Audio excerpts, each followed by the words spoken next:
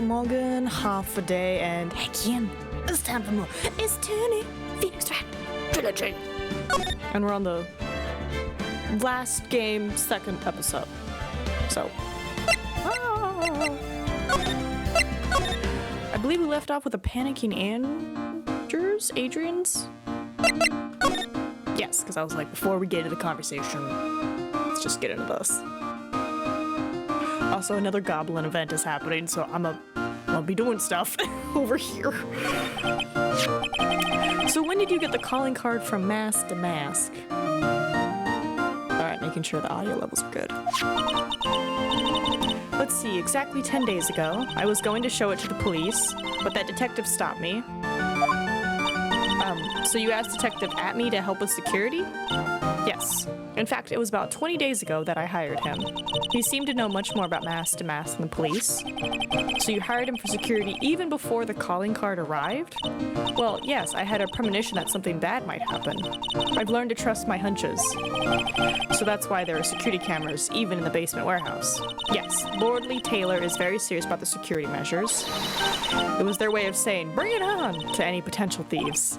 Well, he sure brought it last night, and even left with a nice souvenir. She probably feels bad about that.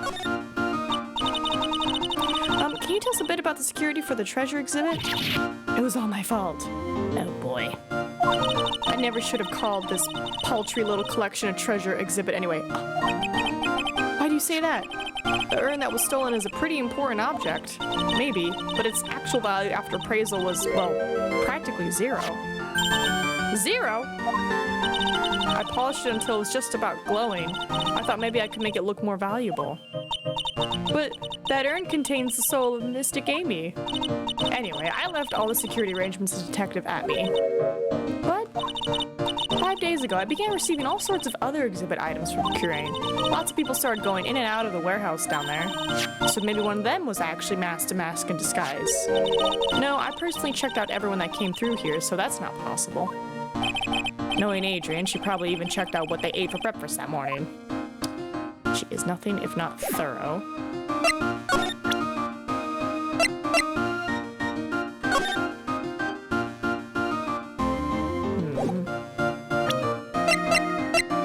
Can I present this? Miss Andrews? I know.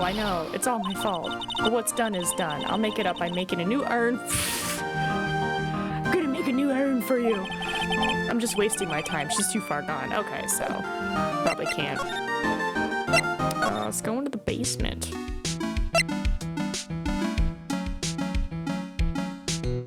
Was it that Ben over there? Pathetic looking wooden box. That's the box that had the sacred urn in it. Don't touch it. There may be clues to the thief's identity on it. I worked so hard to make that box. Right? She made the box.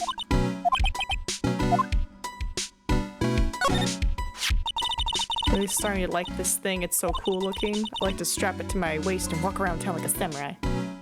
Ahem.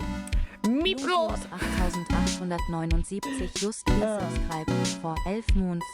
AHIMMEEPLORD take my MUNNES. WUNDERUSQT of WHOLESOMEGRDRTNESS. So apparently if you talk in all caps, she spells it out, but what she has spelled out was ahem. Meep Lord, take my monies, thou wondrous cutie of wholesome greatness. Oh, hello, Lewis. Thank you for the sub again. Hope your New Year is still going well. We just talked to Adrian, but I think now we have to go to Atme Detective Agency. Yep, we gotta go to him and be like, hey, what's going on? I'm also doing goblins, so if you see me distracted, you can blame them. Well, what was the voice I did for him? How lovely it is to see you again, my dear. Oh, very nice. Yes, welcome to my abode. Relax and soak up the atmosphere. It's gonna be a different voice. It's been 2 days. Poof, it's gone. We're actually kind of... Shh! Silence! Precisely as I expected. What is? Zavari! The truth has once again been elegantly revealed to me. a lawyer, and a spirit medium. Am I correct? I thought we introduced ourselves to him. I think we've already been through this. Ha! So my estimation was correct. Safari! How truly elegant. Now then, what can I do for you? What's up, man? You mentioned before that you were on guard duty all alone last night. Precisely. This is my 5th encounter with my arch enemy. I refuse to allow anyone to interfere with the rightful pursuit of my prey. God, I heard you've been after Mass to Mass since his very first heist. Yes, my dear, I see you've done your homework. In his very first heist, that vile thief pilfered the famous jewel, the tear of Emanon. Emanon. I first encountered him in the museum's Sacred Hall, the crime scene itself. So, that's why you were hired as security for the treasure exhibit. I'm pretty sure he said that Adrian Andrews hired him. Yes, I borrowed some equipment from Lordly Taylor and set the perfect trap. You must mean the security camera. But I thought you were watching the area yourself, too. So how did Mass Damask manage to steal the urn? That's the million-dollar question. What is Damask's modus operandi? Mr. Atmeet, did you know about the sacred urn? I'm interested in only one thing, my dear, and that is Mass Damask. Sacred urn? That has nothing to do with this case. But wasn't that what Mass Damask stole this time? Zavari lives rent-free in your head. It is quite an exquisite line. I am a hunter, sir. The urn was nothing more than a lure to catch my prey. Do yourselves remember the shape of the individual peanuts you throw to pigeons? I don't think I like this guy's attitude, Nick. Well, anyway, it looks like he doesn't know about the urn. Can you talk to us about other stuff? There's something that's kind of bothering me. Please, my dear, ask me anything you like. After all, we are all but seekers, wandering alone in the dark. Well, I was wondering how Mass Damask managed to steal the urn. I mean, isn't it strange that you don't seem to know? Yeah, now that you mention it, it is strange. After all, you were on guard that night at the scene of the crime. Unless you were sound asleep, you should have at least seen Mass Damask. Oh.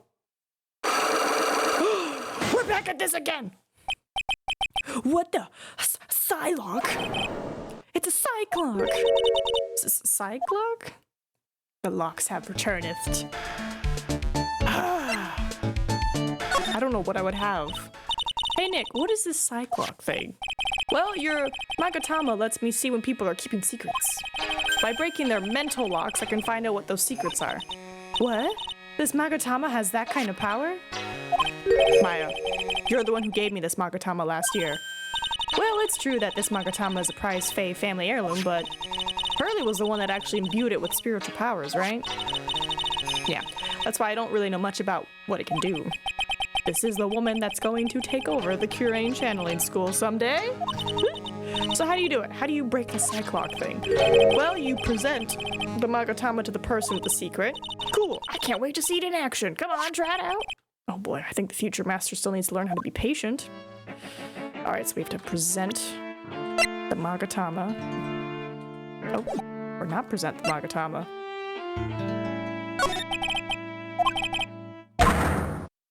Do I present it here?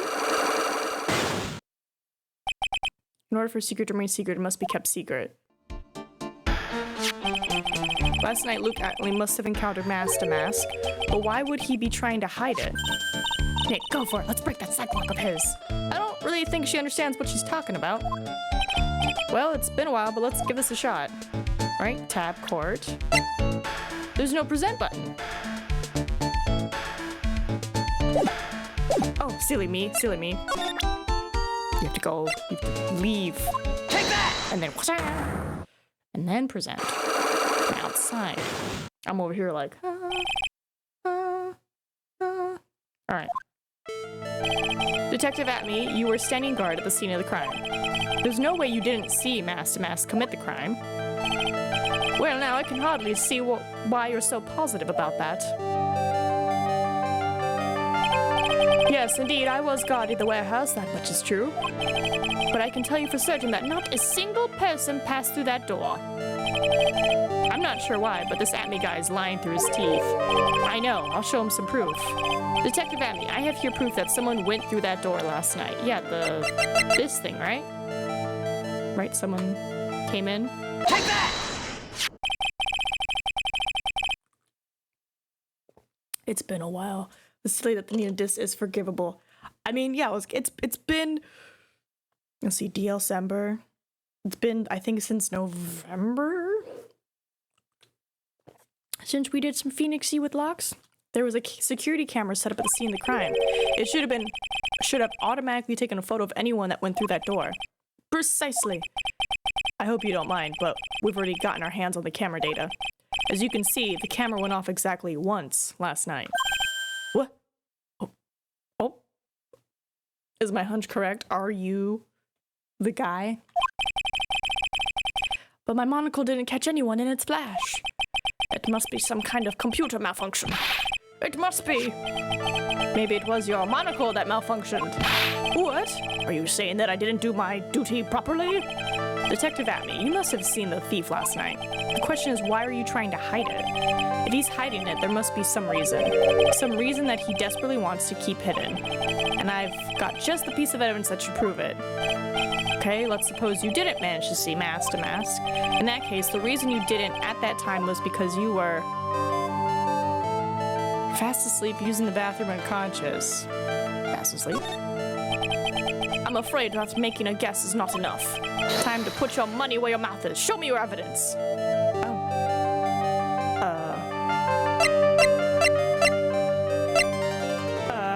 Do I have the piece of evidence? Right, I was like, I like what it writes. Here, let me take a gander, because the little break ad thing is in progress, so I can't see it. Hold on. What is it saying?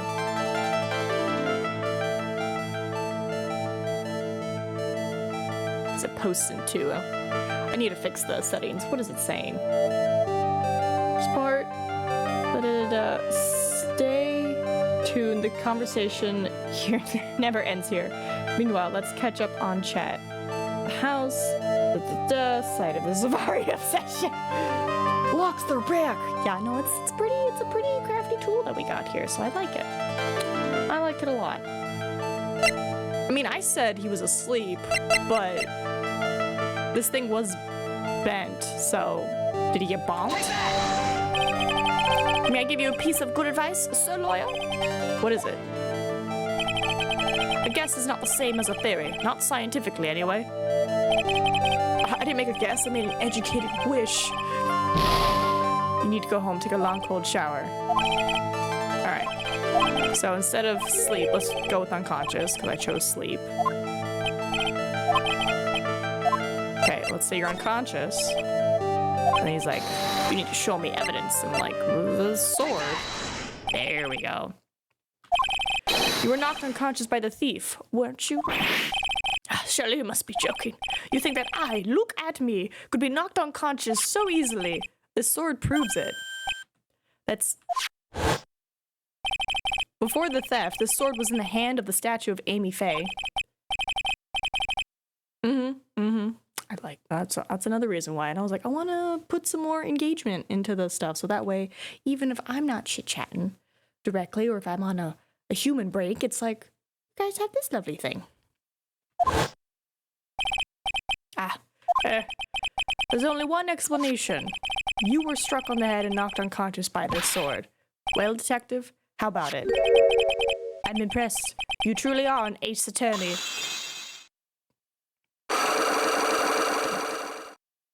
Just like, now open up. Unlocked successful. I can't deny that there may be a small hint of truth in what you say. So you were knocked out with the thief first clobbered you. What an ugly way of saying it, but I suppose you could put it that way. Like how it struck at the precise moment that I turned to look at the computer. So you never noticed that the thief had entered the warehouse? No, the coward must have wormed his way in through somewhere besides the door. Perhaps the air ducts or the sewer pipes. Then my arch nemesis struck me on the head from behind with this gruesome item here. Ouch, Mr. Atney should have his poor head examined. You can say that again. How could he have underestimated the thief that badly? Alright. Well, it looks like we got one thing cleared up anyway. Huh? What? That Atney is the greatest ace detective in the world? No, that he never actually saw the thief. Oh, that's right. So the thief may not even be mask to mask. Just one moment, sir lawyer. The thief was unquestionably mask to mask. But you never actually saw him. Perhaps so, but I installed a security camera for just such a contingency. Oh? Last night, the camera went off exactly once. Yeah, the information that I provided you. Behold, this is a photo of the dastardly thief taken by the security camera.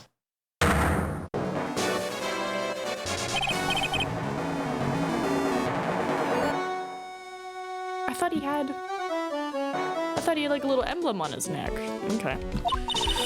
Mask to mask. Security camera photo added to the court record.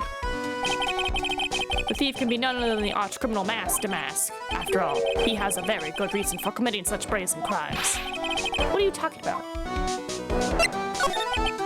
So, what did you mean by he had a very good reason? Exactly that. Mr. Delight had a very good reason to dress up and commit those crimes. His signature words of Ariel's has a neat origin. In the Japanese one, he say Zubari, basically an accent-heavy version of the word Tsubari, which means decisively, and is a word often used in Japanese infomercials. Oh. That's pretty cool. Need to go investigate. But how would you know about that? Have you forgotten? You're speaking to the finest ace detective ever to walk on the face of the earth. The most brilliant mind since, well, ever. Look at me. Well, I guess we better go take a look just in case. I actually want to stop by... Nope, not this. I want to stop by his house again.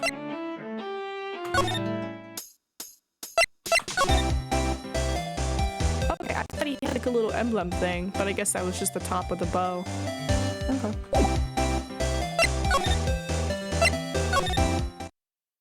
Alright. Oh, he's not here. Wait, do I go talk to the girlfriend? No. Huh. Guess we examine stuff? It's a torpedo. It's hard to believe, but it sure looks real. Where could he have picked up something like this? Please don't say that torpedoes are things people just leave lying around.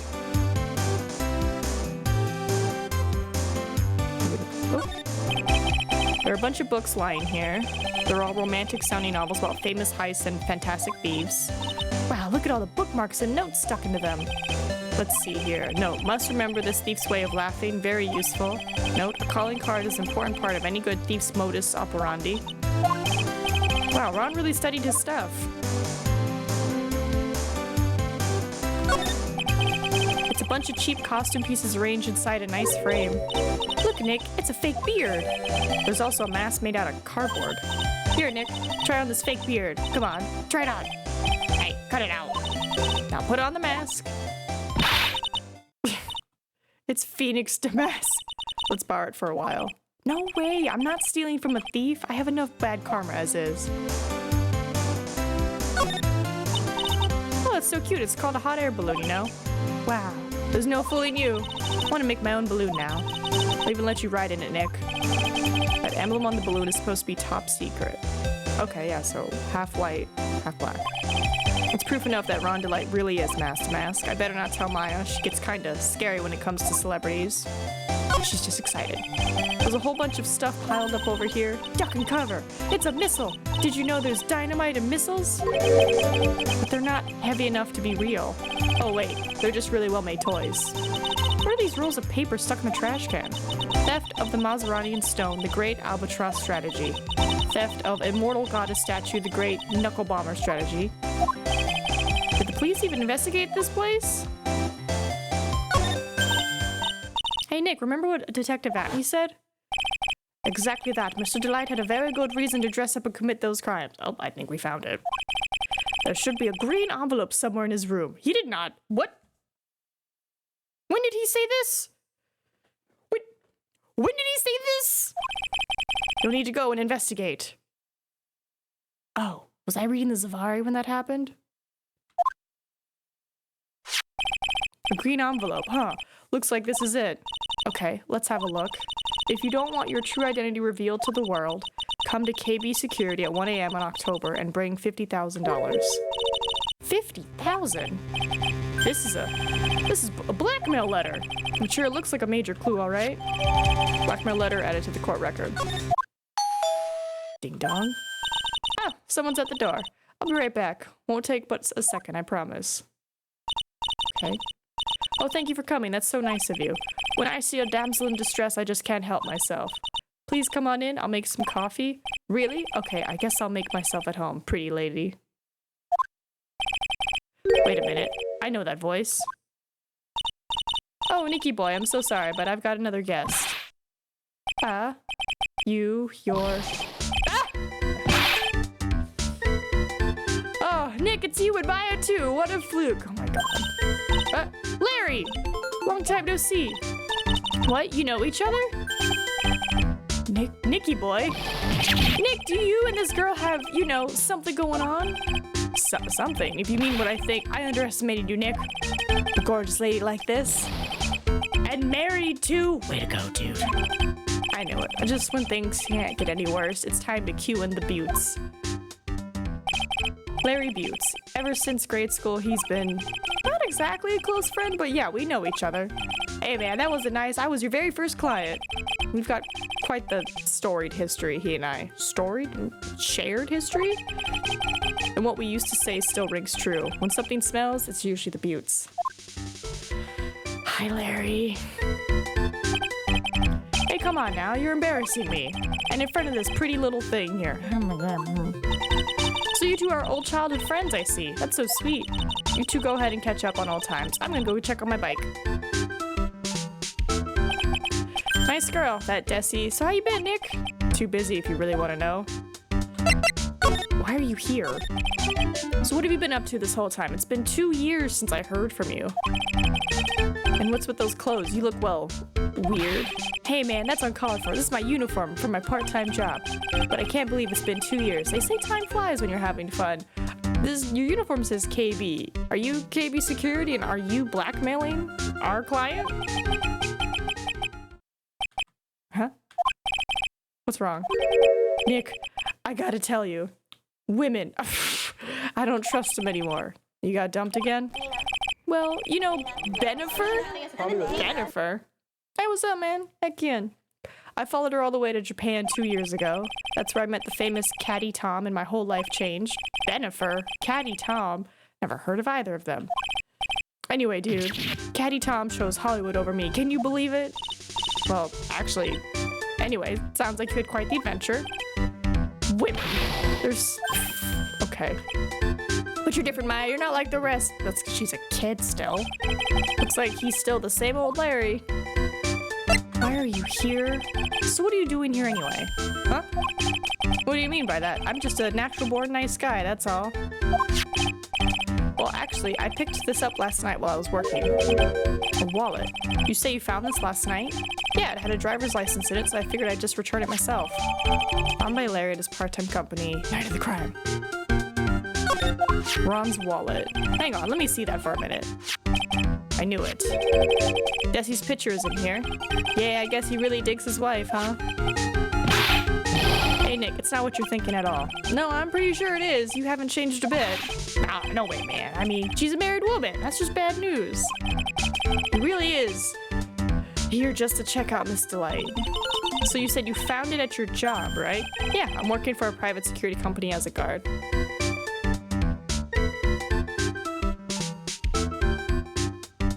Right? It seems to, like, speed up and then it'll slow down. And I'm just like... Right, go... Chicks just love a guy in a uniform, you know? A security guard, huh? So that's what that uniform's all about. So what time was it when you found this last night? Huh? Why are you asking that? Trying to see if I've got an alibi? You're not the one on the hook for a crime this time, buddy. I guess it was around 1 in the morning on the first floor of our company building. What was Mr. Delight's wallet doing there? Anyway, there's nothing weird about that. After all, he works there. He works there? You mean Mr. Delight? Sure, here, take a look at this. It's right there in his wallet. What's this card? It's a key card for the security company. See? It's got a serial number on it right there. There's no mistake about it. You said you were working part-time at a security company, right? That's right. Why are you making that scary face? Security company, huh? Something's not quite secure about Larry working there. I need to find out as much as I can about this key card. Alright, so I guess we're gonna just skedaddle to the company. Do we get there from... No? No? How do we get to the company? Maybe detention center? No. Okay, can't inspect it.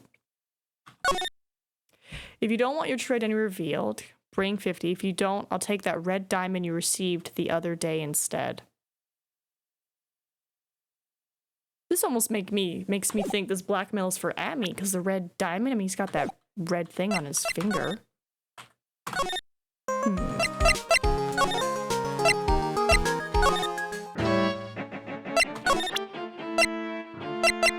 Just to see. I'm sorry I can't be more helpful, but I have no interest save that to finding evidence against my arch rival. Nah, it's okay. Nick's just a bit of a piddling evidence hog. That's his defense stop. A piddling evidence hog, you say? In that case, I'm simply be wasting my breath. Yeah, I guess you're right. Thanks, Maya. Why couldn't you have said I was a rival and not a piddling evidence hog? Okay, so not that. Hold on.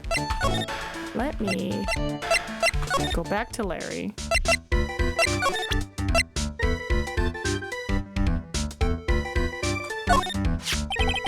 So you're sure about this key card? Yep, that's the key card we use at the building I work in. According to the serial number, this one is for the CEO's office. You need to get into that room, and every time you use that card, it leaves a record. It leaves a record? Yep, it tells you exactly who entered the room and when. Larry, I need that data. Whoa, slow down, man. Sorry, but that data is off limits to outsiders. If I lost this job, I'd never have a chance with Desi. It's time like these when I wish lawyers weren't so powerless. Alright, so, updated. Anything about this? You didn't touch anything in this wallet, did you? Hey man, be serious. You know what I was interested in? If Master Mass doesn't look out, he's gonna be the victim of a robbery himself.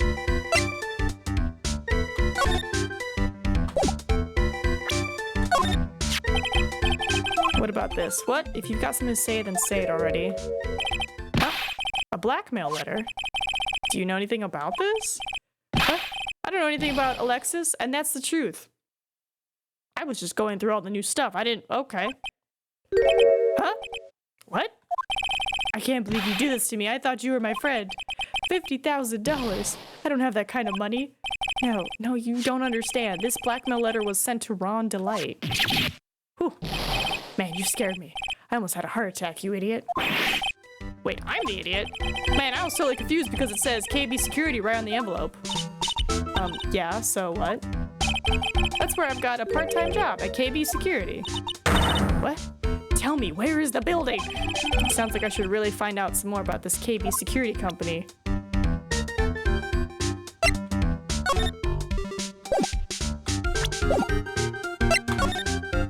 There we go.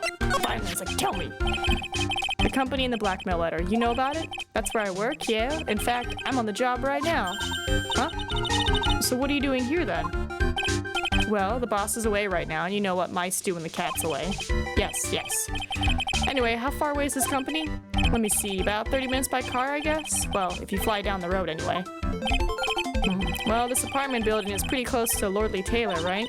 And it would take roughly an hour to go from here to KB Security and back. If Ron Delight was at KB Security when the robbery occurred, then, well, then he couldn't have stolen the sacred urn.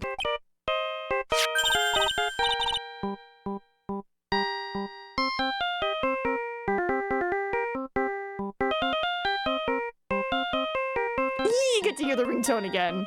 It's such a good song.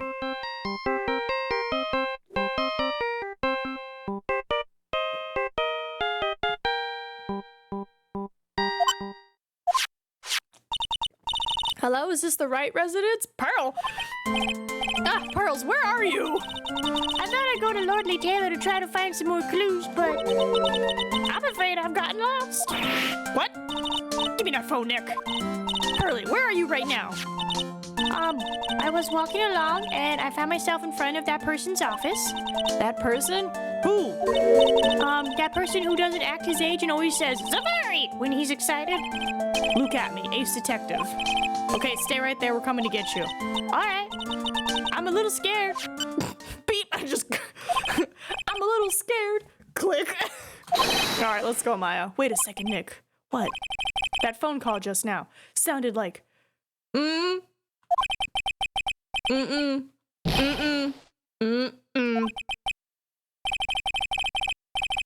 No. Nope. Nope. Larry, no, you're going down. No. No. Is that a bag on the desk? Ah, Mr. Nick, Mystic Maya, Pearlie. I never thought I'd see the two of you again. Oh my god, she's crying. That's fair. She's technically an orphan. So is Mr. Ace Detective out of the office? Yes, when I arrived here, there wasn't a single soul in sight. Say, Nick, doesn't it look like something's changed since we were here last? Now that you mention it. Yeah, the fudge is this. This bag. I'm sure it wasn't here before. It looks quite full. I wonder what could be in here. Hey, Nick, come on. Open it up. Hey, wait a minute. We can't just open his private property. Don't be such a fuddy-duddy. This is an important investigation. That's true, and truth be told, I have to admit, I am kind of curious. Well, what's in there? Probably 50K. Hang on a second, I'm taking it out now. Whatever it is, it feels kind of hard and smooth. Well, hello there. He's here. What are you doing, Sir Lawyer? I'm shocked to see a servant of the court ignoring the law so flagrantly. I'm really sorry. Maya made me do it. Nick, I can't believe you. A gentleman never uses a lady as an excuse for his own poor behavior. The real question is, can you afford to waste time lollygagging about here? What do you mean by that? Perhaps I should make myself more clear. Tomorrow's trial. Safari! Shall we say Shall we say the figurative Sir William will be dropping his panties before lunchtime? What? Wow, Nick, sounds like it's gonna be really exciting. What? No, I want to look at the bag. So what's in there, Nick? What's in the bag? The way Atme barged in like that, I never actually got the chance to look. I know, I thought I was going to collapse of shock too. But from the feel of it, it was something hard. Is the urn in there? What's going to happen at the trial tomorrow that's so dramatic? Do you know what your biggest mistake so far has been, Sir Lawyer? It was becoming a lawyer in the first place. That certainly does sound like a big mistake, Mr. Nick. Tomorrow will be a day to remember. Look at me, will take the stand. And then, Safari, my testimony will prove to be the undoing of the lot of you. Yes, all of you. I will unmask you as the thief's co-conspirator. What the fudge? Conspirators? You're quick on the defensive, I see. However, it's not I that is your greatest enemy. There is a far more dangerous threat that you will face during the trial. What are you talking about? Sir Lawyer, if you truly are who you say, I'm sure you've heard of him. His name is Godot. Like the video game engine? Godot? You have taken a step down the path of foolishness. to try to defend a career criminal who deserves nothing less than the death penalty. Hey, last time I checked, no one knows for sure that Mr. Delight is really Damask. My dear lady, times may change, but people sadly do not. Well, you will understand this when you are more mature. Godot? Who is this Godot person? It's not surprising that a spirit medium has not heard the name. Godot, the prosecutor whose equal cannot be found in this country, but in heaven. What in heaven? Godot, a legend or myth. Men pin a lifetime of hopes on the chance to simply meet him. Prosecutor Godot? But the best prosecutor in the country isn't Godot, it's Mr. Edgeworth. Yeah. Pronunciation time. Godot is Godot. Diego? Godio. So kind of Frenchish. Godot? Godot? I'm going with Godot then if it's Frenchish. Isn't that right, Nick? Kind of Godot, but more fancy. Yeah, Godot? Monsieur Godot? Yeah, okay. It's no surprise that a spirit medium such as yourself would know nothing of this. But ace prosecutor Miles Edgeworth is currently traveling abroad. Huh? In fact, it was Mr. Edgeworth who acknowledged Godot as the best in this country. And you agree with that? Yes, certainly. In fact, you could call him the Look at Me of the prosecutor's office. Well, that's good to hear. Prosecution has a fighting chance tomorrow. Mr. Nick, is this Godot really that strong? I seem to remember hearing about someone like that. Not surprising. Some people spend their entire lives idly waiting for his appearance. It looks like we've done investigating for the day. So, I'm assuming that Godot is the visor robot guy that we saw in the little preview image. The stage has been set and all the pieces are finally in place. All that remains now is for the dance to begin. Okay. A new prosecutor, an ace detective, and a thief. This will be one tough trial. To be continued. Dun dun. Sorry, I'm moving my goblins around. Timmy goblins. Also, first trial that is not a murder case. Is that true? Is this actually the first one that someone hasn't been murdered? Right, because they've all been murder trials at this point. What a time. What a time we live in. Finally, not a murder. Also, me and the roomie have been playing It Takes Two, and we were having trouble with a puzzle, so he used a JoJo reference to explain what we needed to do, and it was beautiful. He was like, do you remember that episode where JoJo and, oh god, what's his name? The fire guy that has the Firebird stand. Abdul. He's like, do you remember when they were fighting the lady and they were magnets? And I was like, yeah, and he's like, we gotta do that. And I was like, oh, I know exactly what we're doing. We're like, we gotta Abdul this. So it's getting good. I think we just made it out of the snow globe, and I think we're on the fourth piece of the puzzle. I think we're in the attic right now. So I was like, we're getting there. Hey Nick, what is it? Is something wrong? Nah, but did you see all the people here? It's crazy. Oh, so check out the Master Mask Glossy I bought. I frickin' knew it. What is this? What is this? What is this big honkin' thing?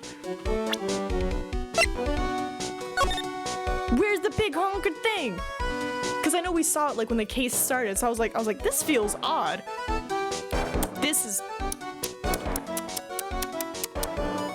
Also, if this is the box, the paint's already been over here. But there is the square. Where's the statue in all this? Oh, that's right, I got shoved. It's like, I knew it. I was like, where? You bought this where? From the little tents in front of the courthouse. They have all sorts of things for sale. You know, I'm a sucker for this kind of stuff. Mask publicity photos stuck into the court record. Come on, I'm guilty. Throw the book at me. Who's screaming like that? It's fine. It's Ron. Oh, Mr. Wright, you made it. You see, you don't have the... Yeah, I did, but it doesn't look like things are going to get any less ugly for you. Because I did it, I'm the criminal. Me. He's at it again. I sent the calling card to Lordly Taylor. I admit it. But you don't have the sacred urn, right? Well, that's true, but that doesn't mean that I didn't commit the crime. God. Normally when I say, of course you didn't, I'm being sarcastic, but you... Yikes. Anyway, I admit that I'm guilty. So make sure they give me a guilty verdict, please. There you are, Ronnie. Bonjour, sweetie. Oh, Desi, honey. Bonjour! Well, actually, I don't really know why I should be speaking French to you at a time like this. See, what is... Is this like him whispering? Is that why it gets like all faded? Ooh, you played Atlas Fallen yesterday. Good game. I know it's somewhere deep on my list. But, fun fact, I did figure out all the INN games for the year, so I don't have to worry about that. So that's at least in place. Unless, of course, something else like pops up that's like a really good game, and I'm like, oh, they would totally love this, but at least I have something. The text fading equals him going soft-spoken. Okay, I was like, leave it all to me, Ronnie. I swear I'll protect you. Well, you see, actually the thief isn't me. Can I tell you something, Nicky boy? I can guarantee that my Ronnie is innocent.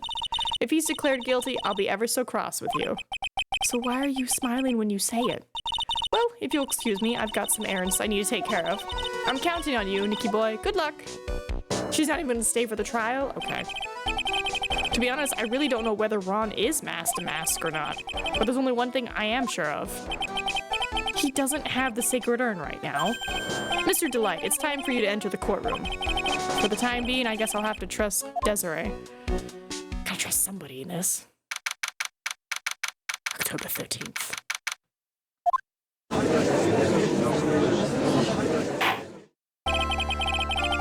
It's our favorite judge. Court is now in session for the trial of Mr. Ron Delight. The defense is ready, Your Honor. Oh! God, he looks cool. Sorry, I'm looking at all the details. All right, he's got like the little, like, accountant arm suspender thingies, you know, that way your sleeves don't move. Interesting visor choice, and then cool earrings. What about the prosecution? Are you prepared to... What a stupid question. What did you say? Fine. Let me ask you then, Your Honor. Are you ready? Oh. Are you ready to pass judgment? What? No, I'm not. I will pass judgment after I hear arguments from both sides. I was like, yeah, I liked it. Played a few hours, I think. I have 8 hours of record. I think I've... yeah. Well, if you're not ready yourself, you shouldn't expect others to be. That's a rule to live by. All I hear is the boot to the head audio. Who are you? I'm Godot. Legendary. What is this music? Oh my goodness. Legendary prosecutor. I'm imagining it's more sultry now, because, you know, Godot. I've never lost a case. He's the one the detective Atney was talking about. Yes, your reputation precedes you. What kind of cases have you dealt with so far? Huh? None. What did you say? I've never prosecuted a case before. Never. But you said you've never lost before. Exactly. I've never lost. I've never won before either. Quite arrogant for a beginner, aren't you? Even the mightiest of redwoods begin their lives as mere saplings. Yes, but a mask in a court of law? Don't you know anything? No matter the man, we all wear masks. Either on our faces or over our hearts. This guy is the real deal, all right, Nick. Why does it seem like all prosecutors are the real deal? So we finally meet Mr. Phoenix Tripe. Nick, is he a friend of yours? No, I don't have any friends that call me Trite. Just who is this masked man? I've returned from the depths of hell to do battle with you. Well then, Prosecutor Gobo. It's not Gobo, it's Godot, Your Honor. In any case, please give your opening statement. Opening statement? Those things are not fit for even dogs to consume. I have only one thing to say before we start. To you, Mr. Wright. What is it? Are you familiar with the saying, a chain is only as strong as its weakest link? I wonder how much you can withstand before you and your case break in two. Oh. Wait, is there something in his hand? Or is he just doing a grip motion? Well then, let's hear from the first witness. Okay. My name is... No one has asked for your name, witness. The important thing is what you know, that's all. Start talking. We're listening. Yes, sir. All right, witness. First, let's hear about what you know about the thief that stole the urn.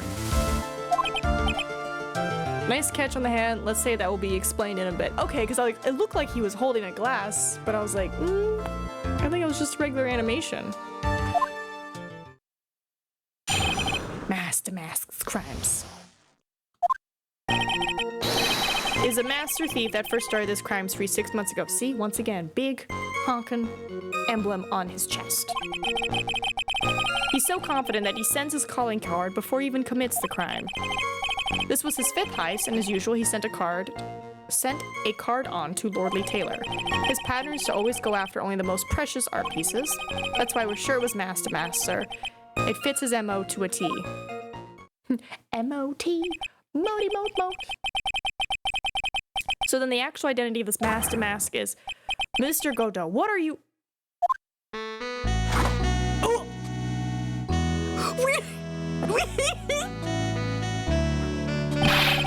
We're in the middle of a trial here, Mr. Godot. Where did he get coffee from?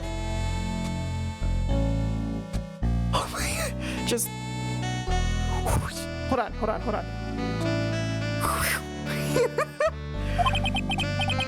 Blacker than a moonless night, hotter and more bitter than hell itself. That is coffee. I'm sure you can grant me at least this much, Your Honor. Oh, please, proceed. Very well, it's only coffee after all. What? You can't be letting him slide this early in the trial? Proceed with your cross-examination, Mr. Wright. Well, Nick, what are you gonna do? As long as I haven't brought up Mr. Delight's identity, all we can do is show that it wasn't Master Mask who stole the urn. Okay. Master Mask is a master thief that first started his crime spree 6 months ago. He's so confident, right? Sends his calling card.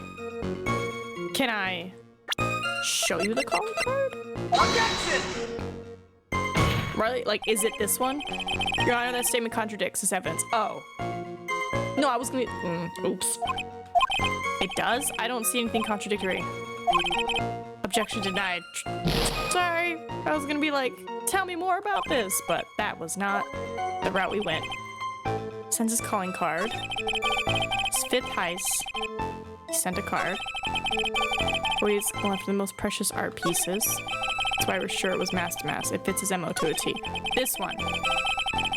Because according to Adrian, this has no value. Manfred had his finger snap, Francesca had her whip, Edgeworth had his calm and logic attitude, Godot has coffee. Objection! Can I ask you a little something, Detective Gumshoe? Just hearing the little in that question is making me nervous. You said that he always goes after the most precious art pieces, right? That's right, pal? But there's one problem. That's not what he did in this case. The supposedly priceless urn doesn't exactly rise to the level of precious art. What do you mean? Nick, how can you say such a terrible thing? No, I meant from a financial point of view. I mean, it wouldn't fetch a good price. Well, Prosecutor Godot, what is the value of that urn? The appraisers I spoke to said they couldn't attach a price to it, and I mean that in the worst sense. So in other words, it was not the kind of item that Master Mask would normally go after.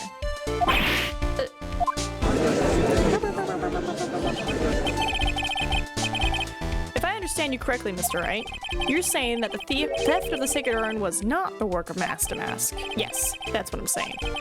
Actually, all I did was point out the contradiction. The argument made itself, but... Excuse me. Well, first of all, we need to get this issue cleared up. Was this last robbery the work of Master Mask or not? I don't think so. What do you have to say about this, Mr. Godot?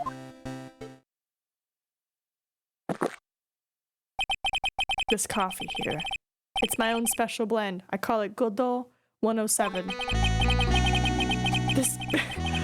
I'm like half expecting him to like prop up on the table. Like, what's his name from Jurassic Park? Oh my god. Oh god, what is his name? Shirt open, legs perfect triangle, and just like, I'm bleeding out. But I'm gonna look sultry while I do it. I'm blanking on his name, but you know what I'm talking about. I'm expecting him to pull that out, to be like, oh, coffee. I'm trying to decide whether to cut down on the acidity or the bitterness. That's the only thing I've got on my mind right now. Mr. Trite. What? If you're really a man, you should clean up your own mess. Sorry, but I don't get what you mean. Makes sense. If you're saying it wasn't Master Mask that stole the urn, then it must be someone imitating Master Mask methods. A fake. A fake Damask? Fake Damask? That sounds so ridiculous, but I like it. Another cup. Now, before I decide on my coffee, I believe some proof is in order, Mr. Trite. Proof that the person who appeared at Lothy Taylor that night was actually a fake. Sorry, I got dust in my eye. Though I don't approve of Mr. Godot's behavior, his point is valid. Mr. Wright, we're waiting. Looks like I'm gonna have to prove it. Once again, like a badass. Okay. Right, this is the security camera? Yep, this is the security camera. Check that! The proof is right here. This looks like a photo taken by a security camera, but if you look closely, you'll notice something peculiar about it. Ha. Well then, why don't you go ahead and show us what it is? Go on, use this pointer and show us what you know about this. Take that! It's right here, of course. You mean Mask to Mask? I have here a piece of reference I would like the court to take a look at. Isn't that the publicity photo I bought this morning? Smile. Perfect. The problem I have with the security camera photo is the brooch on Damask's chest. A breach? Here? Bailiff, get my steed! We need to retreat at once! A brooch, Your Honor. It's a sort of clasp for holding one's cape on. Oh, clasp. Ah, I see now. But the Mask to Mask in the security camera photo... He has no brooch! That brooch is the same as the emblem on Damask's calling card and serves as his symbol. But the thief that broke into Lordly Taylor wasn't wearing a brooch. In other words, this Mask to Mask is fake. I've been fooled again! It's okay, buddy. Order, it's true, undeniably true. Detective Gumshoe, how could you have overlooked this? I'm sorry, sir, I don't know how I... Oh, that's his third cup. How many coffees does he drink? Hey now. If you're gonna have a pity party, invite me too. Mr. Godot, you deserve some blame in this too. How could you have overlooked such a large brooch? Ah, the brooch you're talking about? Do you mean this? Ah. That's Mask to Mask's brooch. Where did you find it? Well, I've always had a good nose for evidence. I got it at the crime scene. It was hidden in the shadow of a big female Buddha statue. I think he means the Amy Faye. Buddha statue? Oh, he must mean the Amy Faye statue. Why didn't you tell me about that, sir? I always put evidence away in my pocket. After all, it's the safest place for crucial evidence. This guy's one cool customer. Fourth cup. It's a little early to be shaken up, isn't it, little lady? This guy has an orchestra hall section where you can listen to all the OST of the game, but it also has a section for orchestral arrangements, which is just direct recording from an orchestral concert they did at some point. And as Godot's theme, the song is named The Fragrance of Darkness, that is coffee. That's the whole name of the song. The fragrance of darkness. That is coffee. It's a great song. That friend of yours left pretty little hickeys on there too. Hickeys?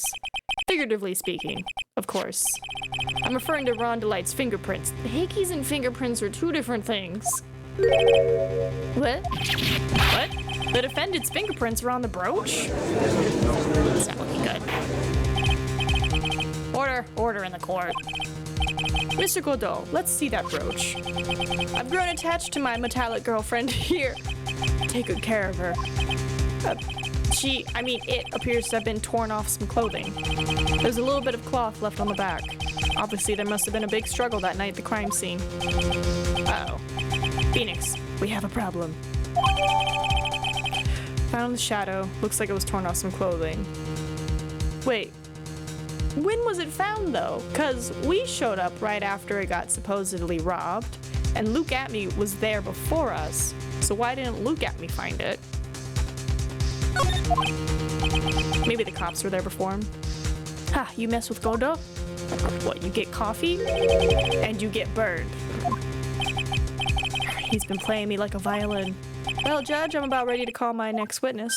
Huh? You're done with me? But I haven't proved anything yet. You've proven your own incompetence. That's good enough. Oh, that doesn't sound good at all. Oh, it's okay. Bailiff, bring the next witness into the courtroom. Finally time for the ace detective to make his appearance. Huh? Oh, like more like a huh? Not a huh.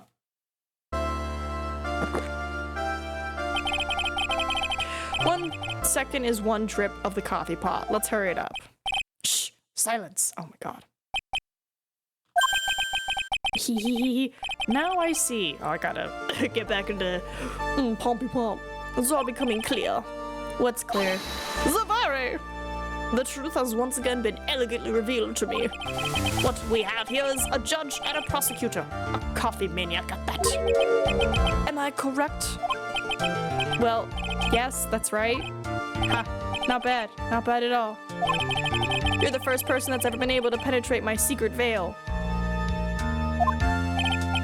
Well, Sir Prosecutor, let me introduce myself. My name is Luke Atme, ace detective and rising star illuminating the heavens. Boy, these two make a perfect pair. Ship. They'd either be best friends or they tear each other's heads off. I've heard that on the night of the crime, you were all alone in security detail. You have heard correctly. My specially made monocle is worth more than 100 Detective Gumshoes. If Detective Gumshoe was worth anything, that is. Why was this guy all by himself anyway? There must be some reason. I'm sure of it. Well then, tell us what the special monocle of yours witnessed. Yeah, bro. What I witnessed. It was approximately 1 o'clock in the morning, just after the date changed. That's when my nemesis, the infamous Mas Damas, decisively descended upon me. Just as I began to churn, the coward struck a fierce blow upon my noble head. Darkness swallowed me before I could land a single strike. When I awoke, he was gone. 30 minutes later, I used an emergency phone to notify the police. 30 minutes? 30 minutes? Let's see. Godot's vibe is so different. Pride in preparation, strategic offense. Godot, meanwhile, is just vibing and chilling with everyone else. You would have already heard 3 objections from the prosecution at minimum, yet here we have Godot just flowing along. That is true. He's just big chilling. He's like, meh. He's like, you think he did the crime? Okay. Let's see what you got. So you didn't get a clear look at the criminal. My specially made monocle never misses a thing. However, that is limited to things that fall within my own visual range. But of course, that's only natural. I fail to see why the witness seems so proud of his performance that evening. Well, Sir Old-Timer, let me explain. We are not speaking of any ordinary thief, but of the king of thieves, the great Mas Damas, my arch-enemy. That is what my instincts and my years of experience tell me. His voice is changing, I'm sorry. Very well, proceed with the cross-examination, Mr. Wright. How did the brooch get off? It was approximately 1 o'clock in the morning, just after the date changed. That's such a weird way to say it. That's when my nemesis, the infamous Mas, decidedly descended upon me. Just as I began to churn, the coward struck a fierce blow. Darkness swallowed me before I could land a single strike. When I awoke, he was gone. 30 minutes later, I used an emergency phone to notify the police.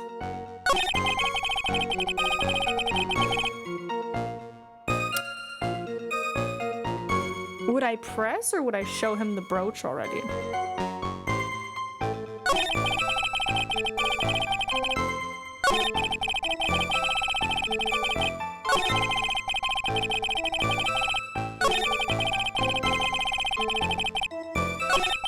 Let's try it here. Objection!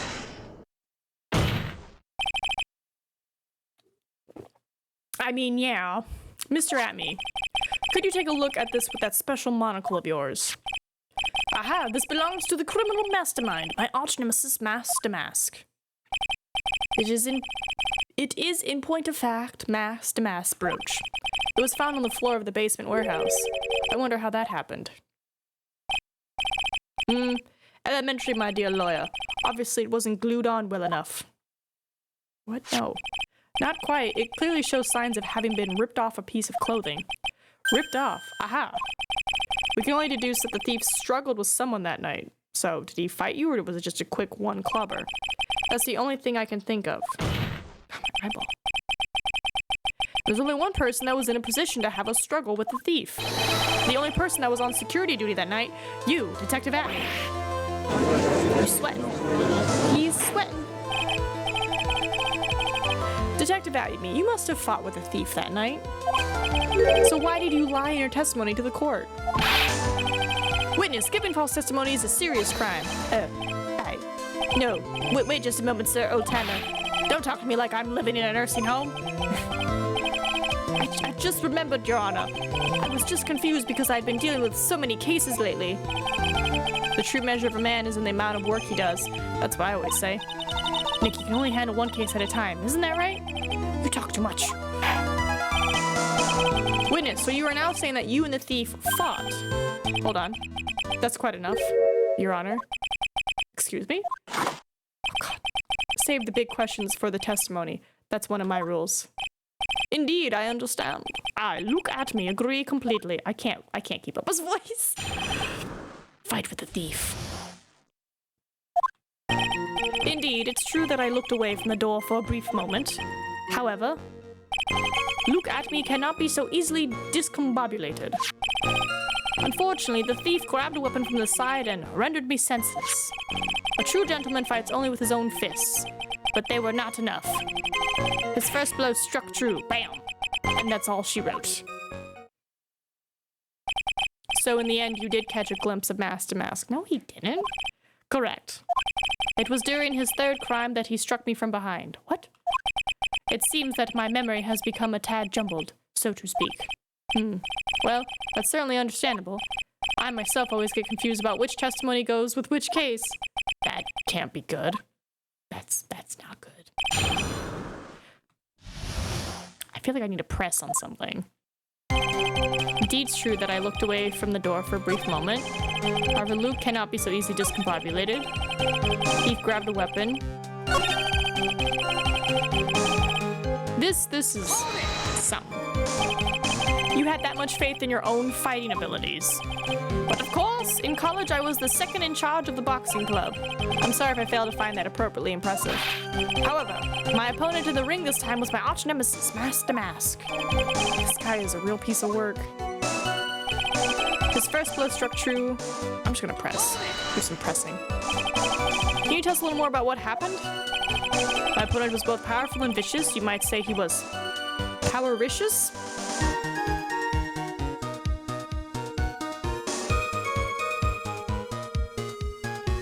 Okay. I can't. Power-ricious. I assumed the Atme fighting stance, but a sudden flash of light blinded me. That, of course, was checkmate. My opponent had bested me. What do I do now? Should I ask more? Yeah, what blinded you?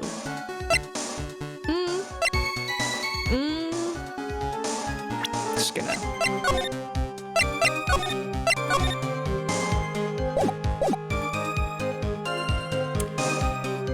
Can I ask about both? Because this seems important. But I'm like, What is the at-me fighting stance? What is this at-me fighting style? I'm sorry, but that's a trade secret. I really can't say anymore.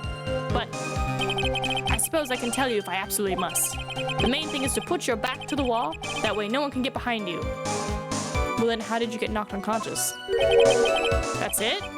That's the at-me fighting style? Well, Mr. Wright, what about that testimony?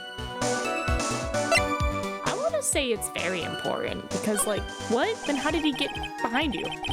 You learned a detective's secret technique, after all. Yes, indeed. I'll remember to use it if I ever take a walk alone late at night. Why the heck is he eyeballing me like that? It's creeping me out. Now then, witness. We'll go ahead and add that secret information to your official testimony. I put my back to the wall to fight, but the thief's blow landed upon my third... where is this third eye you're talking about? Oh, it's right between my right and left eyebrows. It's quite invisible to the unenlightened. You may call it the forehead, if you like. Why didn't you just say that in the first place? Sir Lawyer, it looks like the creases in your own forehead are getting deeper. So Mr. Atme got hit on the forehead, then? That's what he says.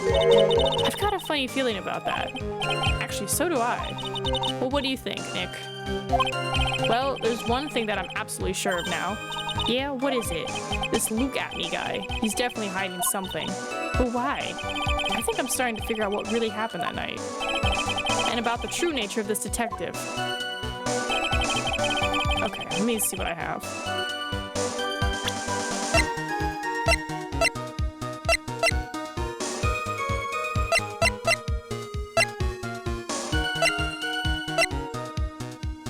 Right?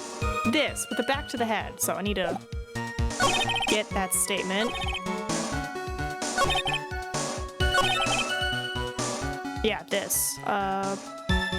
Tab. Oop. This. Objection! Back to the head. Detective Atme, your testimony is crumbling like a house of cards. What fun this is, Sir Lawyer. It is truly a pleasure to cross swords with you. And now, once again, you have thrown down the gauntlet at my armored feet. I believe this is what you said yesterday. Yeah, you got me in the back of the head. My arch nemesis struck me on the head from behind with this gruesome item here. Yeah, why are you lying, bro? Why you always lying? From behind? But just now you testified that he struck you on the forehead. I hardly think you could forget where you were hit on the head. It seems I've made another mistake. Detective Atme, that's not the only strange part of your testimony. What do you mean? For example, the very fact that you hid the calling card from the police itself is strange. It's almost as if you were afraid they were going to help with security. Geniuses such as myself have always been misunderstood. How sad. That's wrong. Objection! Oh, I was not expecting such a deep objection. Objection. To err is human, to forgive divine. Humans aren't machines, they have souls, feelings. They live, they die, they love, they hate. And yes, they even make mistakes. Objection! An objection. It's not as pretty as that. Really, what is it then? Always chase a riddle down to the end. That's one of my rules. You got a lot of rules, don't you? This is it. This might just be my chance to turn things around. Mr. Wright, what exactly is it that you're asserting? Very well, Your Honor. The defense asserts that... That's what I'm thinking, at least. That's what I'm thinking.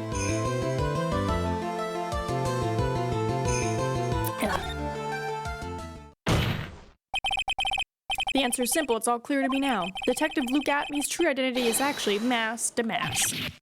I didn't even read it. I was more busy looking at your face. Order in the court, Mr. Wright. What does the meaning of this? There are too many unnatural parts to Mr. Atme's story. Manfred had such a great voice. He says he was hiding at the crime scenes, which is why no one ever saw him there. And then in his last case, he manages to outperform Detective Gumshoe and the entire police force to miraculously retrieve the stolen treasure. That's because I analyzed the crime scene data, made an exquisitely elegant deduction. I picked up clues that the police overlooked in order to arrive at a... Oh, please. The explanation is far simpler than that, Detective Atme. The truth is that you are, in fact, mask to mask. But Mr. Wright, this photo, it clearly shows mask to mask. The security camera belongs to Lordly Taylor department store. He shouldn't have been able to manipulate it. He didn't need to manipulate it. He gained access to the warehouse under the pretense of providing security. Then he simply dressed up as the thief and stole the urn. So the ace detective is actually an ace thief. Is this true, witness? As I get comfortable, I just...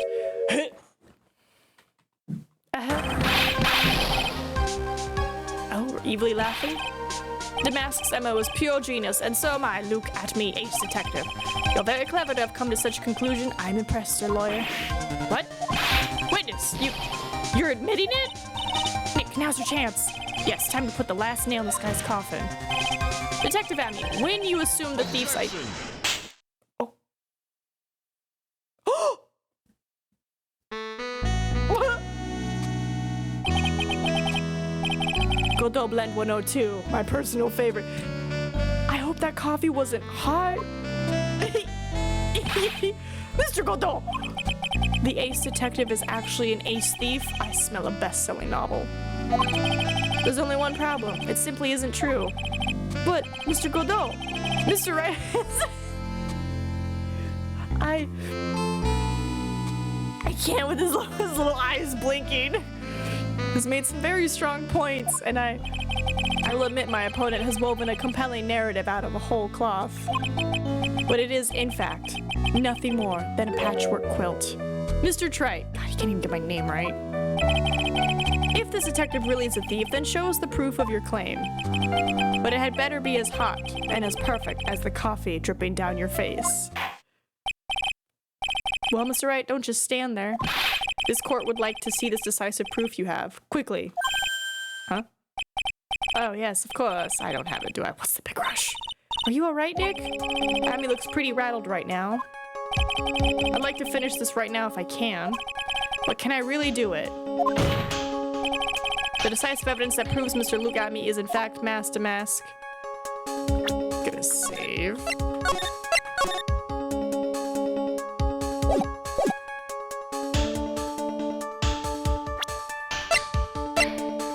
I don't think we actually have it yet.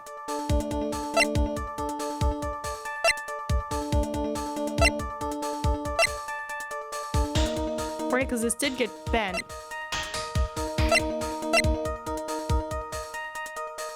We know it's not Ron because his wallet was found at the KB security place.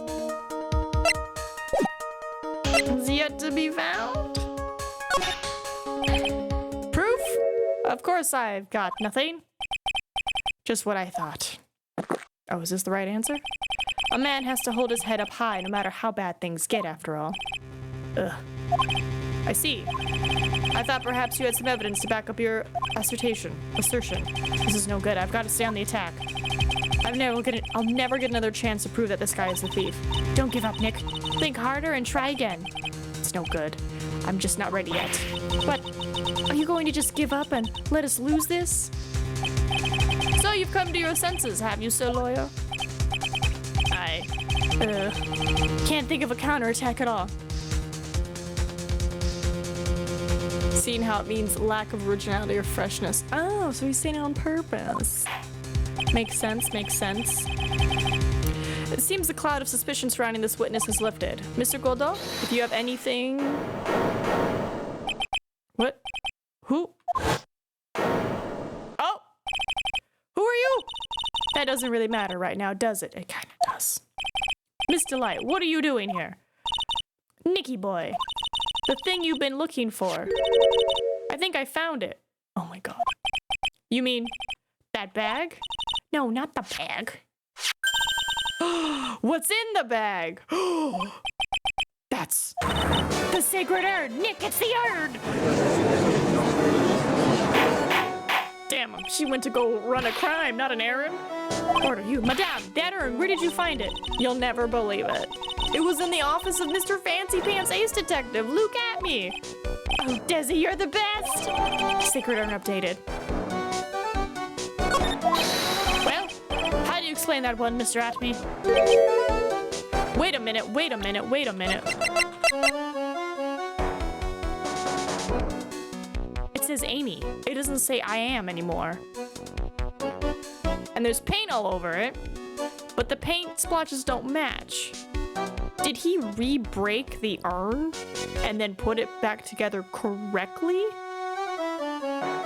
Why?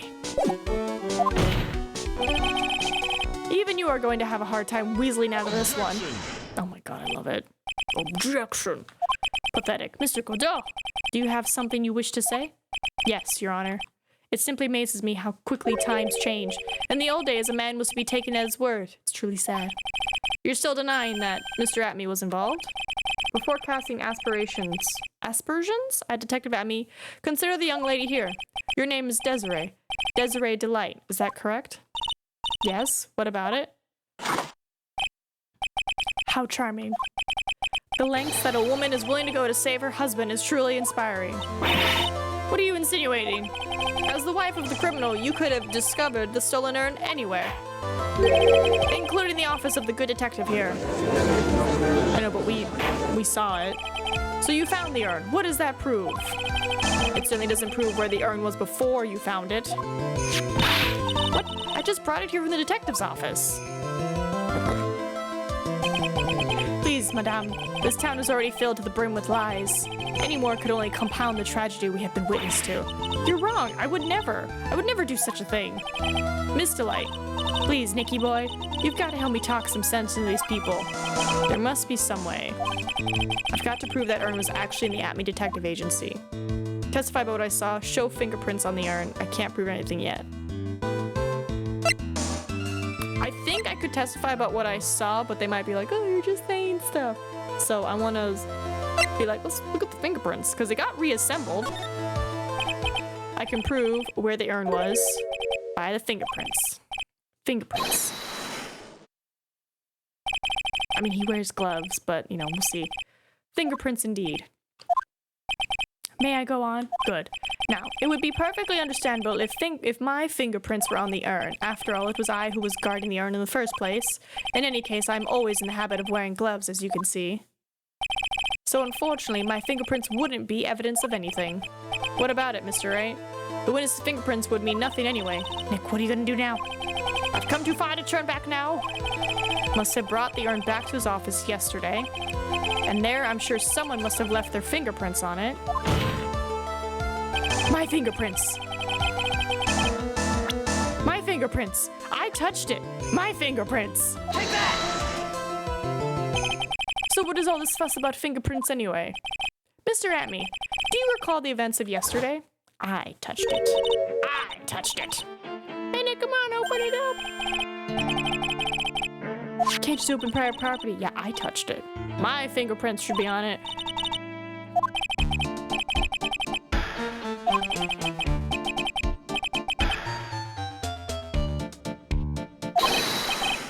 And then he's like, well, hello. It's true that I didn't get a chance to look in the bag at that time, but I did touch what was inside. What? You touched it? And I remember it very well. It was smooth and hard. Well, that was just... Your Honor, I'd like the court to examine the fingerprints on that urn. If my fingerprints are on there, then it proves that the urn was in Detective Atme's office. Well, even if your fingerprints are on the urn, it still doesn't prove when they were put there, does it? Of course it does. What did you say? It's not what I say, but what Adrian Andrews, the person in charge of the exhibit, said. Giggity. I polished it until it was just about glowing. I thought maybe I could make it look more valuable.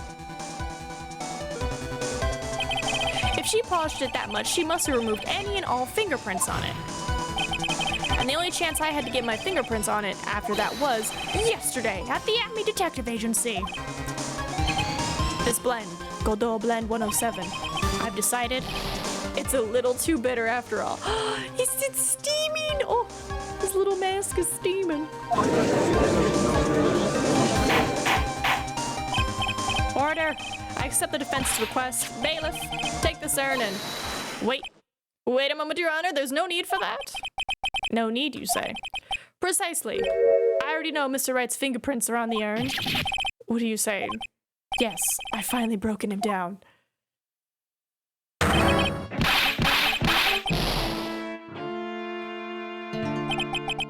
Take a good look, everyone. Oh my god. Unable to find a rival worthy of my genius, I was forced to... Okay. Here I am, the tragic clown. This guy is nuttier than a fruitcake. You see, it was me all along. I am the one and only Master Mask. I hope you all enjoyed my little performance.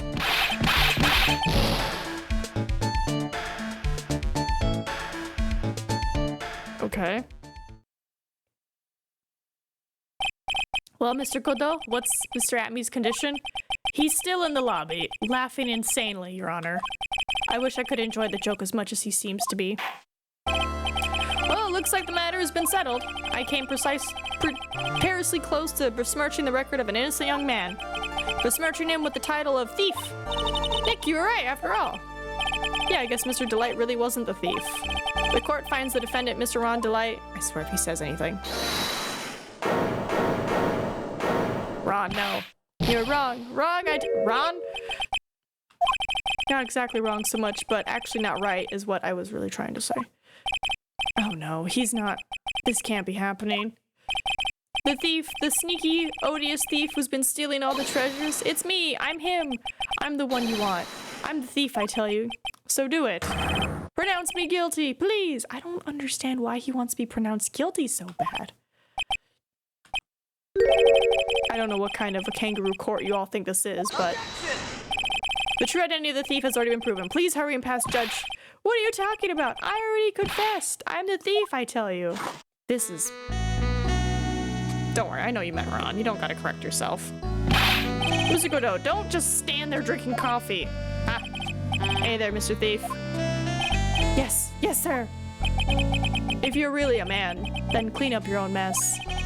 I'm sorry. I'm afraid I just don't have any idea what you mean. If you are mask to mask, then prove it. That's what it means. Yes, I'll be happy to. He says he'll be happy too, Nick. That's kind of cute, but he's 100% committed to his fantasy. Good boy. Just remember one thing. A boy only gets one chance in his life to become a man. I know that. I won't fail, I swear. Okay then, talk. We're all listening. Oh, well, let's all have a listen to this confession. Mask to mask identity. The truth is I've been mask to mask all along. I mean, you can't prove that I'm not actually mask to mask, can you? I don't have any alibi for the night the urn was stolen after all. Yes, you do. I donned my costume that night and dancingly descended upon the scene of the crime. Look, you can see right there in the photo. That's me. As for my brooch, I snagged it on the door handle and it got torn off. That's all. I don't like the direction this trial has taken, but this is how every trial goes, at least with me, anyway. Ah. You're doing great. Hee hee. Stop it, Mr. Godot. You're embarrassing. Like I said, you're only going to get one chance to testify, alright? But if you make it through this with flying colors, I'll keep my promise too. What? What? I'll make sure you stay locked up in prison as the one and only true mask to mask. Thanks so much, Mr. Godot. I'll do my best. What the fudge is going on? Alright, Mr. Wright, I'm afraid it's time for the cross-examination. Right, where's your alibi statement? Okay, you do have an alibi. Your wallet. Objection! Mr. Delight, this wallet belongs to you, correct? Yes, it does. I had lost it somewhere. Mr. Wright, when you find a wallet, you should report it to the police right away. No, you don't understand. This is an important piece of evidence. Evidence? Mr. Delight, when did you first notice that you lost your wallet? Right, it was like snagged on a door handle. It's like, this is supposed to be like your 5th, 6th, like unimaginable heist. You should know how to go through a door. I think it was on the night of the crime, but I know I still had it when Desi and I went out for dinner. This wallet was found at approximately 1 a.m. at KB Security headquarters. What? Surely you're not serious. Yes, I am serious. This proves that Mr. Delight was in fact at KB Security that night.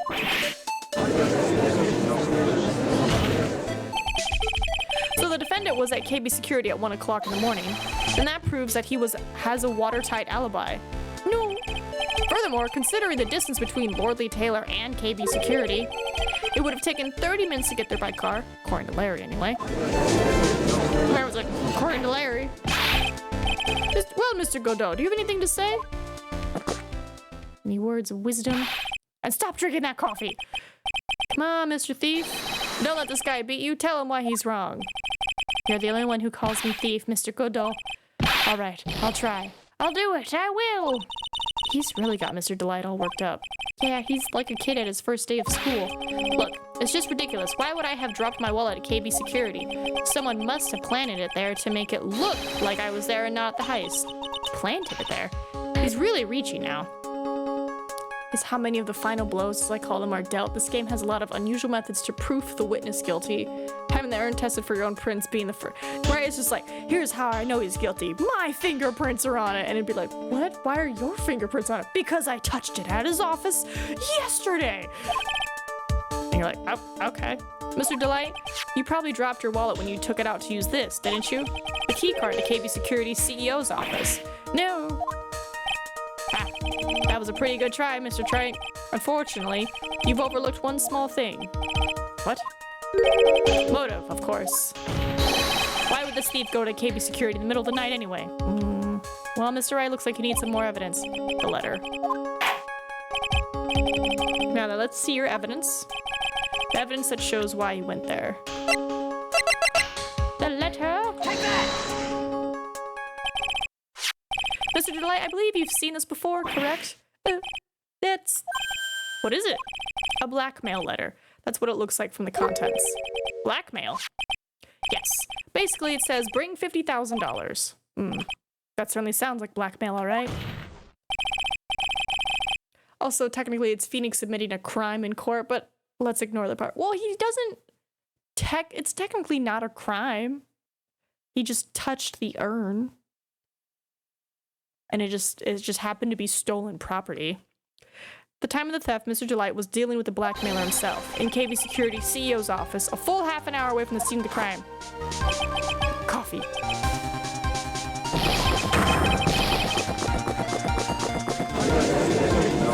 Aggressively drinking coffee? That's his like, oh no.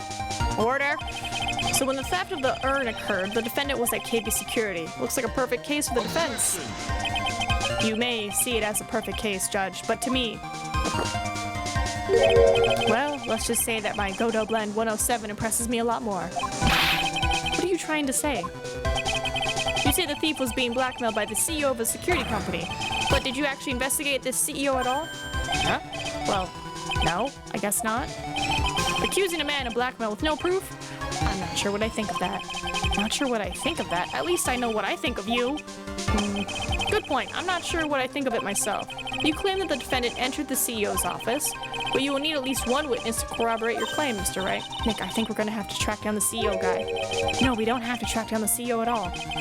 What do you mean by that, Mr. Trite? There is someone else who can testify. This is the person who can testify that key card was used at 1 a.m. Larry! Take that! Who is this useless looking guy? Sir, it's my good friend, Larry. You don't remember him, Your Honor? Not exactly. But just looking at this picture makes the bile start to rise in my throat. Well, he entered his office without him letting him open his personal bag to grab what's inside, a minimum. I wouldn't think so, because, like, he told us to stop by his office anytime, and I just happened to see a bag and popped it open. It's not like it's a letter where opening someone's mail is a federal crime. It's just a bag. Was it breaking and entering? No, he invited me in. He's like, come by my office anytime. I came by. Also, the door was unlocked. If it was locked and we went in, then that's breaking and entering. But the door was unlocked. So, leeway. It looks like he doesn't remember the case from 2 years ago. He probably blocked out that memory on purpose. Anyway, this man was working as a guard at KB Security that night. Oh. The question at hand is this key card. Yep. According to the serial number, this one is for the CEO's office. You need to get into that room, and every time you use that card, it leaves a record. This is all Larry stuff. We've heard it.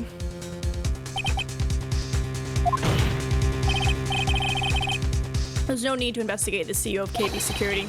We should be able to discover the truth simply by analyzing this key card's data.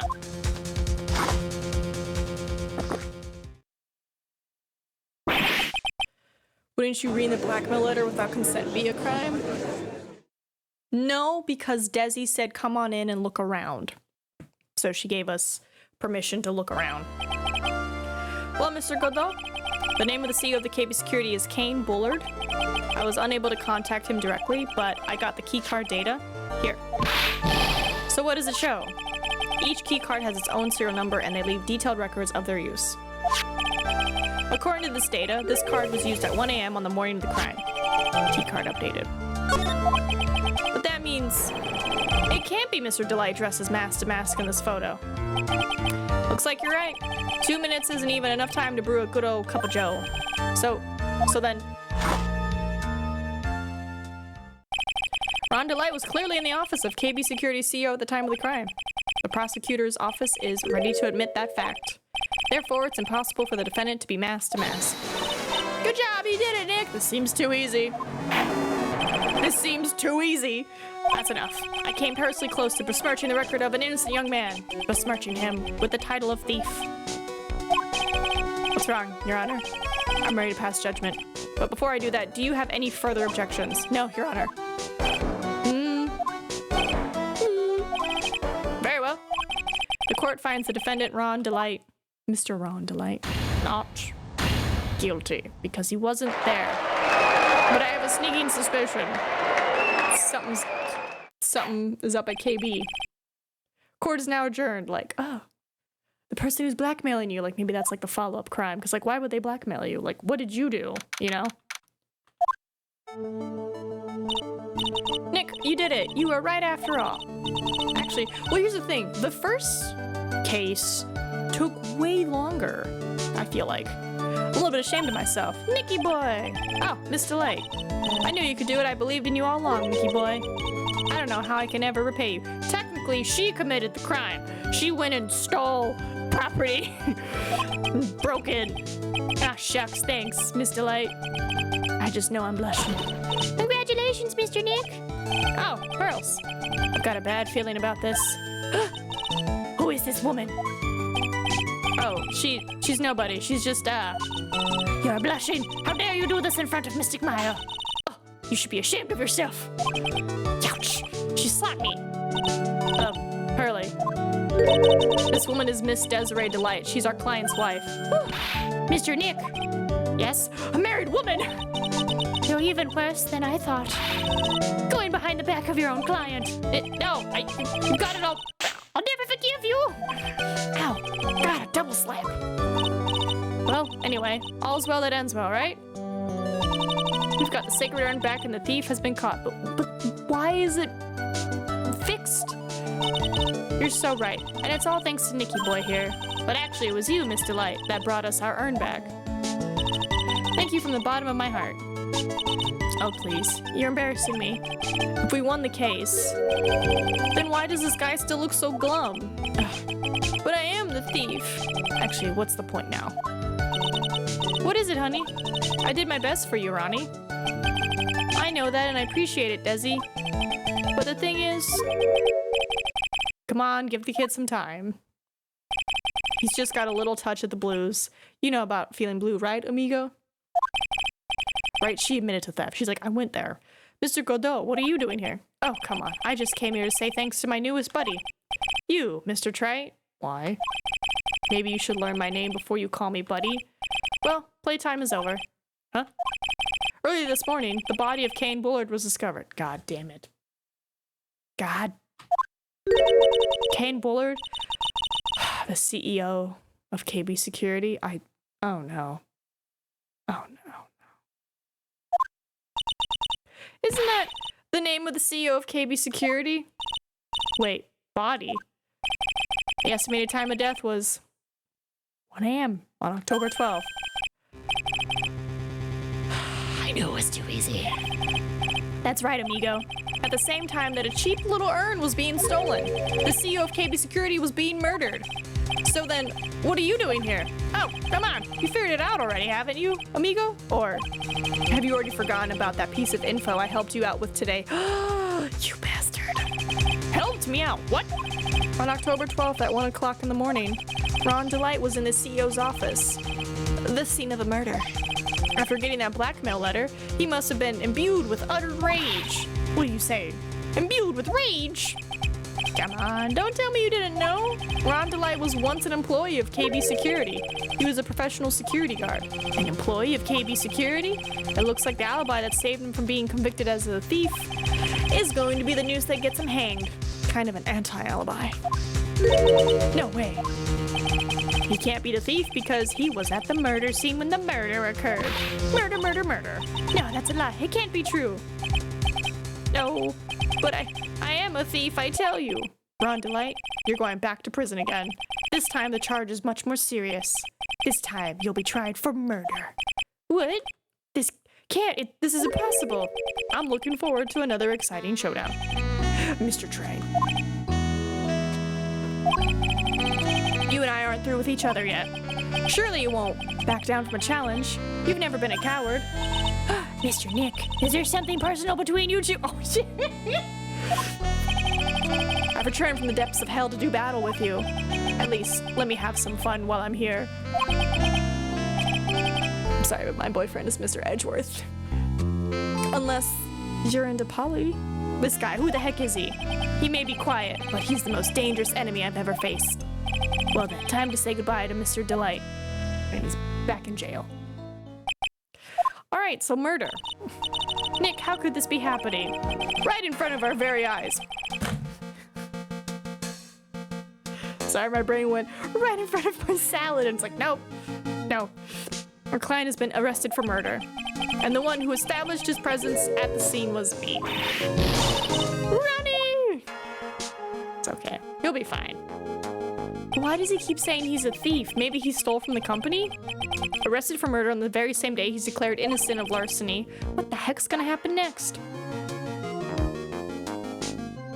To be continued. Brum, brum, brum. Well, now we have a hole. Alright, so murder. I mean, murder's murder. Pretty much when you deal with it so much at work, you're just like, okay, this isn't an emergency. He's already dead. Now, if he's not dead and you're about to kill him, then that's an emergency. But if he's already dead, it's like, well, there's a body. There's no reason to rush this, really. Besides, like, collecting evidence. Right? He was an employee. But here's the thing. If he was an employee, why would you blackmail him after he is no longer an employee? Would you not want to blackmail him when he is an employee and be like, oh, give me money or I'm gonna have you get fired from your job, you know? Weird. I guess we'll find out. I'm glad we found the urn and all, but poor Mr. Delight got arrested again. Well, supposedly Mr. Delight was in the CEO's office when the murder occurred. No way, Jose. I don't buy it. But the one who proved that Mr. Delight was there was Mr. Nick himself, at least from what I can understand.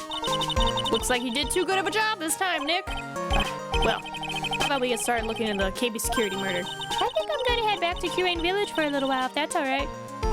Sure, but why? I'm going to bring the sacred urn back and have some people take a look at it. Oh, that's a good idea. I think I'll go with. Nope, Mystic Ma, you should stay here. I want you two to spend some special quality time together, full of love and happiness. Pearls is so caught up in her fantasy she forgot there was a murder to solve. Sacred urn given to Pearls. Now remember, no fighting, okay? She's gone. Okay, Nick, time to get going on this murder investigation. Anything to say? We'll just see. What do we do now? Isn't it obvious we should get out there and investigate the murder? Well, first we need to find out exactly where KB Security is located. Why don't we ask Miss Delight? She should know. Besides, I want to ask her stuff about motorcycles. Think of getting one? I'm not the same little Maya who used to be happy with her dinky little bike, Nicky boy. Ugh. Speaking of asking around, I've got a few questions of my own for Mr. Delight. Okay, well, let's make sure to go to the detention center. You must be relieved you got the sacred urn back. You bet. But there's something a little different about it. Don't at me, it's pretty obvious, isn't it? I mean, take a look at this. It clearly says I am on the urn in the poster. But the urn we got back says Amy, like it always used to. Oh yeah, you're right. Plus, the vase has pink splotches on it now. I'm sure they weren't there before. Maya doesn't know, but 1 year ago, when the urn was broken, the repairer accidentally turned Mystic Amy's name into I am. And that repairer was one mechanically unskilled little pearls. But still, I don't remember ever seeing pink splotches on it. Is it possible the urn is a fake? I'm sure Pearls will find out about that once she gets back to the Curane Village. Yeah, I suppose. Now that I think about it, Maya hasn't been back to Curane Village in a long time. So, I guess people still go to Curane Village to do their training, right? Yep. If you want to become a spirit medium, you need to undergo severe training. So why haven't you been training lately, Maya?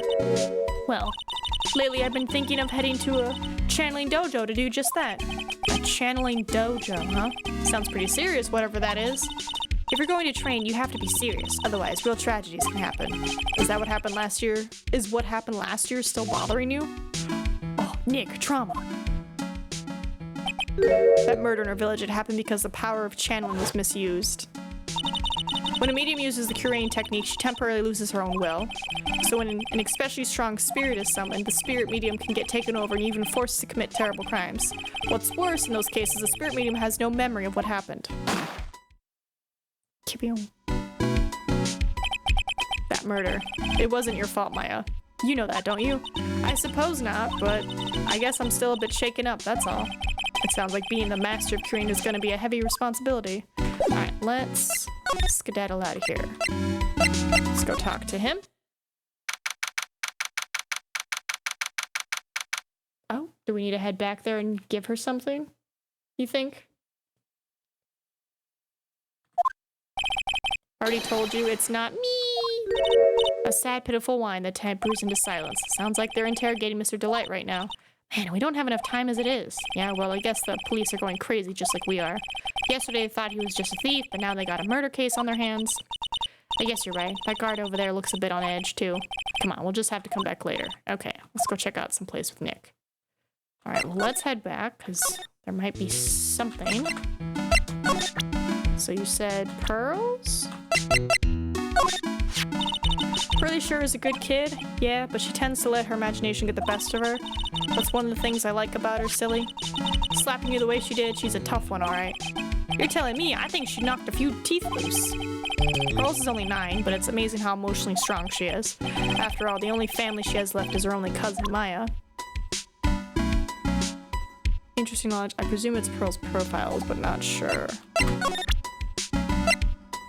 I don't know if we have anything else that would really tie Pearl together besides like maybe the sword.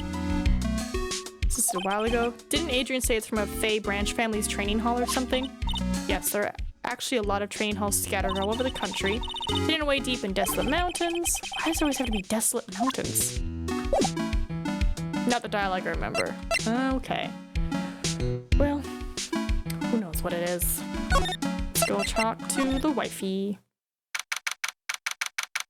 I just love that it's not me. Oh, Nicky boy, Maya, Miss Delight. All I wanted to do was help my dear Ronnie. Yeah, but I guess it ended up hurting his case. Don't say that, Nick. She doesn't need your help beating herself up. Hey, Nicky boy, please help Ronnie. He's not a killer. I swear, my Ronnie wouldn't hurt a fly. All right, I'll poke around and see what I can find. Really? Are you serious? Oh, I'm so happy. I knew asking for help was the right thing to do. I don't know what I can do to help anymore. I had no idea Miss Delight had such a vulnerable side. Let's talk about security real quick. Miss Delight, do you know about KB Security? Don't be silly, of course I do. That's where my Ronnie works. So she thinks he still works there. And yet, according to what we heard today, he doesn't. He was. Ron quit. He doesn't work there anymore. Looks like Miss Delight doesn't know. KB Security is only about 20 minutes away by motorcycle, that is. Larry told me it takes 30 by car. Well, I have to admit, I tend to fly pretty fast on my bike. To make it to KB Security that fast, are you sure you aren't literally flying? Why don't I give you a ride sometime? Or better yet, how about now? No, I'll pass, thanks. Why don't you just tell us where it is and we'll go ourselves? Ah, what a scaredy cat you are, Nick. Well, let's not yet. I gotta finish talking. Listen carefully, Nicky boy. My Ronnie would never, ever kill anyone. It's just not in him. I don't think he would either, Nick. Yeah, but you have to admit he's got a bit of a temper to him. It's not that hard to imagine him just snapping and screaming, "Please die!" He would never say that. Anyway, Miss Delight, he might not be a killer, but he's still going around saying that he's a thief. I already told you, that's just a fantasy for him. Miss Delight, I hate to say it, but you're the one living in a fantasy world. What? How dare you say that to me, Nicky boy? I know everything about my Ronnie. We don't have any secrets between us. Ronnie isn't the thieving type. He's so honest that he wouldn't even sneak a nap. He's so honest that he wouldn't even steal a glance. A thief? The very idea. I guess I just don't get it. Huh? Get what? I just can't understand how they could be so different and yet be such a happy couple. Yeah, they sure are different. Come on now, Nicky boy. It's not that mysterious, is it? It was love at first sight. For me, anyway. What? For you? I hate these kinds of people more than anything. You mean ace detectives? No, I'm fine with ace detectives. Oh, so then you must mean thieves. No, they're alright too. I just hate thieves that pretend to be ace detectives. There's nothing I hate more than cowardly men. By the way, why did you go to Detective Atney's office anyway? Well, as the trial went on, I started to get more and more anxious. I went there to try to find out more about the real criminal. The real criminal? Yes, obviously, the real masked mass is not my Ronnie, right? Yeah? And Detective Atney knew more about Masked Mass than anyone else. They mentioned him on the Great People Around Town segment on TV. So then, you went there to ask him some questions? That's right. I'll do whatever it takes to save my man. His secretary said the ace detective isn't in right now, but I forced my way past her and into his hideout. I wouldn't exactly call that office of his a hideout. Oh, it's fine. That bag was sitting right there on top of the table. Oh yeah, we saw that bag there yesterday. There's nothing lower than someone who would try to pin a crime on someone else. Well, she hates thieves that are ace detectives, so her being a thief, she's like, no, thieves are fine. So was it really love at first sight when you first met Mr. Delight? Well, maybe not at first sight, but Ronnie saved my life. Saved your life? I was at work one day when two robbers suddenly rushed in. Well, I'm not the kind to just curl into a little ball in a corner, so I fought back. Robbers? Yes, they took me hostage. I was so frightened. They were both carrying these huge knives, and I broke down into tears. Yeah, I would too if I were in that situation. Oh, I think I get it. Did Mr. Delight come running to save you? Yes, exactly. I remember he looked so handsome in that guard uniform of his. He went right up to these two knife-wielding robbers and screamed in their faces. Please stop it, he screamed. I could see the robbers' faces turn pale. That high-pitched shriek of his does have a surprisingly strong effect on people. Then, crying and swinging his arms like crazy, he attacked the two robbers. All by himself, he came to save me, a total stranger, all by himself. He was so scared that he was crying and shaking, but he still risked his life for me. Wow, that's a great story. Yes, he may not look it, but in a tough situation, there's no one better. That's why I fell in love with him like I did. Oh, it's so romantic. I'd fall in love too, I guess. Nick, I hope you'll do the same for me if I ever get taken hostage. With Maya, that possibility always seems to loom in the not-so-distant future. I mean, you did get taken hostage, but, you know. Okay, so now we know where KB is. Oh, CEO's office. Well, that's a big old safe. Sorry, he was in the safe? So I guess this is where it all went down. The walls in here look thick, just like you'd expect in a CEO's office. What has that got to do with anything? Hey, it's you guys. Oh, it's Detective Gumshoe. Today was a real train wreck for you guys, huh? Sure was, pal. That prosecutor made real fools out of us. Yeah, I feel for you. Wow, that's not like you at all. I thought you'd be more like, oh, that was great. You guys got what you deserve, pal. Or something to that effect. Do I really sound like that to you, pal? If the gumshoe fits. Oh, well, anyway. The point is I can tell when someone puts their heart into their jobs, and I can sympathize when things don't go your way. Sometimes I feel like wrong is the only way things go for us detectives. I had no idea Detective Gumshoe was such a nice guy. Now, if this little love fest is over, maybe we can start investigating. Hold on, before we do that. What the fudge? This rope, you think it fell out of the safe when it was opened? I don't think so. So you mean... Yeah, I think this string shows where and how the corpse was lying. You mean... the victim? He was killed by being crushed by the safe door? She can't be serious, can she? Wow, this safe is unbelievable. I bet 4 pearls would fit in there. And it's got a bunch of doohickeys attached to it. It's pretty amazing, alright? Motion sensors, heat sensors, weight sensors. Hey Nick, come on! Let's open it and take a look. If I broke into one of these, wouldn't that set me down the path to Hoodlumville? Hoodlumville. What does this button do? Oh, there's a button here. Let's see. Hey, cut it out. Don't press that. That was pretty funny. I never knew Detective Gumshoe could jump like that. What is that button anyway? It's an emergency buzzer. It says it right there on the panel. Oops, you're right. It's written right there. Nick, how many times have I told you to read instructions first? This alarm's connected to the basement guard room. It's used to summon security up here. Really? And it's possible on the night of the crime. Oh, so when the CEO was attacked, do you think that maybe he pressed the buzzer? Yeah, I thought about that, so I asked around down there. But they said that the buzzer never went off that night. Also, we couldn't find any fingerprints on the buzzer. Mr. Bueller, the victim, wasn't wearing any gloves, by the way, just so you know. I think we better go and talk to that guard about this emergency buzzer. Oh boy. Emergency buzzer. Alright, so we got that. These look like some kind of bookshelf rolling cabinet hybrid. I can't get in between these 2 shelves. Don't strain yourself trying. It looks like the shelves are controlled by a special panel. So I guess it's 1 shelf at a time, huh? Looks like they're filled with bunches of files. Files filled with data about security jobs they were hired to handle. It'd be a good night's reading if you got insomnia. I was hoping for something a little bit more exciting, like UFOs or something. Well, let's see. Check out this big thick binder here. Leave the heavy lifting to me, Nick. Reading a file isn't exactly backbreaking work, just a little hard on the eyes. What did you find out, Nick? This file. It's not about any sort of security operations or anything. This huge file is all about mask to mask. It's filled with info on him. What? What kind of info? It's filled with incredibly detailed information about his methods and the crime scenes. Hey Nick, look at the last page. It's a list. Let's see. Tier of M1, 100K. This looks like a list of all the treasures that Mask to Mask stole. So then 100K is the value of the stolen item? I don't know. That number sounds kind of low to me. I think I better secretly make a copy of this list.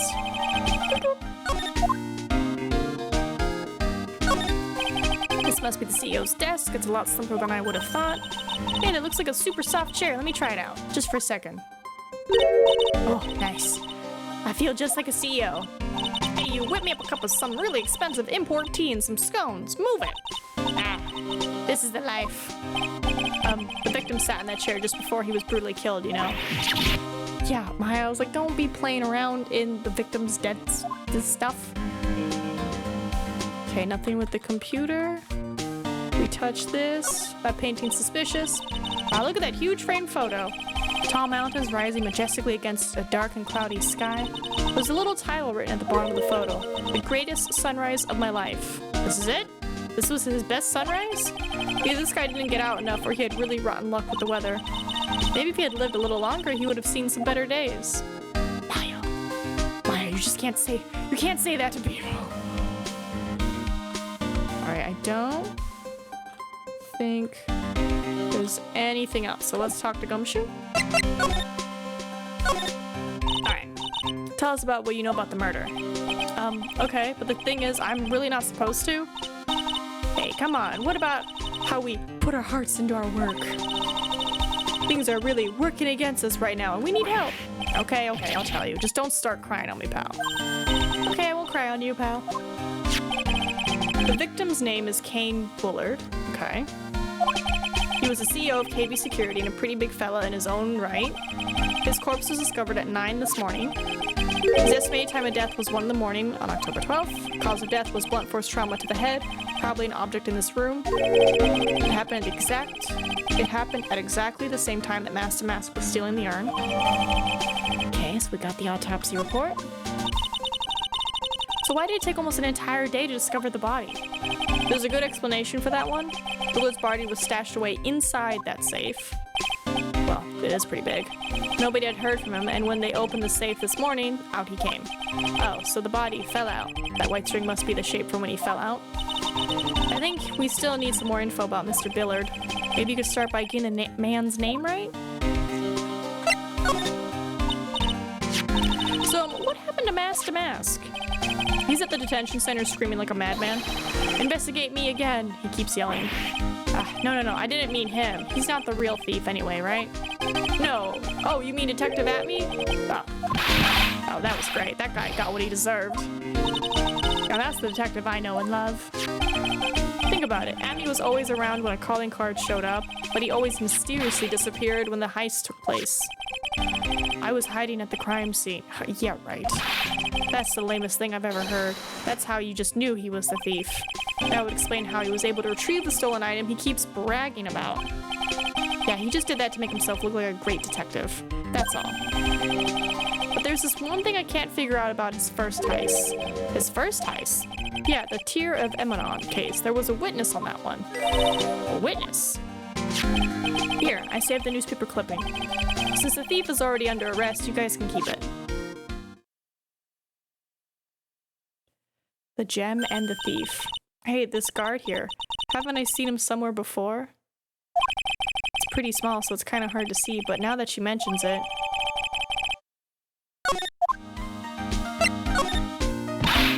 Oh, that prosecutor. I really don't like that guy. The way he used our own evidence to do that to Mr. Delight. Yeah, I think he did it that way just because he knew it hurt more. That's what my gut tells me anyway. So who is that Java addicted mass maniac anyway? Prosecutor Godot? He's quite the enigma. The thing is, pal, I've never even heard of the guy before. He just showed up one day at the prosecutor's office. Came out of nowhere. That's right, he said this was his first case as a prosecutor. And it's true, according to the records, anyway. But no way he's an amateur. He's an Iceman in court. A maverick that gives me goosebumps. Goosebumps? You? Yeah, I knew something was off about him, so I asked around. Nobody would talk to me. They all just turned the other way. Poor Detective Gumshoe. I had no idea you were so unpopular. Oh! No, that's not what I meant. That Godot guy acts like he knows me and has a grudge against me. I get the feeling he's hiding some kind of dark secret. Alright, let me present this, because we need some more info. Detective Gumshoe. Tell us more about Mr. Shane Bluebard. That's Kane Billard, not Shane Bluebard. Bullard. Oh yeah, the victim in this case just doesn't make much of an impression on me. Well, you were the victim up until Mr. Bullard was found dead. Yeah, and his body wasn't discovered until this morning. Anyway, we don't have enough information yet. Can you help us out? Sorry, I'm actually a little confused myself. For some reason, I'm just blabbering like an idiot right now. Okay, Nick. Now's our chance to get more info about the victim, so hurry up and ask.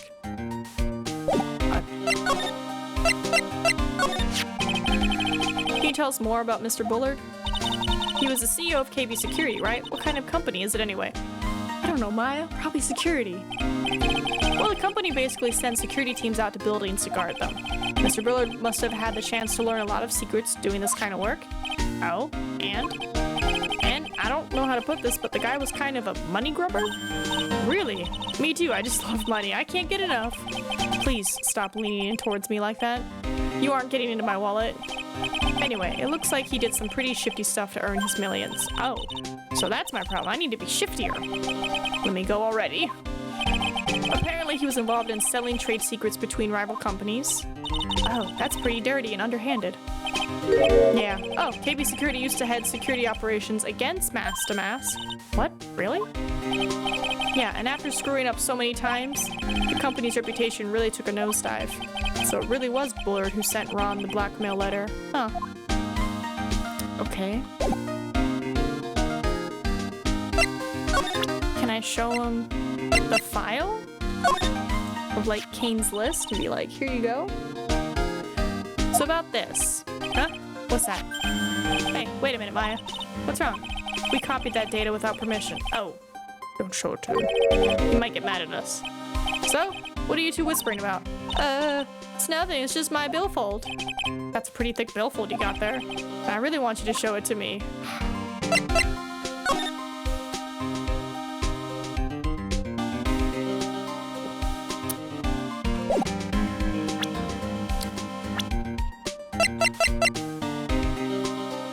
Was he the witness? He's kind of a sad young guy. He seems to have a habit of always getting arrested. I think the police should have investigated the whole thing more carefully. But weren't you the one that arrested him with a giant, goofy smile on your face? Come on, we don't have time to start with that. Just leave it alone. Right, because we examined pretty much... Oh, did we examine again? Ew, think about it. A dead guy was laying in there all night. Yeah. Oh, by the way, don't bother asking about fingerprints. There were none. Well, somebody opened the safe on the night of the crime, right? Yeah, and so? Well, if Mr. Bullett's body was hidden in there... Are you the killer or the victim? I guess so.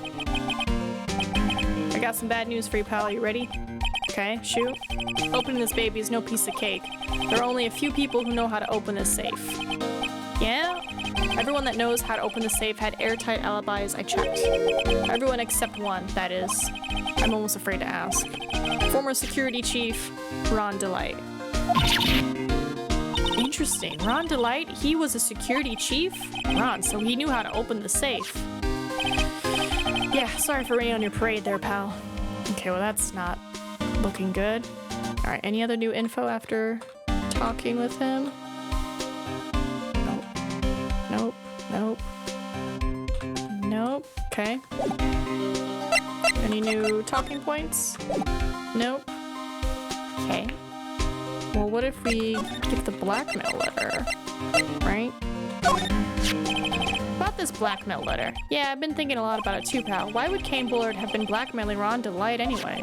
Well, Mr. Delight used to work at KB Security, but what was it that made him quit? Nick, that's it. Maybe that's the same reason he's being blackmailed. Well, I'm in the middle of investigating that right now. Oh, alright. Okay, so that's something.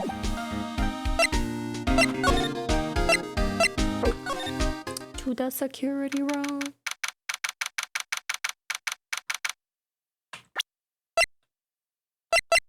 Okay. Wow, this is really something else.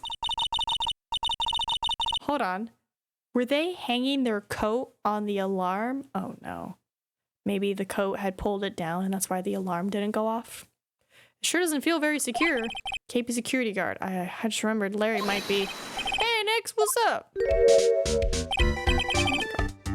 Is the CEO dead because of you? How's it hanging, dude? Ah, you got my sweet little Maya with you too. And shut your mouth. Hi, Larry. Here I was working my fingers to the bone. And in walks an angel. I've got no problems with a daytime date. It's all good. No, that's not what we're here for. We're investigating the Bullard murder case. Huh? Oh, yeah. That's right. You're a lawyer, aren't you? He's so hopelessly clueless. Well, if it's about the murder case, boy, have I got some good info for you. Do you? Really? What is it? Well, I don't mind sharing with my sweet little Maya, but Nick here is a different story. But Larry, I thought you two were old school buddies. That was then, this is now. What you got? So what's this good info you were talking about, Larry? Hey, I'm a guard, a pro. I can't just give away information for free. He wants a bribe? I thought professionals were more, I don't know, honest. Can you talk to him, Maya? Larry, tell us already. What's the good info? Hey, I like that. This kitten has got some claws. Okay, you really want to know? Yes. So tell me. Okay, so the thing is, Ron Delight was an employee here, and naturally, since I'm a pro, I looked into his background. Follow me. Yes, you're a pro. I follow you. Go on. Well, 1 year ago, Ron Delight was fired, and there was no warning at all. It just happened all of a sudden. I know this is a small company, but I think that was pretty awful. I guess he must have done something bad to have gotten fired like that. Like maybe skipping out on work to go pick up hot chicks or something? No, that's just you. So what is it like to be a part-time security guard? Let me tell you, it's tough. Well, you know me, I get by all right, I guess. First, I have to keep my eye on those monitors all the time. Monitors? There are security cameras set in each room around the building. It's really hard. Sometimes I feel like my eyes are gonna fall out. Oh. And if I see something suspicious, I have to contact one of the teams. What teams? The security teams for this company. They're supposedly the best in the business. But I'm no amateur either, so if it's something small, I don't bother calling them. So in other words, you basically watch TV screens all day long. You were in this office when the murder took place, weren't you? Why do you say that? This is just a part-time job for me and I can't operate the equipment. And I'm dumb. Even if it is part-time and you are dumb, you're still in charge of security here. Give me a break. Don't try to pin the whole thing on me. That's not fair, Nick. Huh? I don't think you can expect someone like him to take any responsibility. Anyway, the point is you were here that night, right?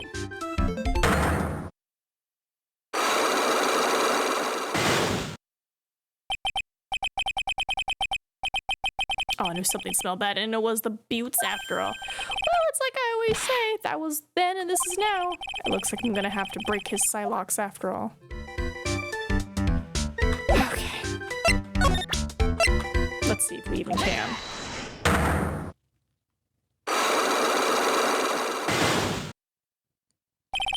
The night of the crime. On the night of the crime, were you working hard like you were supposed to? What? Of course I was. Why wouldn't I have been? But didn't you sneak out of work just yesterday to go see Miss Delight? But that was that. And this is this.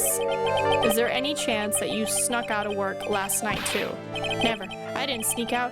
I tell you what, I'll even bet you $1. $1. Wow, now that's confidence. What's with that drenched in the rain puppy face look on your face? Blah, blah, blah, blah, blah. Do you have evidence that I left my position, or are you just pulling my chain? The evidence that Larry was not manning his station when the murder happened is... I don't think I have it.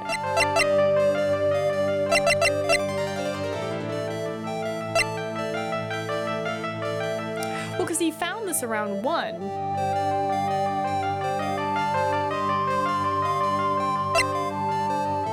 Right, but he found it, which means he wasn't here. He was walking around. This? Take that! This is the key card to the CEO's office, right? Yeah, that's right. This key card was found inside a wallet. This wallet. You know about this, right? I've never seen it before. Liar. You hand-delivered this wallet to Miss Delight just yesterday. Give me a break. You can't expect me to remember every little thing that happens. Well, I do expect you to remember something that happened just yesterday. And then he tells us about his time there.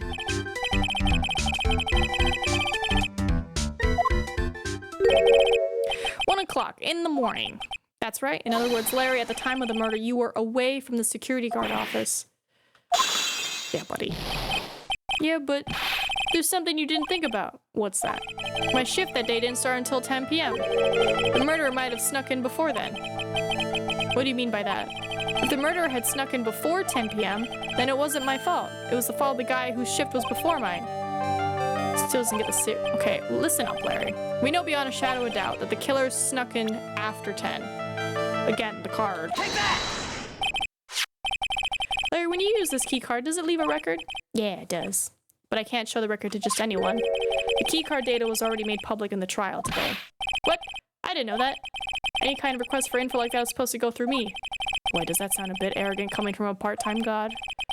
Anyway, according to the data, the door to the CEO's office was opened with this card. Furthermore, it was most definitely used at 1 a.m., the time of the murder. No way. Yes, someone used this to get into the CEO's office. That happened at 1 a.m. on the night of the crime, right in the middle of your shift. Oh.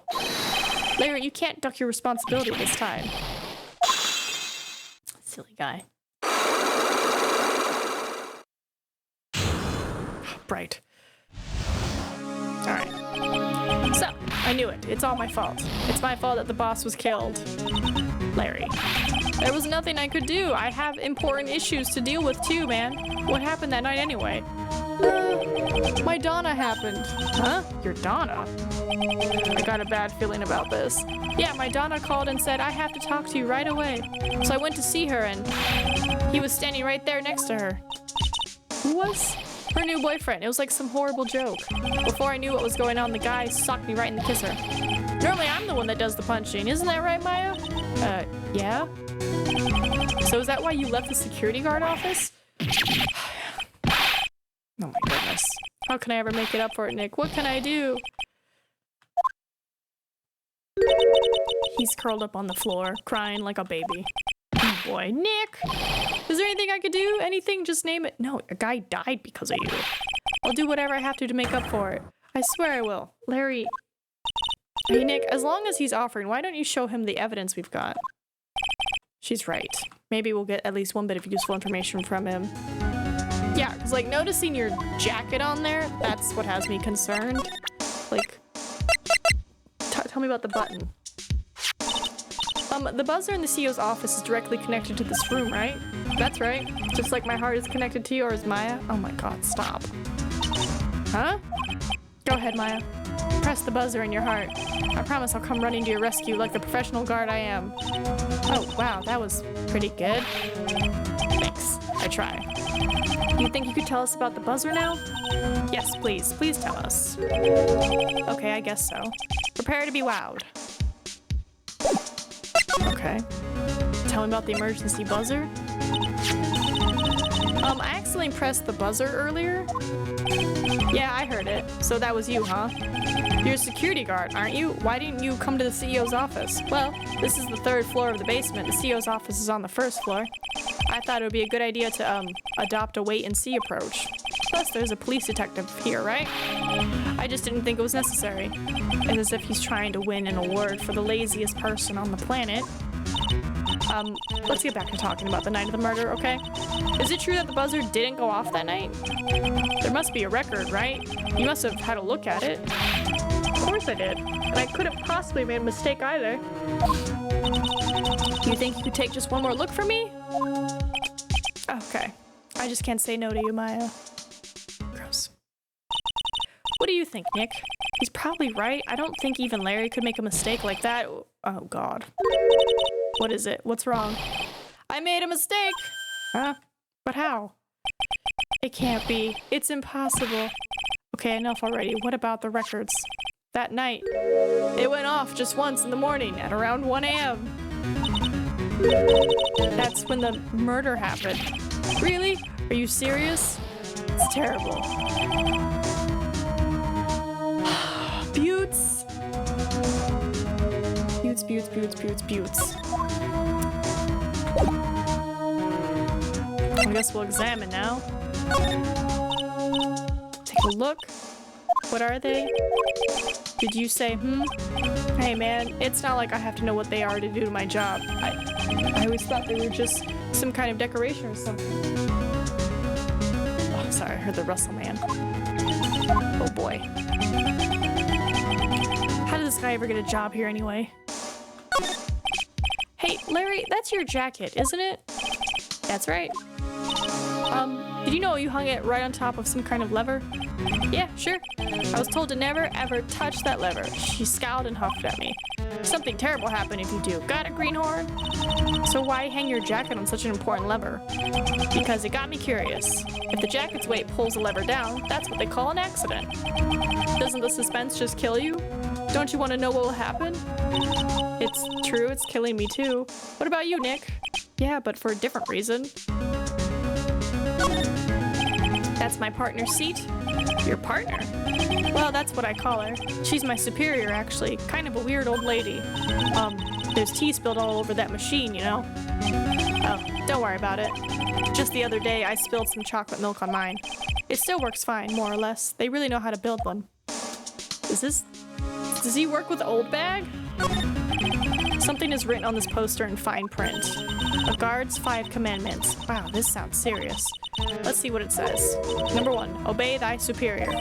Number 2, respect thy superior. Number 3, smile at thy superior. Number 4, salute thy superior. Number 5, buy donuts for thy superior upon command. It's signed Wendy O'Beck. She's one tough old bird, let me tell you. Cross her and you come face to face with her real genuine ray gun. Yeah, sounds scary, all right. Well, fortunately she's on vacation. That's why I'm so relaxed right now. Bruh, she's gonna come back and be like, what happened? I leave and our boss gets murdered?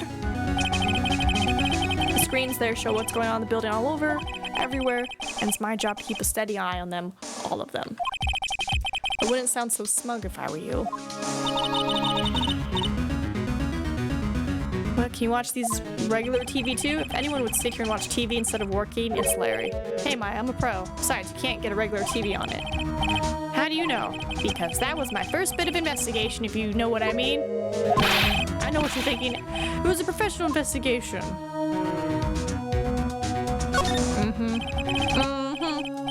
Workstation.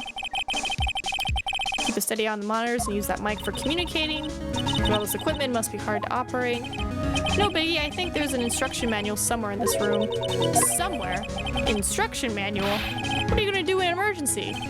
Well, I guess I'd start by calmly looking for the instruction manual. During that time, my partner, the old lady, would calmly look for her reading glasses. That's what us security professionals call teamwork. Even Maya and Pearls could run this place better. Hey, what's that supposed to mean?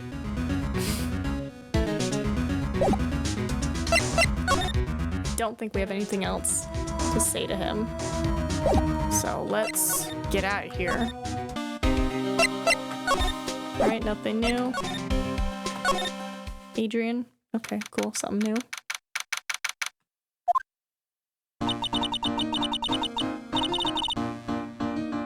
The Treasures of Crane exhibit is all ruined now.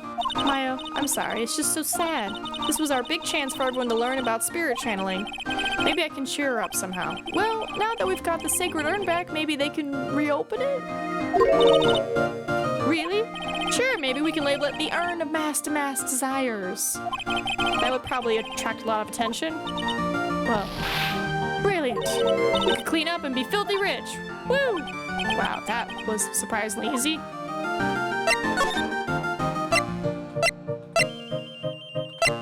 Maybe they're in the basement? Oh, it's you, Mr. Wright. What's up, girl? How you doing? What's she still hanging around down here for? So how is it going? What about the sacred urn?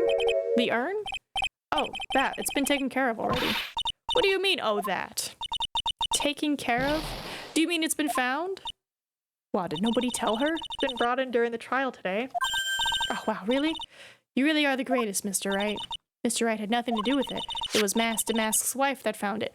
Maya! Well, anyway, I'm so relieved. I just heard all about it on the news. So the detective was actually the thief all along. It looks like that way right now. It's my fault. I'm the one who ended up hiring Damask to guard the treasures. Don't blame yourself. You were just doing your job. Hey, Nick, if she wants to apologize, you should let her. So, when was it that you hired Detective Atme again? About 20 days ago. And when was it that Mass calling card arrived? That was about 10 days ago. So he sent a calling card to the very place he was hired to guard. I guess that's it then. Detective Atme must have really wanted the sacred urn after all. I guess so. What? So Mask murdered someone as well? Well, that's how things look right now. Yes, but I thought that he was here stealing the urn at that time.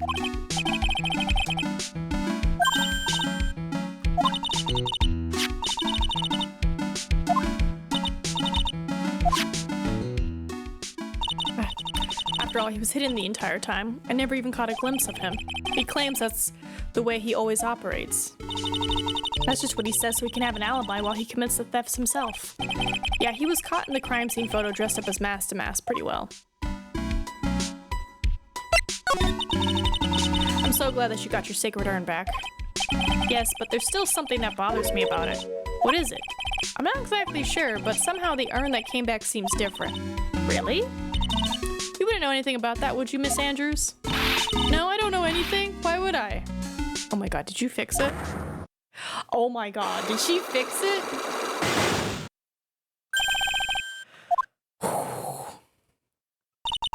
What do you think this means, Nick? It means the person that holds the secret to the mystery of the sacred urn is our very own Miss Andrews.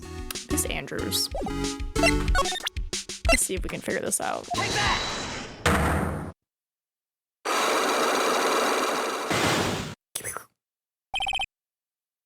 The sacred urn. Do you know anything? Do I know anything? I'm in charge of the entire treasure exhibit, the urn that was submitted before the court today. It's so obviously not the same urn as before. Well, that's true. Maybe it isn't the same. It could be a fake. A fake? You're the one who said it wasn't the same, so that's the most obvious explanation. Do you have any evidence the urn that was submitted at the trial was genuine?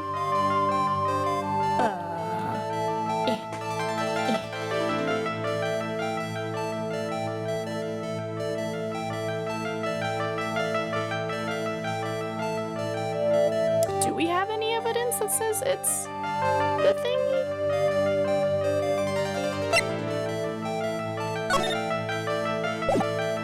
Right, this? Take that! Well, Miss Andrews, see, look, it was a fake after all, huh? I mean, your evidence is fake too, as I expected. Oops, I guess this isn't gonna help me much. Okay, so that didn't work.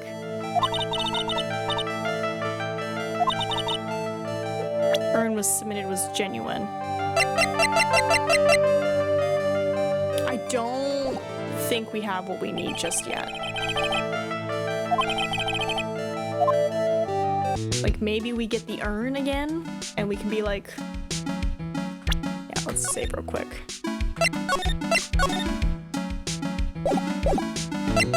Alright, let's see if they're done talking to Ron.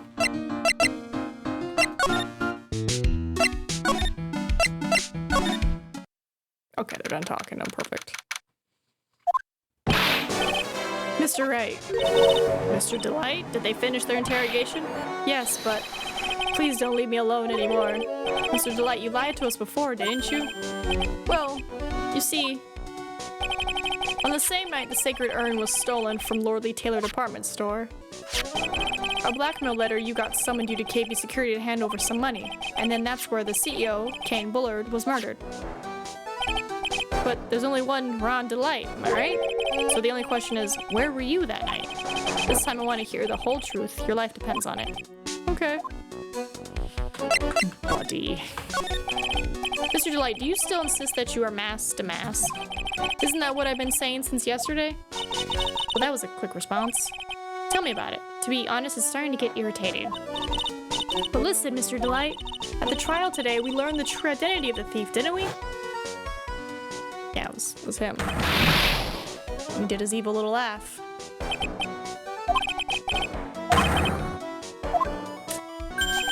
I guess it's true. I wasn't the one who stole that urn. But you're still a thief, right? Or at least that's what you keep saying. You were at KV Security, so the person dressed up in the photo, it's gotta be Detective Atme. So that night you didn't go to Lordly Taylor, you went to KB Security, right? Yes, I went to KB Security at the time the blackmail note said I should. Alright, what happened next? Well, I used to work there, so I knew where the CEO's office was. I knocked, but there was no answer.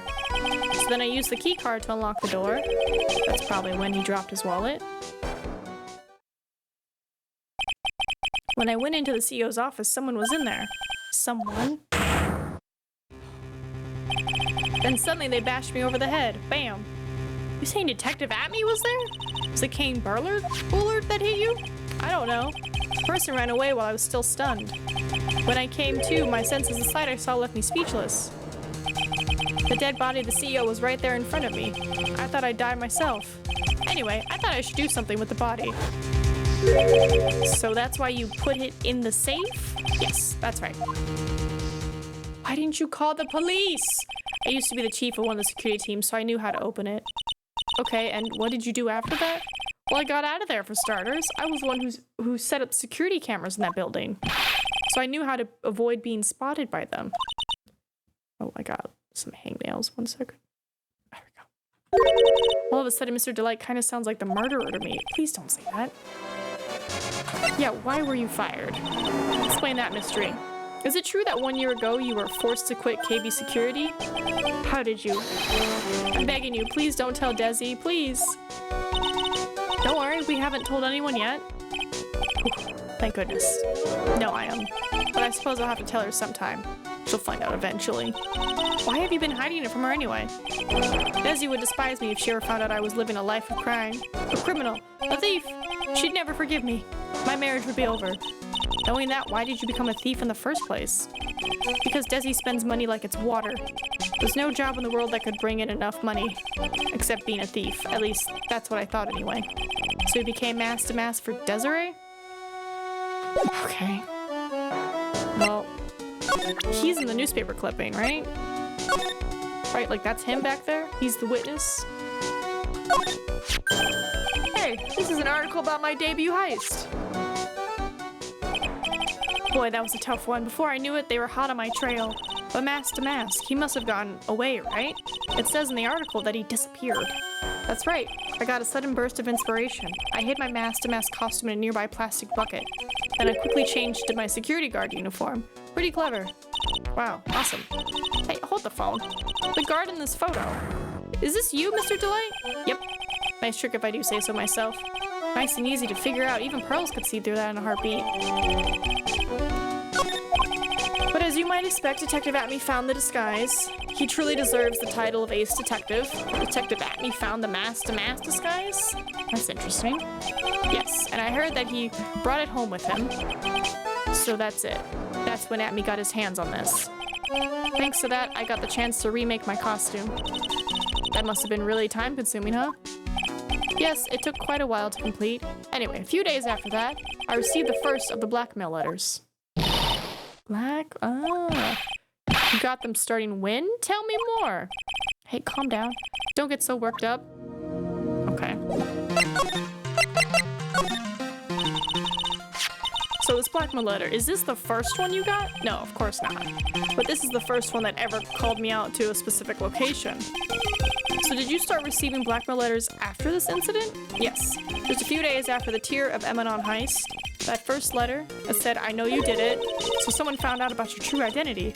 Just like that. And it's not easy being a master thief, you know? I've got proof that it was you, so give up, it went on to say. So in the end, I had to give up the treasure I went through all that trouble to steal. Is that right? Hey, hang on a second. What do you mean you had to give it up? Oh, don't worry. After I put the jewel in the safe deposit box the letter specified, someone sent me $10,000. No one said anything about me being worried, you know? After that, I started getting the plans in the mail. Plans? What are these plans you're talking about? I think he was stealing for the CEO. They were instructions on how to steal a crown or painting or some other rare treasure. They showed security blind spots, escape routes, and even suggested training methods.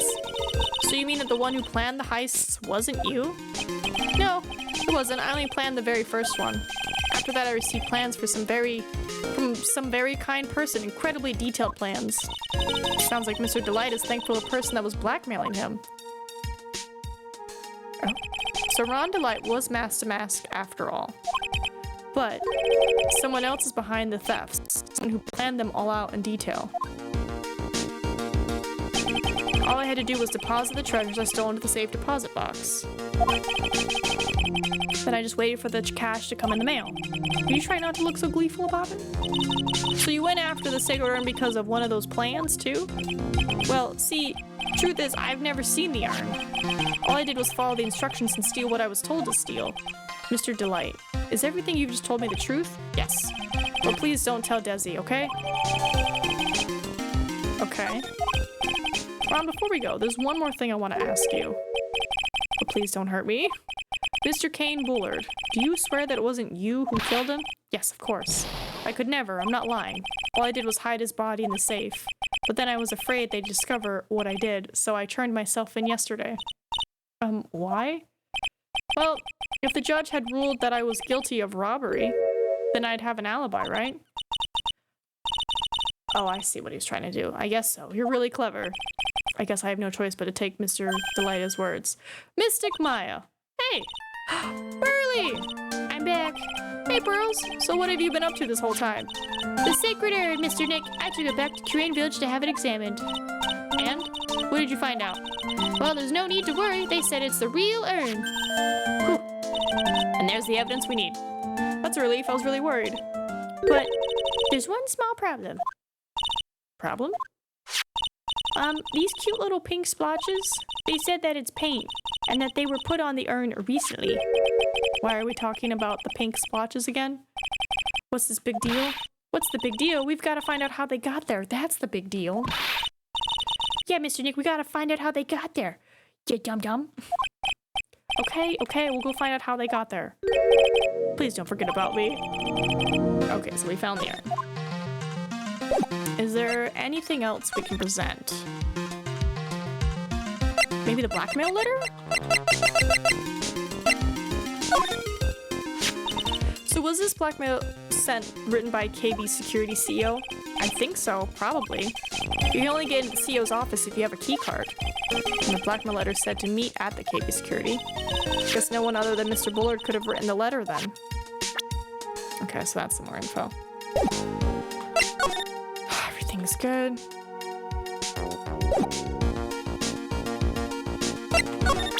I don't know, we got it, let's present it. That's kind of strange. What is? Up until now, Master Mass had gone after famous works of art or treasures. Why did he suddenly decide to steal this plain-looking urn that nobody would want? Make it sound like you had nothing to do with the theft. Well, it wasn't me that chose to steal this urn. It is weird, isn't it? We're gonna save. Because paranoia is our friend.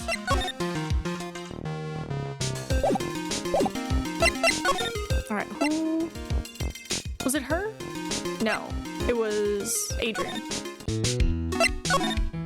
Adrian, who was like, how do you know it's real?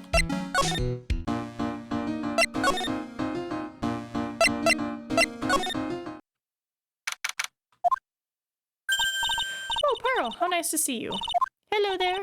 I haven't seen you around lately. What have you been up to? Well, actually, I was having this urn examined. Oh, I see. Maybe if we take another good look at this urn, we can figure out the mystery of what actually happened here. Nick, let's look around one more time. Well, hold on. I'm gonna present the urn. See, we got our secret urn back. That's really wonderful, but we're not entirely convinced it's the same urn. Miss Andrews, we want you to cooperate with us. Alright, well, let me examine. This box, there's something about it that's bothering me. That's the box that the sacred urn was in. It looks like there's some pink paint on it, too. And it's definitely the same color as the stuff on the urn. I think I know how the paint got on it now. Alright, let's investigate again. Wooden box, has pink stains on it. Might as well see if maybe he hit it. But that was obviously a lie. Because it turned out that Ami's a ruthless thief, it's hard to believe. I'm going to take full responsibility and fix that sword myself. I know I don't look it, but I have complete confidence I can fix it right up. Promise I'll fix it so you never knew it was bent in the first place. Please be gentle with it. Slide. Statue wasn't where it is when we first came. Yeah, it was right next to the door. Well, if someone moved, it probably was mask to mask. Maybe he didn't like being watched by Mystic Mara while he stole the urn? Hey, cut it out. You're giving me the creeps with that kind of talk.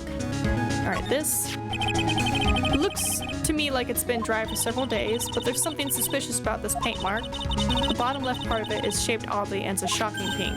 Mr. Nick, could it be that this odd shape is... Yeah, I'm pretty sure this is it. That's the box the sacred urn was in. If you look here, there's a little bit of paint on the box as well. Wow, you're right.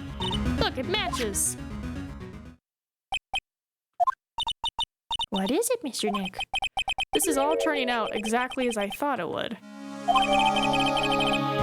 Yeah. I think it's all starting to become clear. We're that much closer to solving the mystery of what happened to the urn. Okay. So I think now we can talk to Adrian, so let's present this.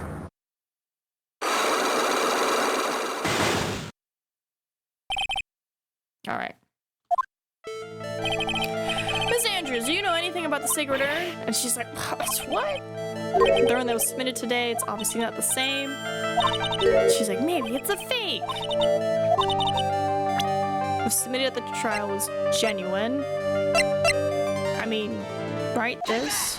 Like, here is the urn. This is the urn that was submitted. But the urn is the genuine article. Pearls went back to Crane Village and had it examined. Is that right? That's nice, but I don't see how. What she discovered was that the urn had been broken again. Did you say again? Yes, it was broken once a year ago, and now it looks like the same thing has happened. And quite recently, too. Recently? Are you saying that this urn was broken recently? Yes, that's exactly what I'm saying. Why do you think it was broken recently? How do you know? I want to say this? Take that! So, Mr. Wright, why do you think it was broken recently? Well, because I just think so? No. Not that.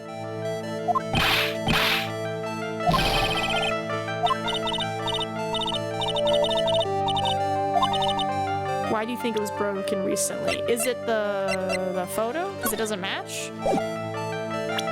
Take that! This poster was made recently, right? Poster. Ah, the poster for the exhibit.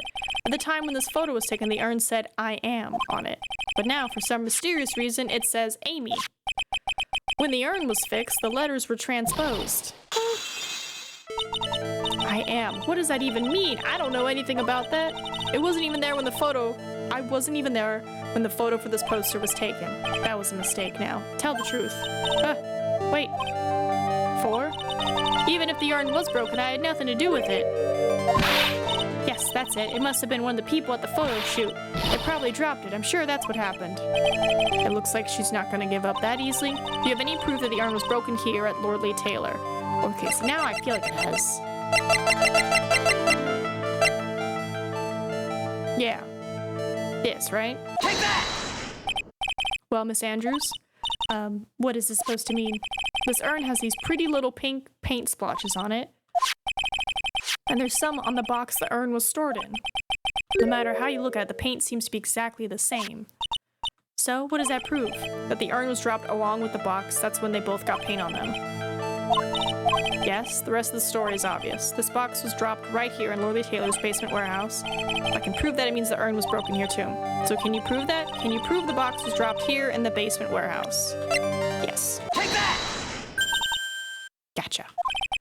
I think you already know where I'm going with this. Yes, more or less. There's pink paint splattered on the floor and the walls of this basement warehouse, but there's an odd shape imprinted into part of the paint stain, am I right? Yes. If you put this box into the impression in the paint, you can see it fits perfectly. Which means this box was dropped right over here. And that is when the urn was broken. Your name does you justice, Mr. Wright. Thanks.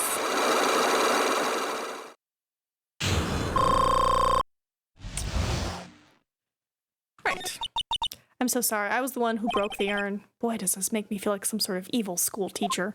I'm a terrible person. Not only did I break it, but I tried to hide what I did. Well, that's not so hard to understand, is it, Pearly? No, not at all. I know just how she feels. It happened about 2 weeks ago, just after the poster photo was taken on the same day the urn arrived here. I thought I put it away down here for safekeeping. I was carrying it in the box. Oh, when I tripped on a paint can and lost my balance. Oh, the box I was carrying crashed to the ground. I heard a terrible noise and I thought my heart was going to stop. Fearing the worst, I opened the lid of the box and that's when it happened. Oh my god. The broken piece of the urn fell out of the box and landed right in the paint. God, could you imagine? I was in shock. I let out a huge scream. I can totally see how that could have happened. Yeah, as clumsy as she is, I'm sure Maya understands. Well, I knew it was the most important treasure in all of Curane Village, so I tried as hard as I could to fix it. Fortunately, the shards were pretty big. And that's when the I am got changed to Amy. I didn't know how it was originally written, but any sane person fixing it would have assumed it said Amy. Any sane person? Really? Oh, Pearls. She said she wasn't very good at spelling. Anyways, I put the urn into the storeroom and no one has seen it since then. Alright. But there's something I don't get. When we first came here, I didn't see any paint stains. Well, that's because it was so ugly and embarrassing. I used the golden statue to cover it. The Amy Faye statue. Okay, that's why it moved. The first time that we came down here, it was on the night that the sacred urn was stolen. But Mr. Nick, Oh, come on, guys. There were no paint marks on the walls or the floors of the warehouse then when we were here. Well, there's a good reason for that. On the day of the crime, around noon, that golden statue just happened to arrive from the mountain training hall. And I realized that the statue would be the perfect size for covering up the paint stains. That's why I put it where you first saw it. I see. That makes perfect sense. but there's still one thing I find strange. What is it, Pearl? The day after the urn was stolen, we came here again. And that time, the statue had been moved and the paint was clearly visible. She's right about that. Well, Miss Andrews, what? I don't know anything about that. I placed it there to cover up the paint, so why would I move it again? Well, then who was it? Who would have done it and why? On the day before the theft, the statue was definitely close to the door, and there was a bent. So are we thinking that he bonked himself? And that's why she, like, moved? Or are we thinking that maybe the brooch got caught on the sword? It looks like there's some connection between the sacred urn and the murder case. Why? Why do you think so? Because that night, the real thief, Ron Delight, was at KB Security. So then why did another mask-to-mask show up here? A lot of different things are pointing to one undeniable fact. One undeniable fact. The murder trial is starting tomorrow, but it looks like that thief is going to be making another appearance. To be continued. Good job, guys. Good job. Yes, please save.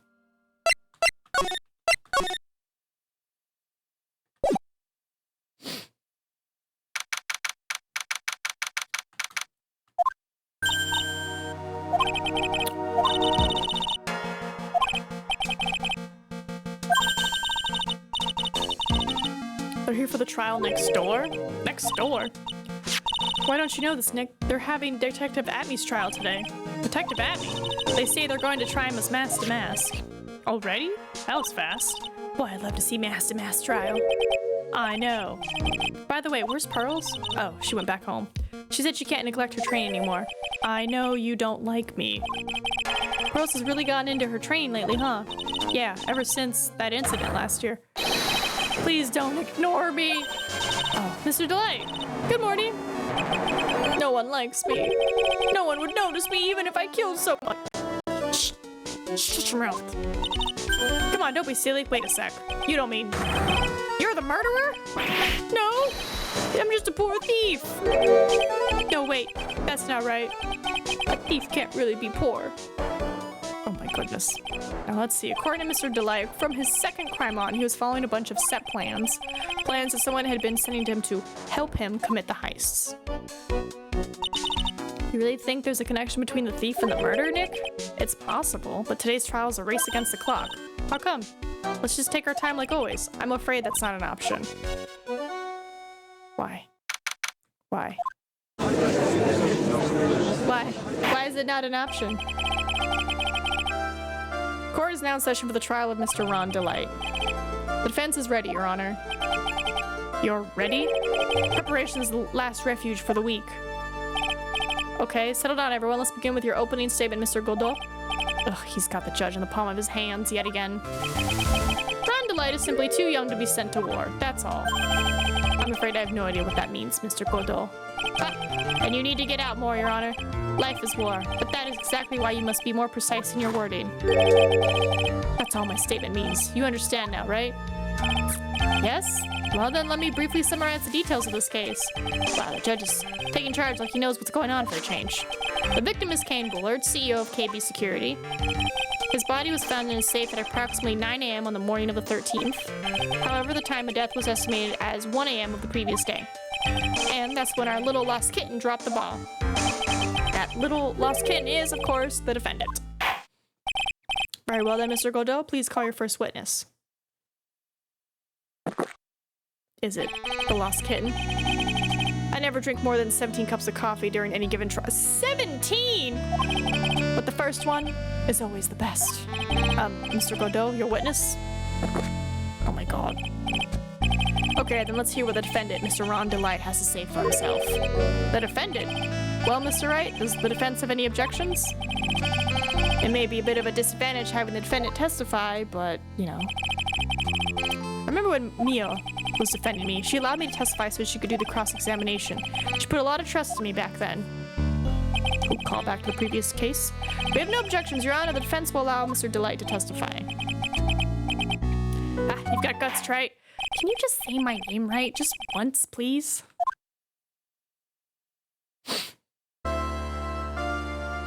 Alright. Man, I'm getting hungry. I'm gonna start snacking, so.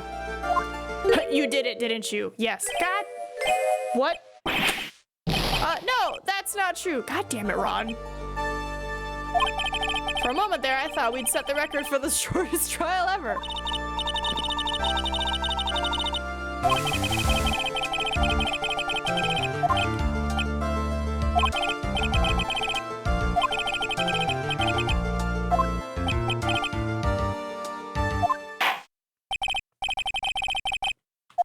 Alright, testimony about what happened. My visit to KB Security.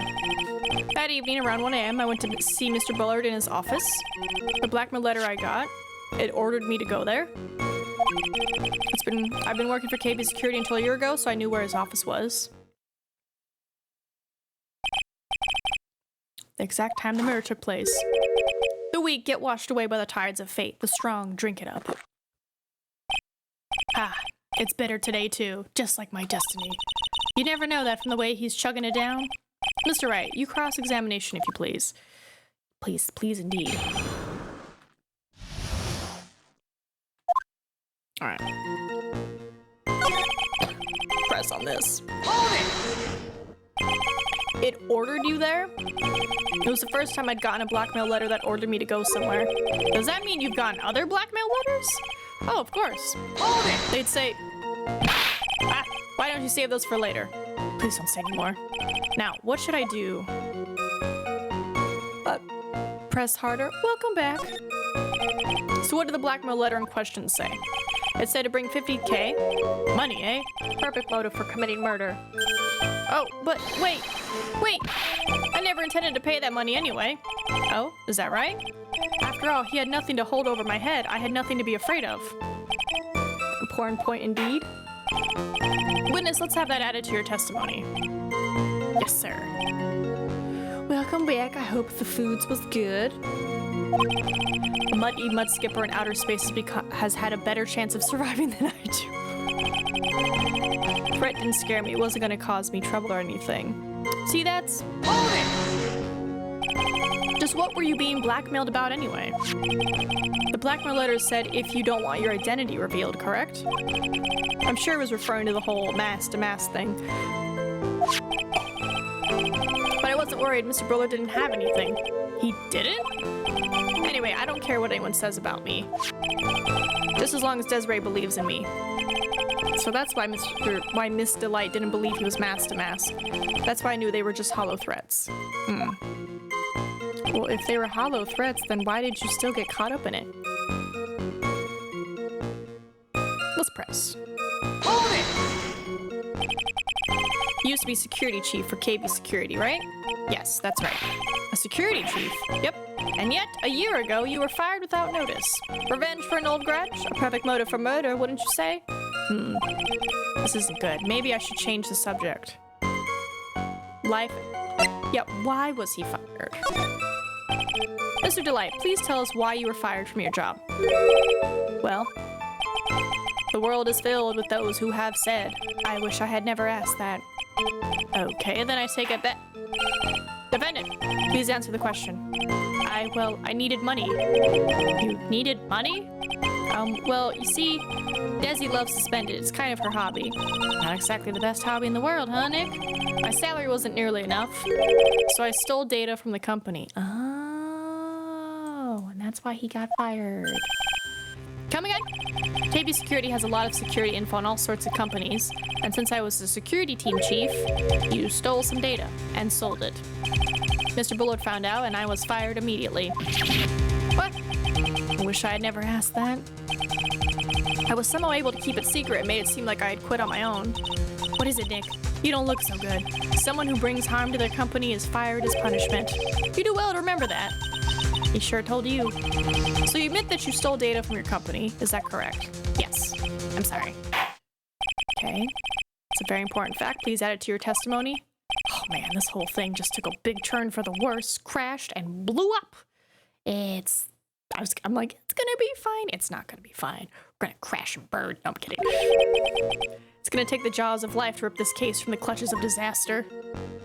Doing his best. He fired me for selling company secrets, but Desiree doesn't know about it.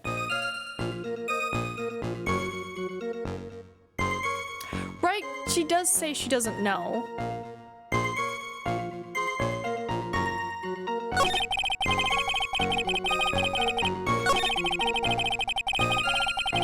Right? Here he says it doesn't affect me, but he just said that Desi likes to spend money and she doesn't know. So, like, that's the fear, right? That she would find out that he's a thief and he doesn't have money, doesn't have a job. Objection! So, like, there is a fear. Mr. Delight, what you said just now doesn't match what you told me yesterday. Huh? What doesn't? I think you must have been scared, very scared, of having a certain person find out your secret. Gulp. A certain person? Yes, his wife. Miss Desiree Delight, the defendant's wife. Listen to me. My Desi, she's... Looks like if I just sit back and relax, the fun will end before it truly begins. Godot. Yes, we know. It was all your wife's fault. What do you mean? Mr. Delight stole a company data to pay for his wife's spending habit, for which he was fired. Unable to face his own wife, someone used his dirty little secret to blackmail him. And that is how this murder came about. Oh. No. Everything's falling neatly into place for him. Don't talk about my Desi like that, or you'll be sorry. Oh. Did you just threaten a prosecutor in the off? Oh my god, buddy. Well, it seems that we've learned a great deal of things here so far. What do you think, Nick? I don't think it was possible to get so thoroughly whipped in just 20 minutes. I mean, if you recall to Francesca, we got a whipping. Oh god, did we get a whipping. Clearly there was sufficient motive for murder. He stole data for his wife, and he killed to protect his secret. A family man who cared just a little too much. The motive is clear. Let's move on. Ugh. What happened at the crime scene at 1 in the morning, Mr. Delight? Come now, tell us! We're all ears. 17 cups of coffee. Can you believe 17 cups of coffee? When I entered the office, there was a suspicious shadow there, right? And I'm thinking this might be at me, but I'm like, because it looks like him. Suddenly, I was hit on the forehead. After that, I remember being a bit dazed. Maybe he took the sword? I don't know. If I hadn't been wearing that, I would have been killed. When I came to, Mr. Bullard was lying there, dead.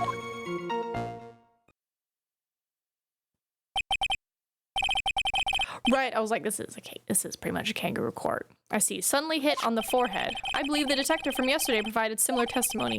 He said that Mass to Mass struck him on the head from behind. Of course, since Atme turned out to be the culprit himself, that was all a lie. Ha. No one's going to believe a pathetic lie like that. What do you say? I really was attacked. We'll find out if what you say is true or not during the cross-examination. Got that, Mr. Trite? Don't go easy just because he's your client. What is his deal? Why is he all up in my business? If I see any sign that you are, I'll treat you to another cup of my special blend. Oh, he's gonna throw more coffee at me. You don't need to worry about that, Mr. Godot. I have faith in Ron. I know he didn't do it. Do we? Do we know that? Alright. When I entered, suspicious shadow. It's hit. Wearing what? Wearing what? That? Could you please clarify what you're referring to? Why, my mask-to-mask costume, of course. Wait just a moment.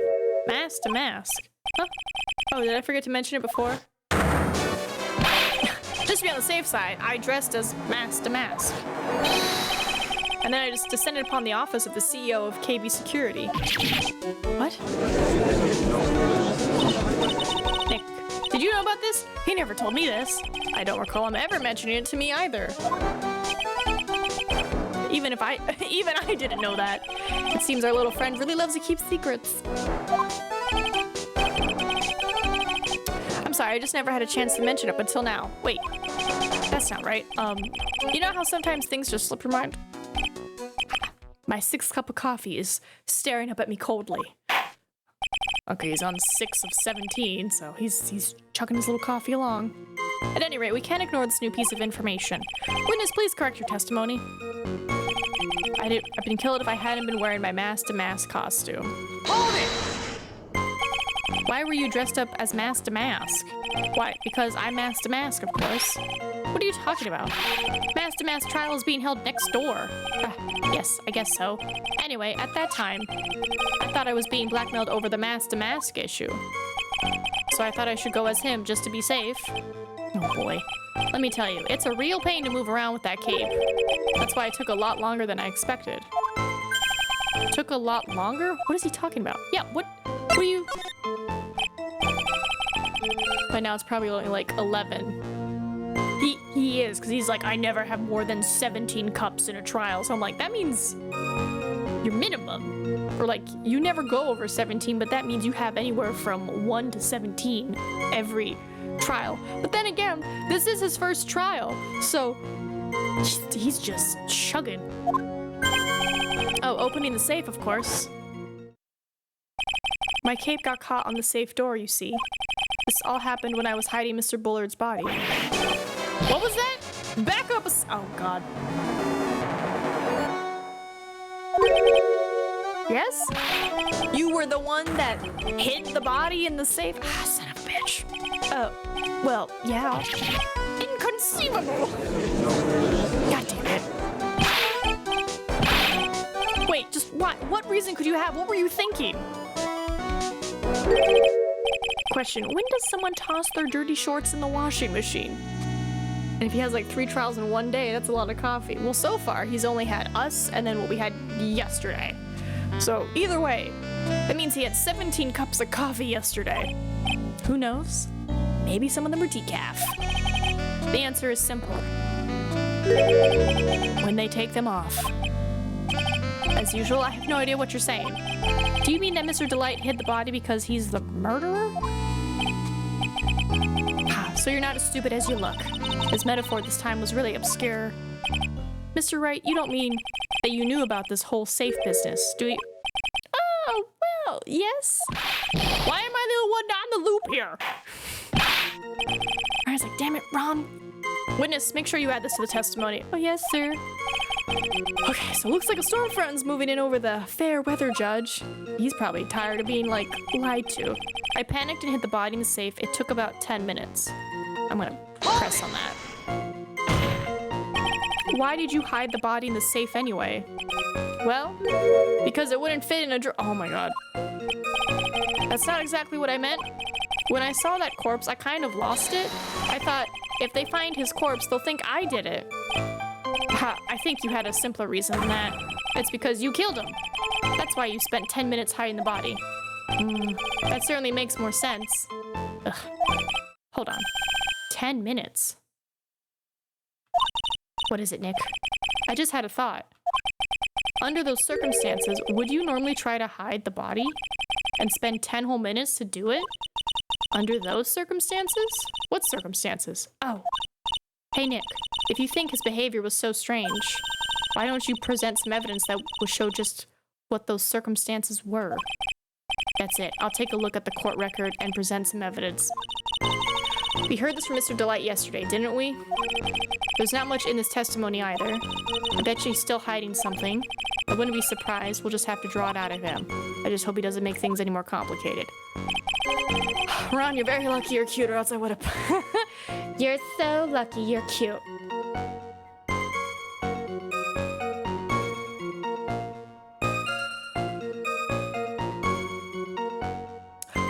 The buzzer was pulled. Sorry, I was thinking it was like 10 minutes, circumstances. I'm like, what is he talking about? And it's like, the buzzer was pulled.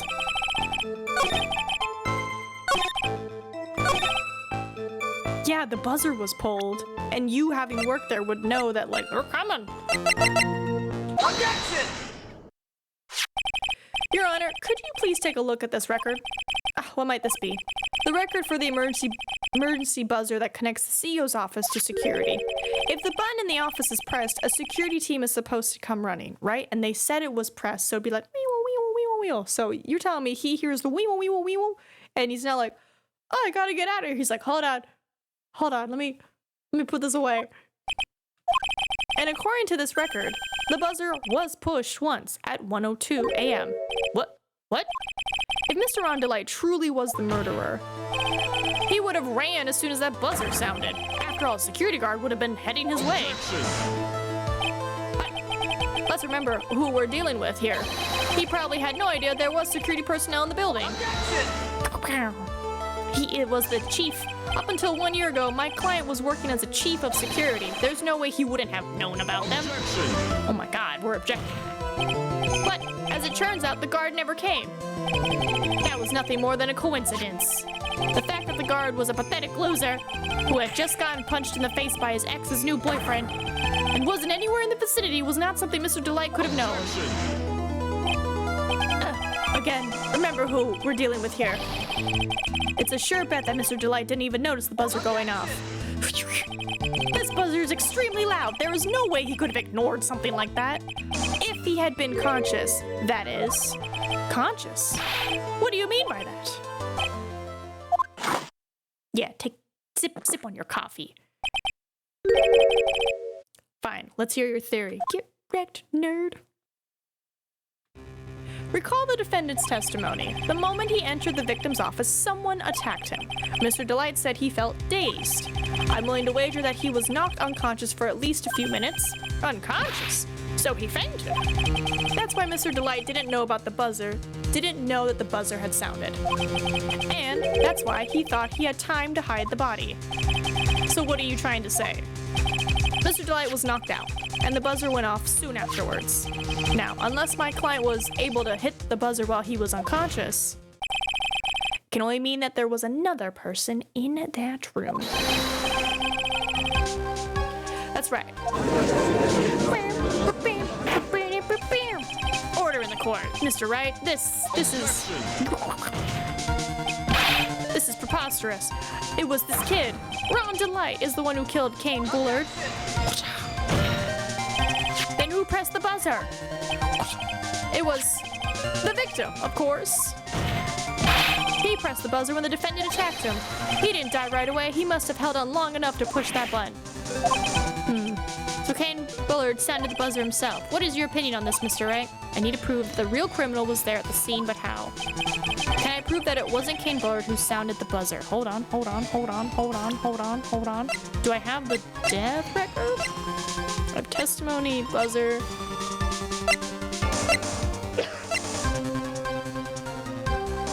It says he died at 1. And it says it was immediate trauma to the head. So he's not like, oh, I'm dying. It's, he died. I can prove it. The defense's opinion is this, Your Honor. This piece of evidence proves that it wasn't the victim who sounded the buzzer. Oh, I hope I'm right. Take that! Well, what do you think? I can hear it, the sound of a buzzer. Huh? It's going off inside your head this very moment. The emergency buzzer of your heart. Is it really? Maybe just a little? Mr. Wright, you need to think more carefully. So what, is it the buzzer? Defense opinion is this. That it wasn't the victim who sounded the buzzer? Right, they said there was no fingerprints. I believe this is the piece of incontrovertible evidence you were looking for. The emergency buzzer? Is there some kind of clue on it? Absolutely not. Hey, come on now. At least give some thought to what you say before opening your mouth. The fact that there are absolutely no clues is itself the clue. Oh my god, it's the fingerprint game again. Now I'm the one who's clueless. This button has no fingerprints on it. If Mr. Bullard had really pressed it himself, naturally he would have left his fingerprints behind. Objection! Ron Delight obviously wiped them off. Why would he? A guard could have come in at any moment. He touched that button. I know he did. The defendant, Mr. Delight, was dressed as Mask to Mask. And Mask to Mask always wears gloves.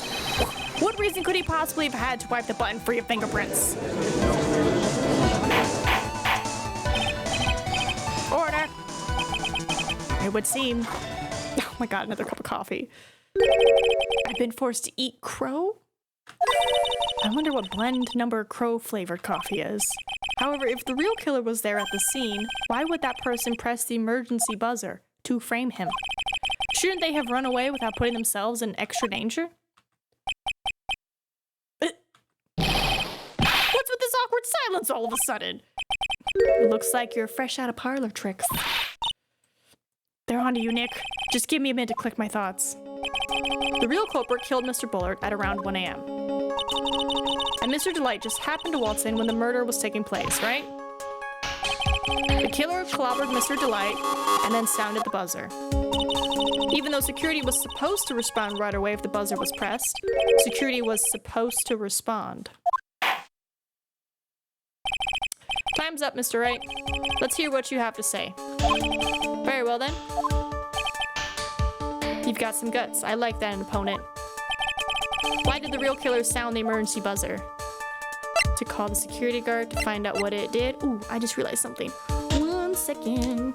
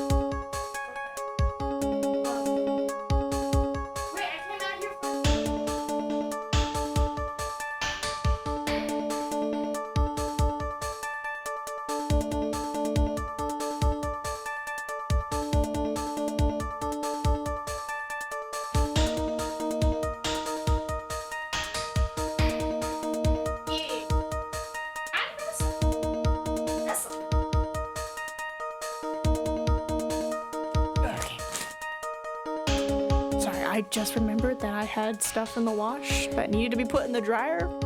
So I quickly ran to go do that, and then snacky time.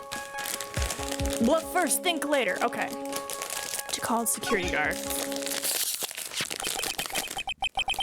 The killer knew that if they pressed that button, a guard would come running. Sorry, I'm opening my bag. And that was exactly what they wanted. Do you mean to say the killer called the guard on purpose? Yes. Although, as it turned out, he never showed up. Because he was getting his clock cleaned at the time. Ha, what a touching story. You're saying that the killer had a change of heart and called the guard to turn himself in? No. No, I'm not. When the buzzer sounded, there were 3 people in that office. The victim, Kane Bullard, who was already dead. The defendant, Ron Delight, who was out cold. And the third person, the real killer. Hypothetically, yes. Now then, in this situation, if the real killer made an escape, what would happen? The only ones left in the room would be the victim and Ron Delight. And if any security guards came running in at that time, they would think that I was the murderer. Yes, that was precisely the real killer's objective. To frame Ron Delight for the murder. I love the little steamy stuff.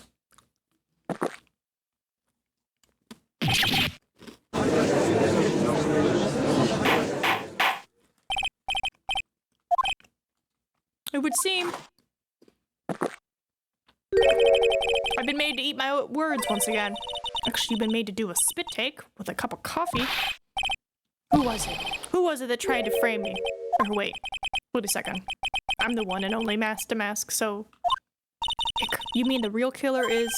We're gonna drag that person in here right now. But who is it? I don't have any solid proof, but think about it.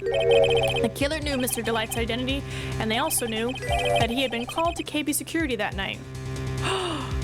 So he was blackmailing him this whole time. So the killer used him to execute a well-crafted plan to murder Kane Bullard.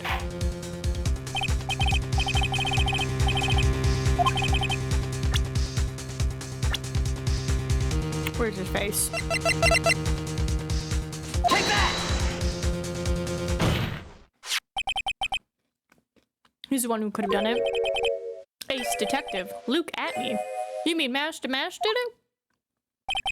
Your Honor, the person being tried in the court next to us is not Mask to Mask at all. He is in actuality the true murderer of Kane Bullard. Can you imagine if the people in this courtroom had like friends in the other courtroom because, you know, they got full because everybody wants to see the Mask to Mask trial, and they're like, yo, you won't believe what's happening. And they're like, what's going on? They're like, the guy in here is actually Mask to Mask. Your guy pretended to be him and then tried to frame Mask to Mask. And they're like, boom. Theft and murder. Which is the more serious crime? They're not even close. Murder is more serious crime, of course. What's a capital crime subject to a capital punishment? Please remember the trial from yesterday if you would. When Luke Atney confessed, there was a huge commotion in the courtroom. Of course, a famous detective was unmasked as well as masked to mask. Instead of being convicted of murder, he was found guilty of grand larceny. That was his true objective all along. To be found guilty. Mask to Mask had the perfect alibi for when the murder took place. He was stealing the urn at Lordly Taylor. In other words, being found guilty as Mask to Mask was Luke Atney's airtight, watertight, and unassailable alibi, or he could have just stolen it itself without the costume. A guilty verdict as an alibi. Not really an alibi, but I get what you mean.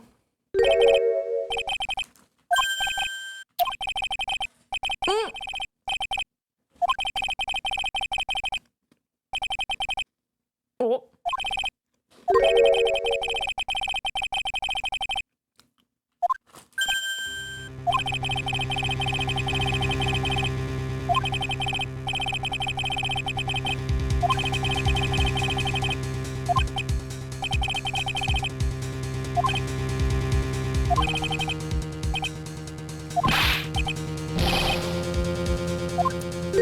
I'm glad he believes in me. So, please, I'm begging you. Thanks, but my decision will determine the rest of your life. Can I really risk your life like this? Phoenix. Oh my god, Mia. What was that? Don't stray, Phoenix. For your client, take the path of trust. Speaking of trust. Oh! I thought I heard the carpet, so I looked. Yeah, speaking of trust, here's some breakfast. Oh, thank you. Gosh. You scared me. Because I heard, and I was like, oh, maybe they're coming in. Then I didn't see anything. And I was like, oh, hi, Russell. And then I was like, I'm going to go back. And you're very sneaky. Good. Thank you. Good on you. Thank you for the breakfast. I think you'll like this prosecutor. He drinks coffee. His name is Godot. Is that his thing? Mm-hmm. He drinks coffee. That's his thing. Here, let me mute my munching.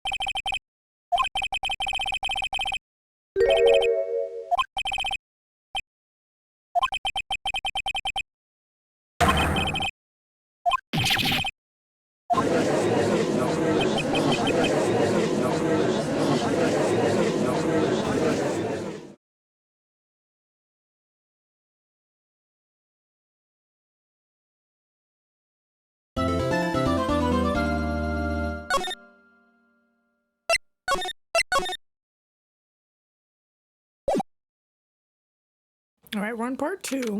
So we might be wrapping up this trial. My sis? I could have sworn I heard Mia's voice. So then she's still alive. Inside of your heart. Nicky boy.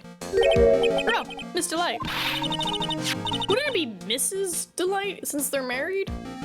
Is it true that Detective is the real killer? To be honest, we don't have any definitive proof, but he's the only one who could have done it. But wasn't he at Lordly Taylor that night? Not to mention, we don't exactly know his motive. I mean, why would Detective Atme want to kill Kane Bullard? Oops, it's almost time. Better get back to the courtroom. I need to find some solid proof. And it's gotta happen sooner rather than later. Maybe the wife can go get some more evidence. Let's get burpees. Now then, this court is back in session.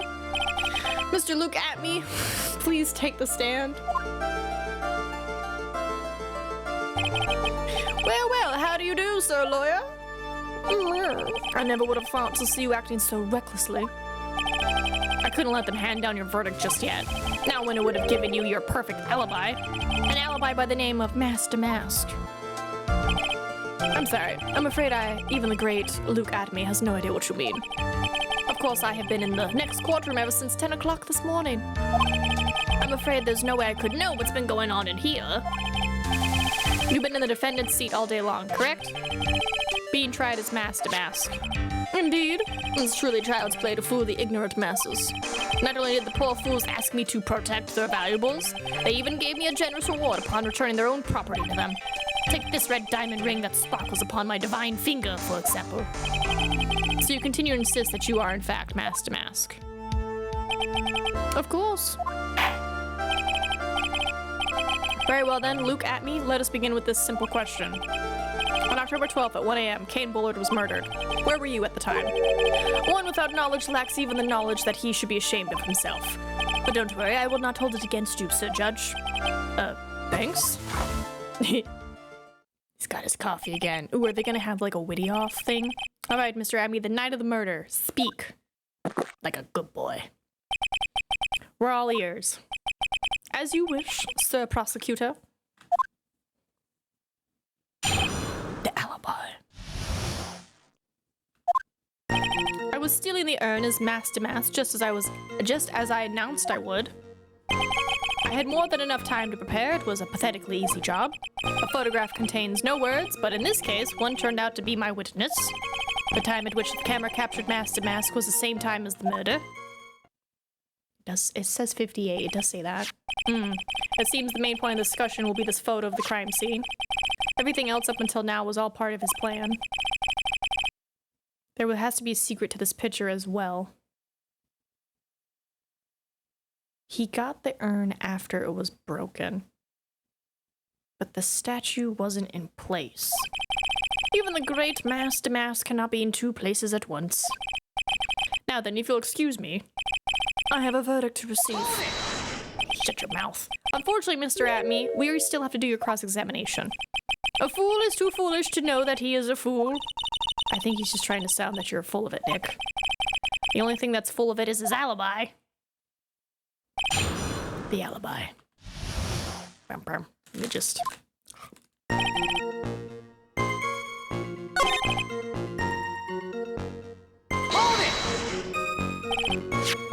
I believe Adrian Andrews hired you at one point. That's right. That was over 20 days ago, if I'm not mistaken. You sent the calling card to Lorley Taylor 10 days before the heist. That would mean you sent out the card after you began your security watch, right? Indeed, there was no reason why I couldn't do both jobs at once. It was the perfect opportunity to steal my latest target. Wasn't there something odd about this? Detective Atme was always proud of his ace detective skills, right? But if the urn was stolen from Lorley Taylor while he was the only one watching it, he'd have no way to maintain his perfect ace detective persona. You know, that's true. It is kind of odd.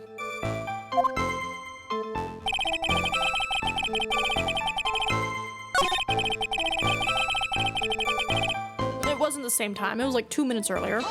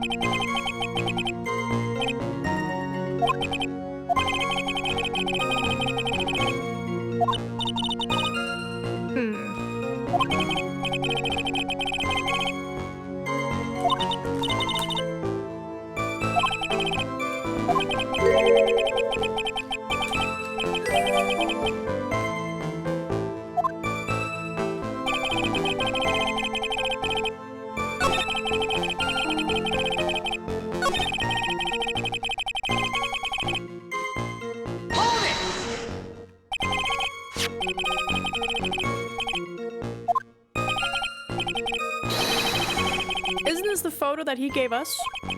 The very thing that proves you committed the crime. Surely even you understand by now. Lorley Taylor provided that camera. There's no way I could have tampered with it. That means I could not have killed Kane Bullard unless I had an accomplice. Come on, think long and hard about that night. The basement warehouse and this picture that supposedly captures it. It's got to be here. Isn't there something funny about this picture? Is it the fact that the box doesn't have paint on it? Is that what it is? Or is it the fact that the statue is not there? It's one of the two. Is it fake? You bet I am. There's definitely something strange about this picture. We took a look around the basement warehouse that night before the theft took place, and there's something in this photo that doesn't match my memory of that night. Very well, then let's hear what you have to say. What about this photograph do you find funny? Where the statue was, this stuff. Take that! The funny part is right here. Why, this is a blood stain.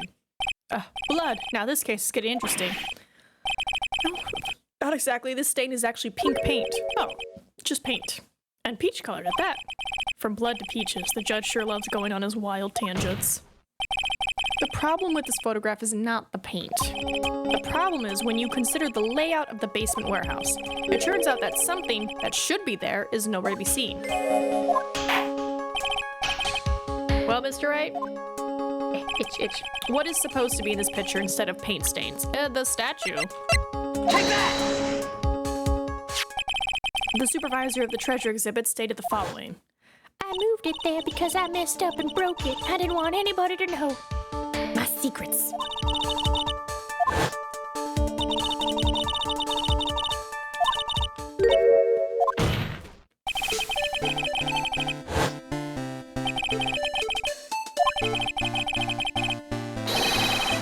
Right, the statue should have been there. Objection. When I went there the day after the theft, that statue of the old bag was sitting in the corner. Somehow pushed there accidentally? Your Honor, this statue is slightly larger than yourself and quite heavy. It would take more than an accidental push to move it that distance. In that case, can you prove it? Can you give us the rhyme and reason as to why that statue was moved that night? Can you do it, Nick? Never mind who moved it. The real question is, why did they move it? Well, Mr. Wright, I hope you are prepared with your answer. Now then, who was the one that moved the golden statue of the night of the crime? I want to say it's at me, right? Because I'm thinking like he took the sword or something, right? That's what I'm thinking. I'm thinking it was at me. Take that!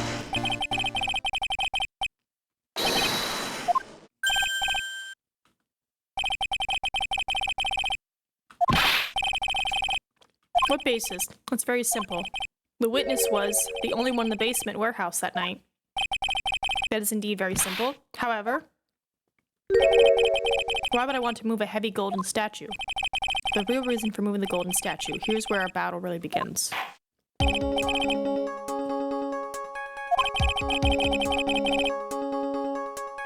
What reason did the witness have to move that statue? Can be found here in this photograph. Look at me, you pretended to be mask to mask to create an alibi by showing you were at Lord Lee Taylor that night. But this photograph contains a single fatal flaw. Oh my god, wait, no, it says AM. I was like, ugh. If the statue had been there, your lie would be exposed like cheap film at a drugstore. That is why you had to move the statue. A single fatal flaw? Interesting theory. Please enlighten us. Just where in this picture does this lie exist? Is it the time? Is it the time?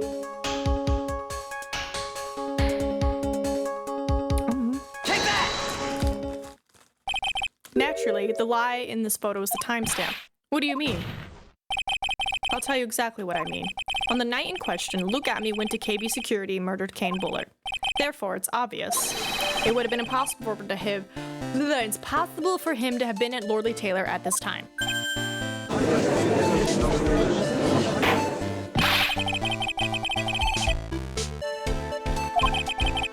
Remember, if you will, Your Honor. When was the statue placed beside the warehouse door? Well, the statue was taken down to the warehouse on the day of the crime, and was placed there in order to cover up the paint. Exactly. Well, how does he know that? We haven't discussed that yet. And so in order to create an alibi for that time, he took this picture days before the murder took place. What the? Of course, the statue hadn't yet been brought down to the basement warehouse yet. So on the day of the crime, Mr. Atme must have been quite nervous. As nervous as a long-tailed cat in a rocking chair factory, so to speak. Why? Because something that wasn't supposed to be there had been brought down and placed where it wasn't supposed to be. And that is why Luke Atme had to move the statue on the night of the murder. He did it to make the room match the way it had been in this photo. Gotcha. I got him. It's going down, you punk. Mr. Atme, is this true? One moment, Your Honor. Have you forgotten this? What's that? The data for the basement warehouse computer. According to this, the camera did indeed go off on the night of the crime. It's true that the camera had been set up by the Lord Lee Taylor staff. However, the program used to manage that data was yours. That alone would have allowed you to tamper with the data.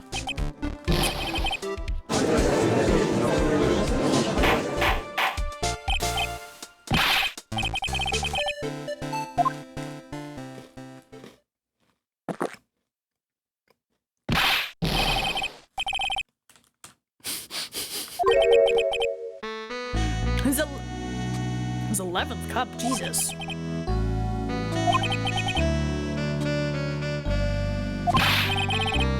I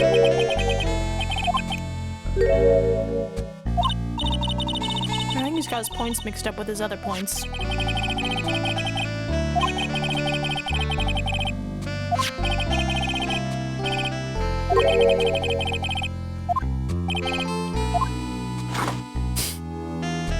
Number 12. Men that are trapped by the chains of maybe can never reach their dreams. That's very true. No way. Don't fall for that, Your Honor. Hey, Mr. Damask. Yes? If there's no funny business in your actions as Mask Damask, there should be no problem with you telling us your strategy. So let's hear it. Yes, please provide this court with your testimony about your plan to steal the sacred urn. Because he's a poet at heart. And he's just like, what? Rhythm? Rhyme? What's up? I am the drama. I first received the request from Lorley Taylor about 20 days ago. The urn was placed in a box and Zavari, it was then sent to the warehouse. Hence, I was actually unable to see the urn for myself until the day of the crime. I knew it was an extremely valuable treasure, so I sent my card 10 days beforehand. I then handled security by myself to ensure that my crime would go smoothly. At last, I held the urn in my hands for the first time, 1 a.m. It's pretty much all the stuff we've heard before, isn't it? Yeah, but we will find the truth hidden in the nuggets of new information he gave. Witness, you sure there are no mistakes this time? Zavari. Very well then, Mr. Wright, you may begin your cross-examination.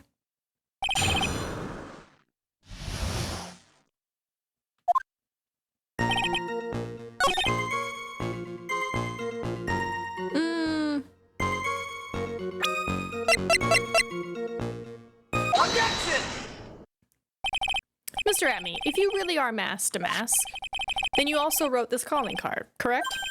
But of course. Is there a problem with that calling card? Allow me to read a passage from the calling card that Mask Damask had written. Take good care of the speckled urn. Now, the speckled here surely refers to this pink pattern on the sacred urn. Yes, that is true, but so what? Truth be told, there is no way that Mask Damask could have known about this pattern. What do you mean? This pink spotted pattern on the urn is actually nothing more than paint stains. Paint stains? And these stains did not appear until after the urn had been taken to Lordly Taylor. I'm not finding this joke to be very funny, Mr. Trey. The day that the sacred urn was taken to the warehouse, the urn was broken due to human error, or should I say an error-prone human. And that's when the pink paint got on the urn. Ugh, you can't be serious. And yet this calling card clearly mentions the paint pattern. Which means Detective Atme had seen this urn long before the crime ever took place. In fact, he saw it when this fake photo was taken. And because this photo is a fake, your alibi for the night of the murder no longer holds water. There's gonna be like, it's also a fake.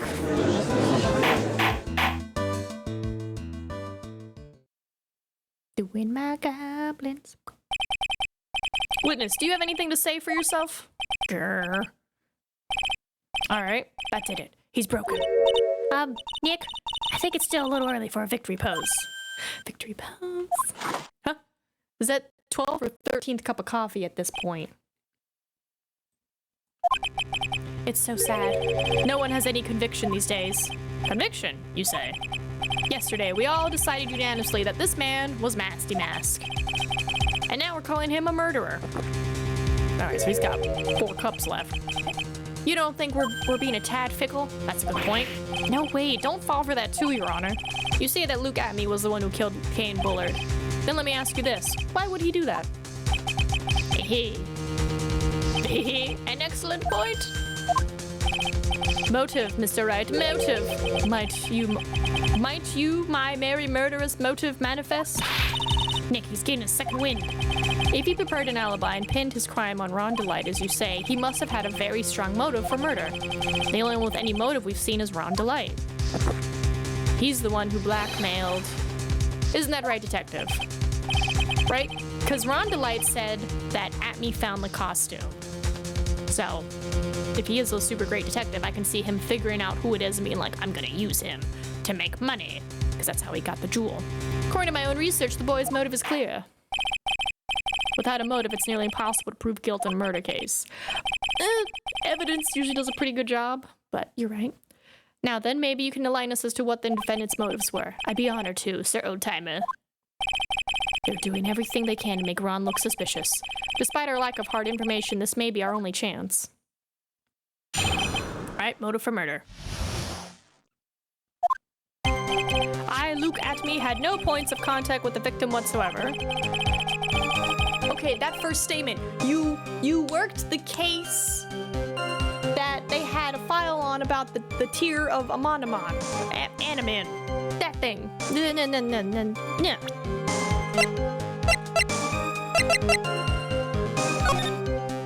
Tier of Emanon, crown of left hand of Hades, portrait.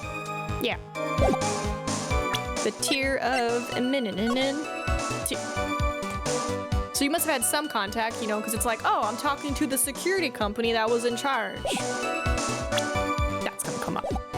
Kaneblur decided to investigate Master Mass and simply mistook who he was. It was Mr. Bullard who wrote the blackmail letter and sent it to Ron Delight. And it was again Mr. Bullard who harbored a grudge against Mr. Delight for his betrayal. Mr. Bullard's mistake is quite excusable.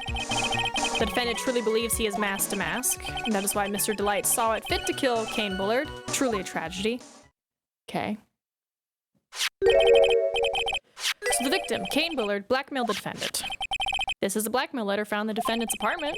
A handwritten test confirms that Mr. Bullard was indeed the one who wrote the letter. Unless it was assigned to somebody else. No, they said it was assigned to them. What? Blackmail letter updated in the court record. Damn it. Very well, Mr. Wright. Begin your cross-examination. Had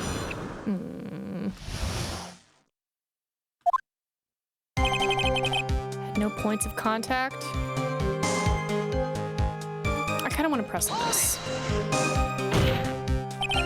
And who in the world is going to prove that? I will. After doing a thorough background check, Detective Atme and Kane Bullard, we were unable to find any links between them. It's all in the report. Through their work, they were both involved in security. Nope. That was blunt. In any case, the only one with the motive was Mr. Delight. Okay. Apparently we're not going that route.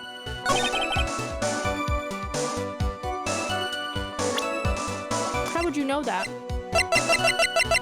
How would you know that? Objection! Mind if I ask you a few questions, Detective Atme? When you said that this letter was addressed to Ron Delight, I couldn't help but notice one major contradiction. Contradiction? I don't know where a walking contradiction like you gets off saying things like that. You're one to talk. Times like these men are made to express themselves with their fists. Why don't you show us what you've got there, Junior? Indeed, time to man up, Mr. Wright. Show us the contradicting evidence in the content of the blackmail letter.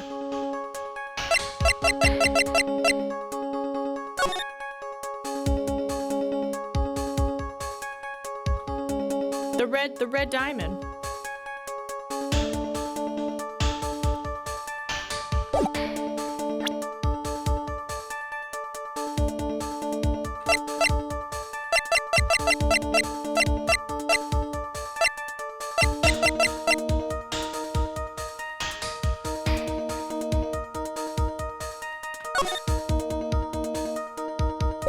Is it this? To like show that like he didn't have the ring yet? Because if I'm not mistaken, after the first heist, they were like, here is a diamond. Take that! I remember they gave him something. Take a good look at this newspaper clipping. It contains a picture of the tier of Emanon, the stolen jewel. What about it? The problem is this jewel's color. Color? I'm not much for discussing color myself. According to the clipping, the color of the stolen jewel was blue. However, in the blackmail letter, a totally different jewel is mentioned. I'll take that red diamond you received the other day. Red. Which means the red diamond described in the blackmail letter is not the tier of Emanon that Master Mass stole at all. Objection! And your point is, Mr. Trite? So you're trying to say that this blackmail letter was intended for someone else? That is what you're trying to say, right, Wright? That is what you're trying to say, right, Mr. Wright? Well, that is what you're trying to say, right, Nick? Yes. This is who Kane Bullard was actually blackmailing. It was at me, wasn't it? Profiles. At me. Take that! Naturally. It was you, Detective Atme. Do you have some sort of basis for that claim? You have been personally involved in every single mass-to-mass case. In the last case, you recovered what was stolen and received a jewel as your reward. A jewel. Probably the one wrapped conspicuously around your finger. Conspicuously? Conspicuously. That red diamond ring. Grr. Grr. That is the diamond referred to in the letter. Which means that Kane Bullard wrote that letter in order to blackmail you. Order in the court. Order, I say. Was that cup 15? It seems you've gone too far with your childish pranks, Mr. Trey. Uh-oh. I don't like the way he said that. Kane Bullard blackmailing Luke at me? Are you for real? Yes, I am. Nick, come on, stand up to him. Then answer me this. The blackmail letter contains the following passage. If you don't want your identity revealed to the world... Yes, it certainly does. Kane Bullard threatened to make Luke Atme's identity public knowledge. An identity he wanted to keep a secret. So just what was that identity? That he was the mastermind behind all the thieving stuff. Atme killed Kane Bullard because he was afraid of his secret becoming known. What was the identity he wanted to keep secret? This is what it all comes down to, Nick. The identity that Luke Atme wanted so desperately keep secret was his identity as a blackmailer. Right? Luke Atme was a blackmailer. Objection! Hey now, isn't that a little different from what you've been saying? You said that Kane Bullard was the one blackmailing Luke Atme. Are you saying that Atme was blackmailing someone else on top of that? You have to admit, that does sound a little odd. It's not odd, it's the only thing that makes sense, right? Atme found out who Ron was, blackmailed him to steal more things so Atme could make a name for himself as this amazing great detective and be like, oh, I found it, ooh. And then Kane was like, oh no, my old employee is now being used against his will. Blah. Kane Bullard was blackmailing Luke Atme. But Ron DeLite was also being blackmailed by a certain someone. So, did you start receiving blackmail letters after this incident? Yep, just a few days after the Tear of Emanon heist. After that, I started getting the plans in the mail. I received plans from some very kind person, incredibly detailed plans. Detailed plans? In which case, that would mean that Ron DeLite was actually mask to mask. This is what we are claiming. Someone else came up with the plans and had Mr. DeLite steal his targets for him. And that someone was none other than Luke Atme. Shh, silence. Now I see it's all becoming clear. What is? When you were in grade school, you received the same report card every year. Careless, with the tenacity to jump to conclusions. Am I wrong? How did you... You say that I, Luke Atme, was blackmailing Ron DeLite, in which case I would naturally know all about his relation to Mask. Well, yes.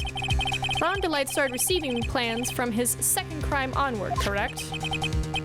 First crime? Which means I learned of his identity when he committed that first crime. Good point. You certainly couldn't have been blackmailed him otherwise. In that case, let's see some hot, bitter evidence. During the first crime, how did Luke Atme know that Ron DeLite was mask to mask? The newspaper clipping. Oh, I'm going the long way again. Newspaper clipping. Take that! I think I see it. See what? When you were in grade school, you received the same report card every year.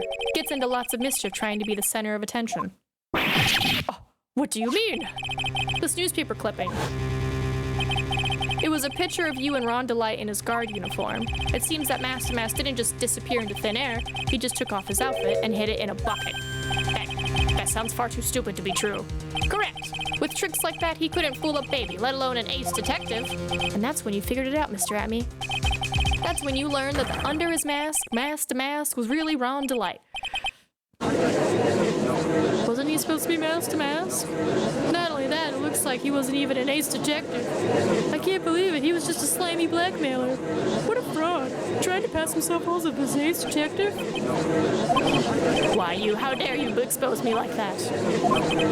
Why, I mean, I've never blackmailed anyone in my life. I'm a famous and proud ace detective and also mask to mask. Why can't you understand that? I'm afraid you are neither a proud thief nor an ace detective. You're a blackmailer and a murderer. That is your true identity. Why, you? How dare you even dare imply that, clothed as such yourself with the big mouth? Oh, okay. Desecrate me, commemorate me, detective. Cannot handle. It's enough to make one laugh. You good, bro? Like, you good? You just started screaming and yelling. It would seem we finally arrived at the real answer. That was quite a performance by Mr. Atme. Bailiff, please prepare a cell for Mr. Atme. What else is there?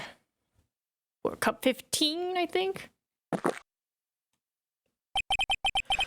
The hammer that strikes too fast has no time to aim.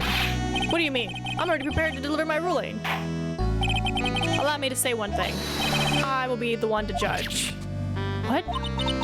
You don't get much more in your face than that. It appears that your claws weren't quite sharp enough, Mr. Trite. What do you... It's true that you've proven a lot of things. Things like Luke Atme was a filthy blackmailer, and that he wasn't at Lordly Taylor the night of the murder. That's right, that's why he's the one who killed Mr. But there's still one thing you have yet to prove. What's that? Just because he wasn't at the warehouse doesn't mean he was at the murder scene. Therefore, if you can't prove that this pitiful excuse for a man was at KB Security, then I don't see how a verdict can be delivered. God damn it. God. Order in the court. Well, Mr. Wright, this is it. This is the final round. I've got to prove that Atme was at Mr. Bullard's office on that night. But can you really prove that? I don't think we can. That's long enough, Mr. Trite. I want to hear your answer. That night, Luke Atme was at KB Security, and the defense... I don't think we can prove it. Manfred and Pine actually says, no, you haven't won yet. For this actually legitimate reason, right? Like, he gives a real legal reason. I don't think we can, right? Because we have the buzzer record, Ron's testimony, no fingerprints, autopsy report. Right? The card was found, but this was the only beep beep. So it's like, how did he get in there?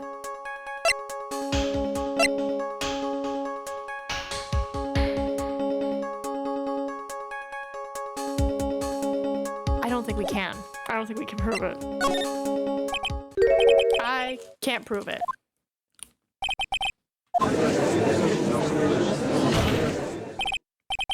But if we hear more about Detective Atme's testimony... Unfortunately, that's as far as you go, Mr. Trite. What do you mean? I won't allow for any more testimony. That's what I mean. What? Have you forgotten? Luke Atme's here after we interrupted his own trial. And you have failed to prove that he committed the murder.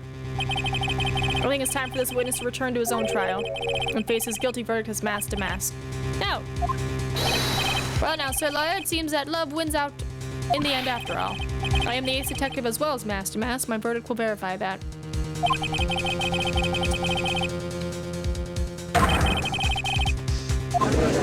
Ace detectiveness? Okay.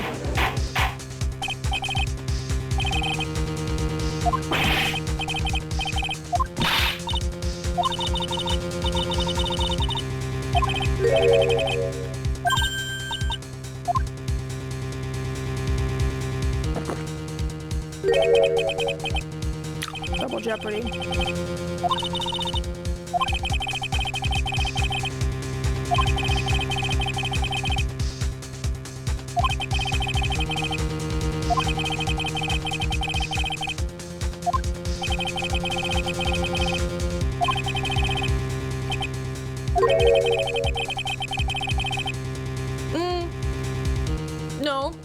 that's how that works. It's more of like, can't be tried for the same crime. So if we never give a verdict on this case, then we could do it again, but whatever.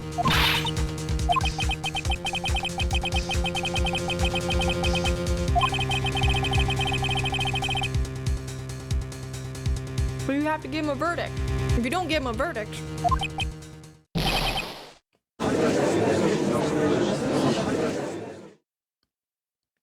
is Mia gonna show up? Oh. Even if Ron is proclaimed to be innocent, the real killer Luke Atme will go free. You've cross-examined every statement the witness has made here today, and as long as there's no more testimony, it's not that there's no more, it's that you guys won't let me. I'm afraid I have to declare that there will be no further questioning of this witness. Are there any objections? Yes. Phoenix! Phoenix, come on!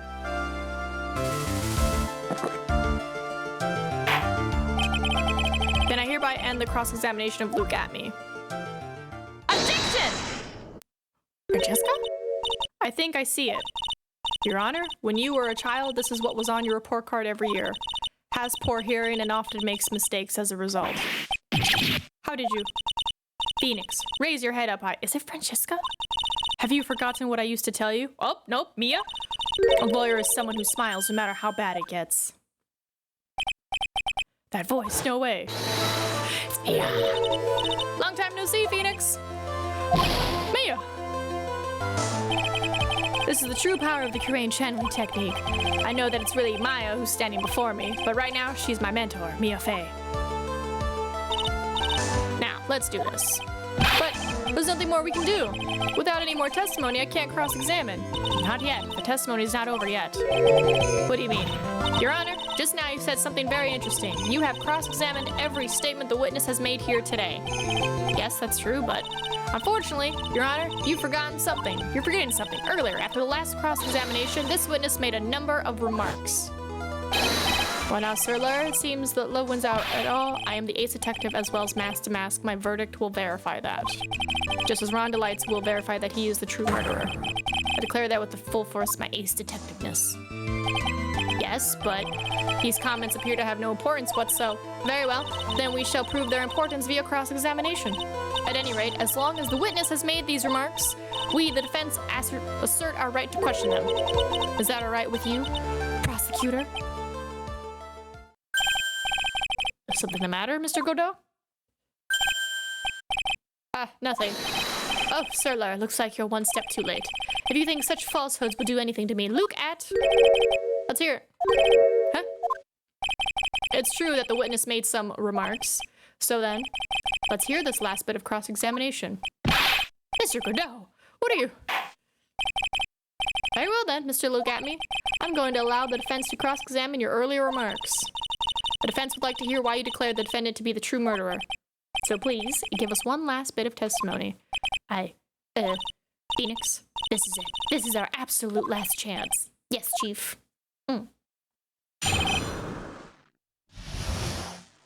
Okay, what do you got? Indeed, it is true that I was not at Lordly Taylor. I had to leave to see about another vitally important job request. I had known about the date beforehand, so I had this photograph readied. My brilliant deduction was what informed me that the true culprit was Ron Delight. And thanks to the key card and wallet, it was abundantly clear that he was there. I was also able to make a deduction from the buzzer, which only sounded once. The button did not have any fingerprints on it. Why?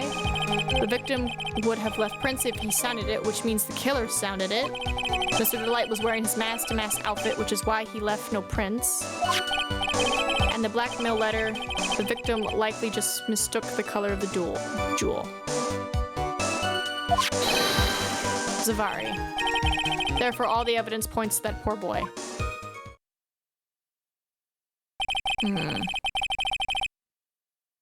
Actually seems to hold up pretty well. The witness' earlier remarks do not appear to have been hastily prepared. But also, we just went through a thing, right? Like, we just went through the entire case and presented all this evidence. So, like,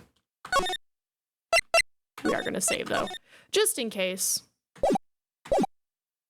I haven't saved in a minute. All of his points have been explained and none of them seem to contradict anything. But of course, But how did you know about the emergency buzzer? The police investigation documents went directly through me. And I always look over all the documents. It's elementary, sir lawyer. It was actually the judge that asked that, but okay. Are you going to make even more trouble for us now, sir lawyer? I will not allow any of your unusual shenanigans, Mr. Wright. Yes, Your Honor. We cannot postpone Luke Atmey's trial any longer. This is your last chance. Okay, so I have one chance to do this. Hang on a sec. Just one chance. It seems that the party is about to begin. Well, Phoenix?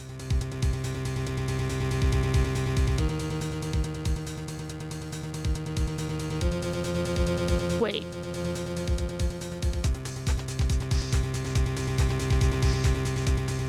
Wait. There isn't any evidence that contradicts that testimony. So it would seem. What do you mean, so it would seem? Listen, Phoenix, pointing out contradictions doesn't always mean you have to present evidence, does it? At any rate, this is our last chance. You can't point out a case-breaking contradiction. The costume. The costume. How could he... If he readied the photo, how does he have the costume, right? But the costume shows up there. We know. What does the judge know? You lose. That's all there is to it. Was that 15? 16? Cup number... 17. Cup number 17. This is the longest testimony in the franchise, as far as I'm aware, coming in at a whooping 11 statements instead of the usual 3 to 6. Oh, wow. It seems like the time has come to put an end to this trial. He's on cup number 17. His testimony. And I need to point it out without presenting evidence, so that means press. Which means all I can do is find the contrary and press it. Remember, you only get one chance. Please begin your final cross-examination. I know where I'm gonna press. I'm also gonna... I'm gonna save here so I don't have to go through all that chit-chat in case I'm wrong. But it's the outfit. Right? I had to leave.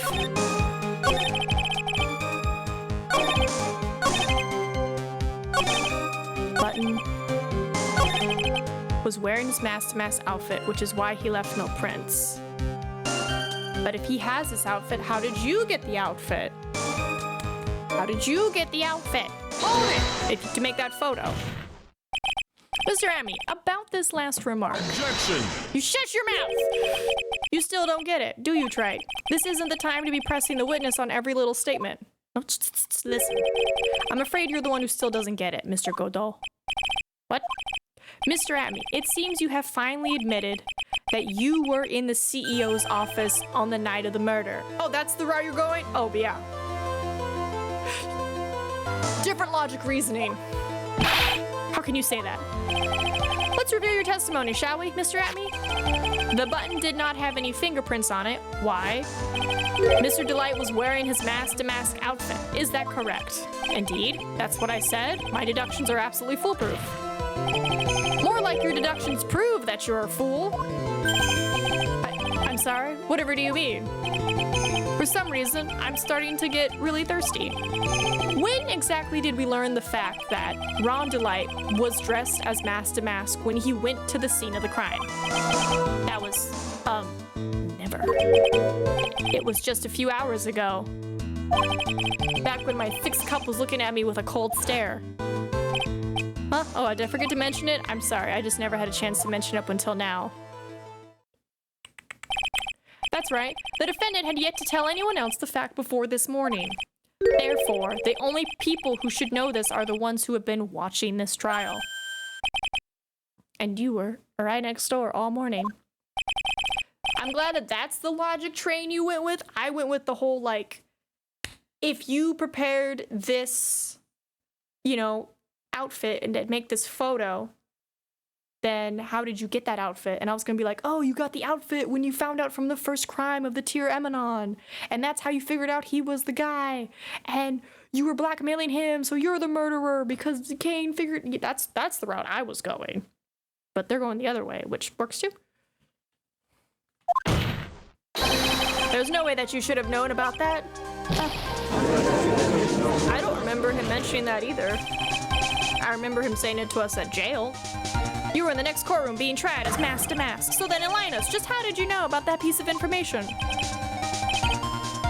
Objection! Come on, this detective must have known about it. He probably had plenty of chances to find out beforehand. And it's those chances that I want to discuss next.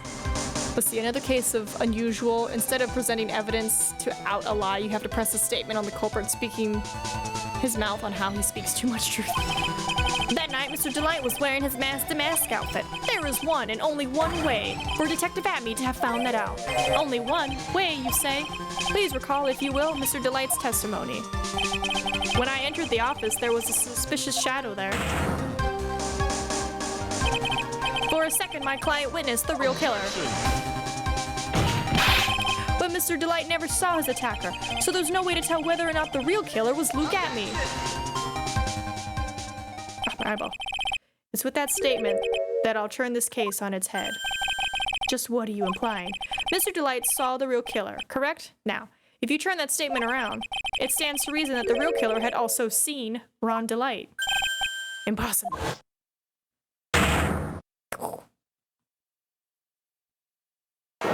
Yeah. Detective Atme, you saw Mask to Mask at the murder scene that night.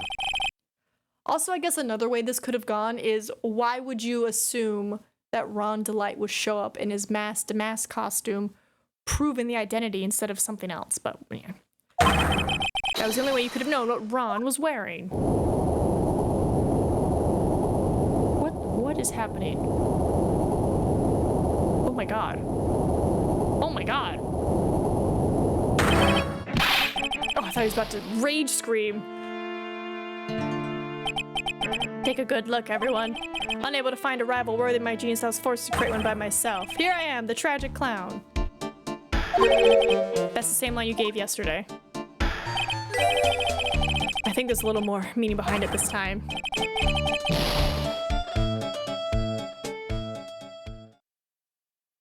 Good, bruh?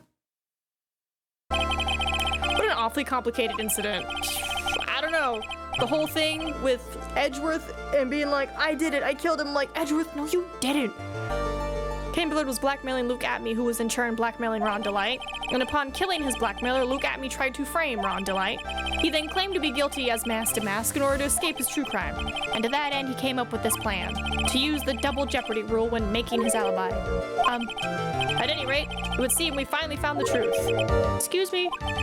I came perilously close to besmirching the record of an innocent young man. Besmirching him with the title of murderer. Don't ignore me! Oh, I didn't realize you were there. Why wouldn't he be? About the verdict? I know. You never committed any murder. That's right, I'm so glad you understand that, but I really am Mask to Mask. Huh? So, thanks to that trial yesterday, I'm innocent now, right? What was it you said? Double jeopardy? What if you planned it all along? Now that you mention it, I've been careless. Careless? What do you think, Mia? As the defendant says, the rule of double jeopardy is absolute. A defendant can never be tried twice for a crime in which he was once found innocent. See, double jeopardy would apply here. Then, Mask to Mask is really innocent? It would seem so. For now. For now.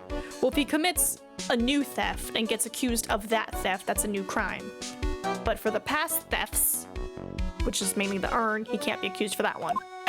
Which it is true. He never did commit that. Now then, this court finds the defendant not guilty. So, like, you're technically innocent for the previous theft because that was the truth. But, you know, boy, this is really lucky. Wait, this isn't so good after all. You see, the thing is, I still am Mask to Mask after all. Well, just don't get caught and you'll be fine. But also, you might have only been good as Mask to Mask with all those plans he was sending you. You did it, Phoenix. Thanks, Mia. It's been a long time, hasn't it? Yeah, it's because Maya doesn't call me much these days. Oh? I'm just joking, Phoenix. Don't take everything so seriously. But on the other hand, Maya, she seems kind of torn these days. You mean about becoming the master of the Curain channeling school?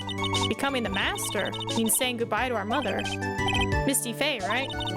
Watch over her, will you, Phoenix? Of course. Well then, see you around. Whoosh, whoosh, whoosh, whoosh, whoosh, whoosh. Mia. Mr. Wright? I don't know what to say. Congratulations, Mr. Delight. Thank you so much. No, wait. Nothing really matters anymore, though, now that all this has happened. Come on, just be happy already. Maya, you've been cleared of the murder charges and got off as mass to boot. But in exchange, I lost everything. Huh? What do you mean? Stealing security information from KB Security, becoming mass to mass. I did it all for one reason, for her. You mean your wife, Desiree? She hates criminals more than anything. Come to think of it, she was once held hostage by some robbers, wasn't she? She always said how she hated sneaky criminals. I knew that, but once I got fired from KB Security and lost all the money I had, she wouldn't have any reason to stay with me. I thought she would leave me for sure. So that's why you became mask to mask. Yes, but it's all over now. A broken bowl can never be put back together. Well, it can. Also, at me being legit one of the smartest culprits in this franchise, orchestrating multiple thefts to perfection, planning an almost perfect murder, and then being able to successfully get an alibi by framing the thief and then getting verdict as the thief himself. Right? It's pretty smart. Really? Can we go back to the way things were? You'll be fine, and Nick can prove it. I can? I kind of wish you would check with me first. Mr. Delight, even if a bowl is broken, there is always a way to put it back together.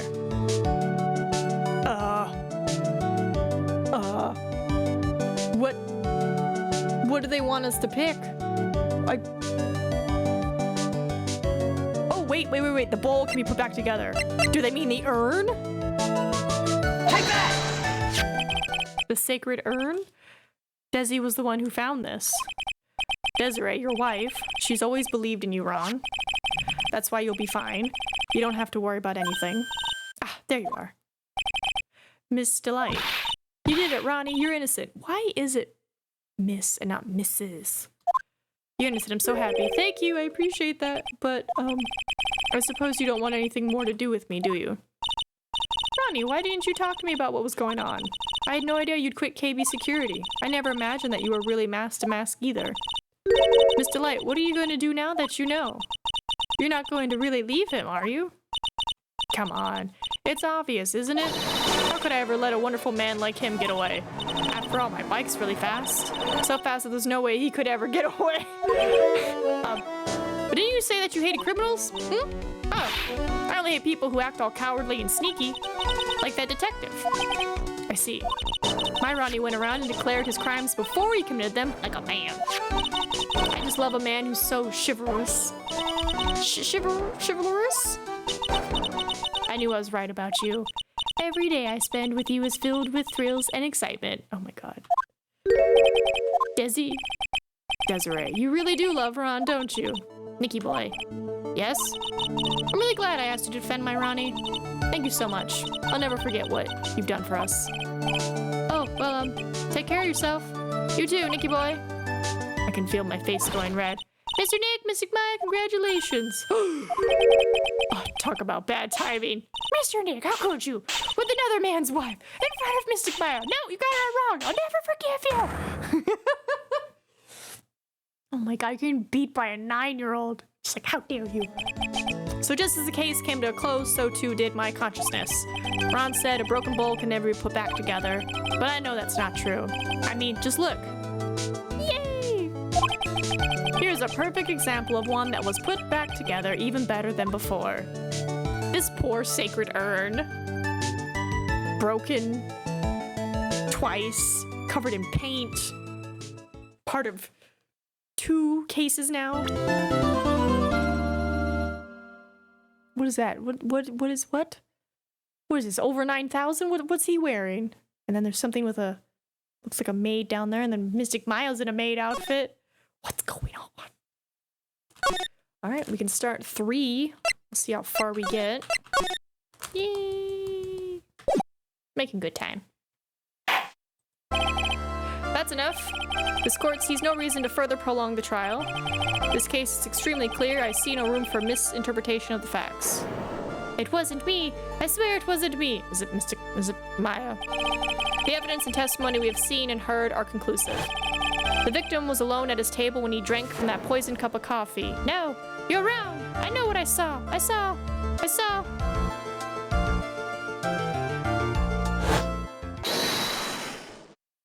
TB? What's happening? I saw someone else there. A man! He's the real killer. Is that me?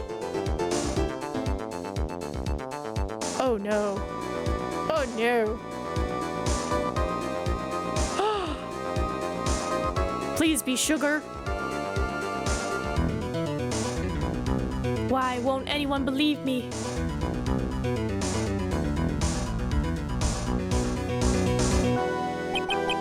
Well, I'd say that pretty much wraps up this case up, wouldn't you, Mr. Wright? This court finds the defendant guilty. This court is adjourned. Oh wow. Oh wow.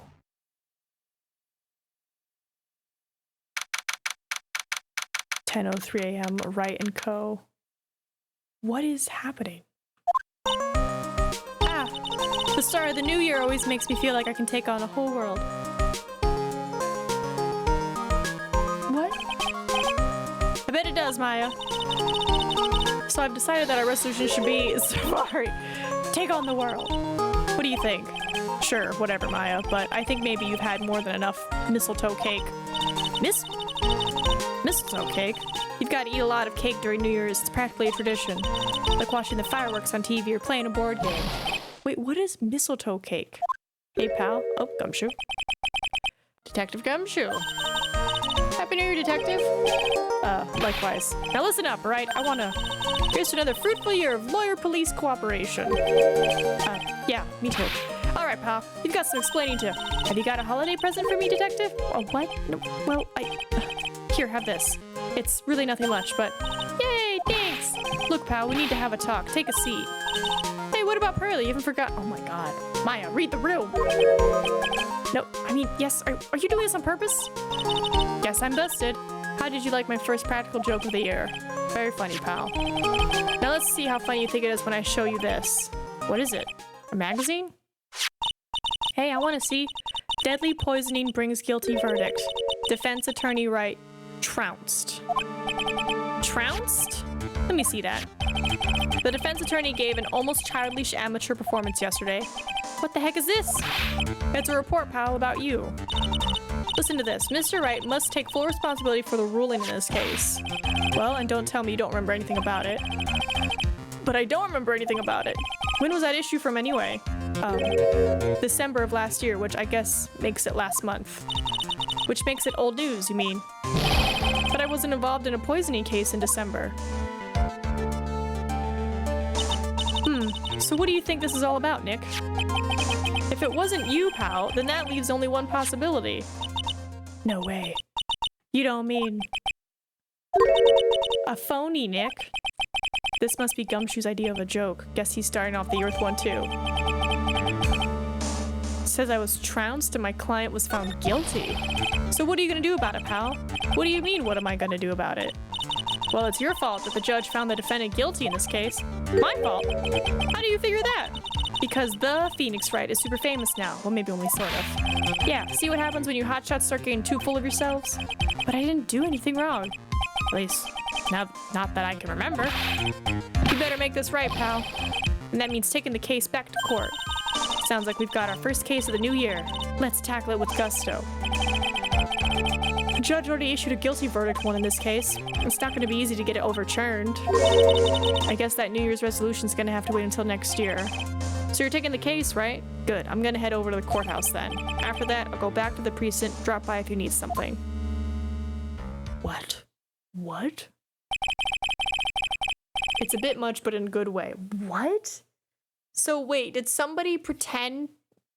Okay, so I'm guessing the fake Nick did the poisoning, and then the fake Nick was the defense attorney, and somehow everyone believed that it was me. Don't you normally check IDs? If a client entrusted a case to me based on my reputation, I guess I'm kind of responsible. But why would someone want to impersonate me? What sort of a guy would do that? I don't know.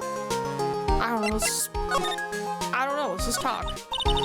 So what's our first move? Guess we go down to the detention center and talk? Wait a second, Nick. This person's behind bars because of you. Whoever it is isn't going to be jumping at the chance to meet you, right? Hey, let's get one thing straight.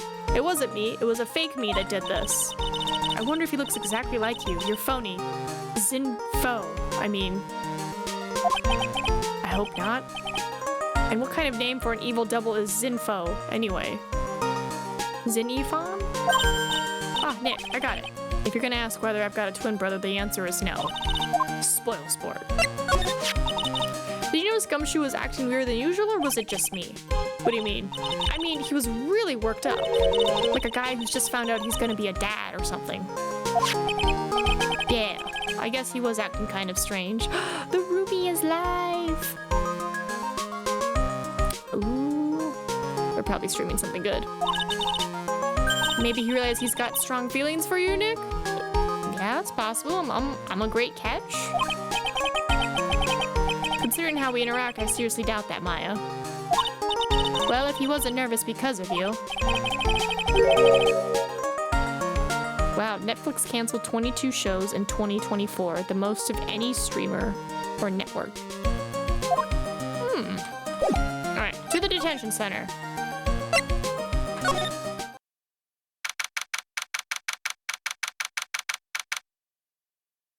Huh? What? Hold on. Electronic travel authorization guidance for U.S. citizens traveling to or through the U.K. for tourism. Effective January 8th, 2025, all U.S. citizens traveling to or through the U.K. for tourism, business, or short-term study for 6 months or less will require an electronic travel authorization, ETA. Please see full details on how to apply for an ETA.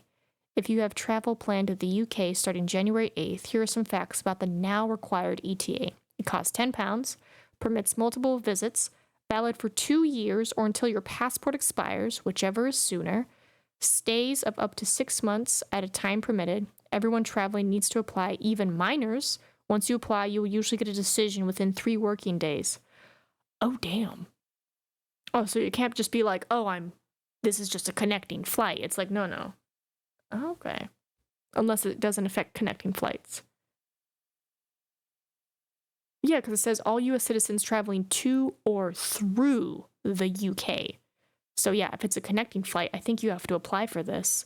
But it takes 3 days. Okay, don't fly through the UK if you're not prepared. Thank you, phone, for telling me. I won't be taking any trips there soon. I wonder just what kind of person you tricked and got found guilty. Keep it down, Maya. The kind of talk could ruin me. How could you, Mr. Wright? How could you do this to me? They put me in solitary. I haven't been able to stop crying. Aren't you? Yes, I am. I am totally and utterly let down. Don't pretend you don't know me. It's me, Maggie. Remember? Maggie Bird. Maggie Bird? Ah!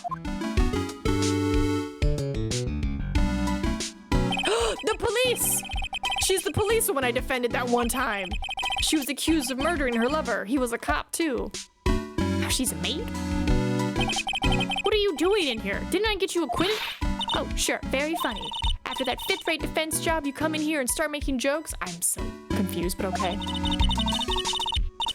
You better hurry up and tell her what happened, Nick. Oh, I see. So that's where we stand right now. I'm sorry you've been caught up in another murder. My whole life has been nothing but a whirlwind of bad luck and failures. I vaguely remember her saying the exact same thing last time. But I don't mind. What's one more disaster in my life? At least now the real Mr. Wright is here with me. I won't let the world keep me down, sir. Good on you, Maggie. So how come you're dressed like that, Maggie? I'm guessing it's her new job. Last year you looked so sharp in that police uniform. I was fired after that incident last year. Oh, I'm sorry. It's okay. I don't mind one bit. I enjoyed being on the force, but I think it was time for me to move on. So, what do you do now?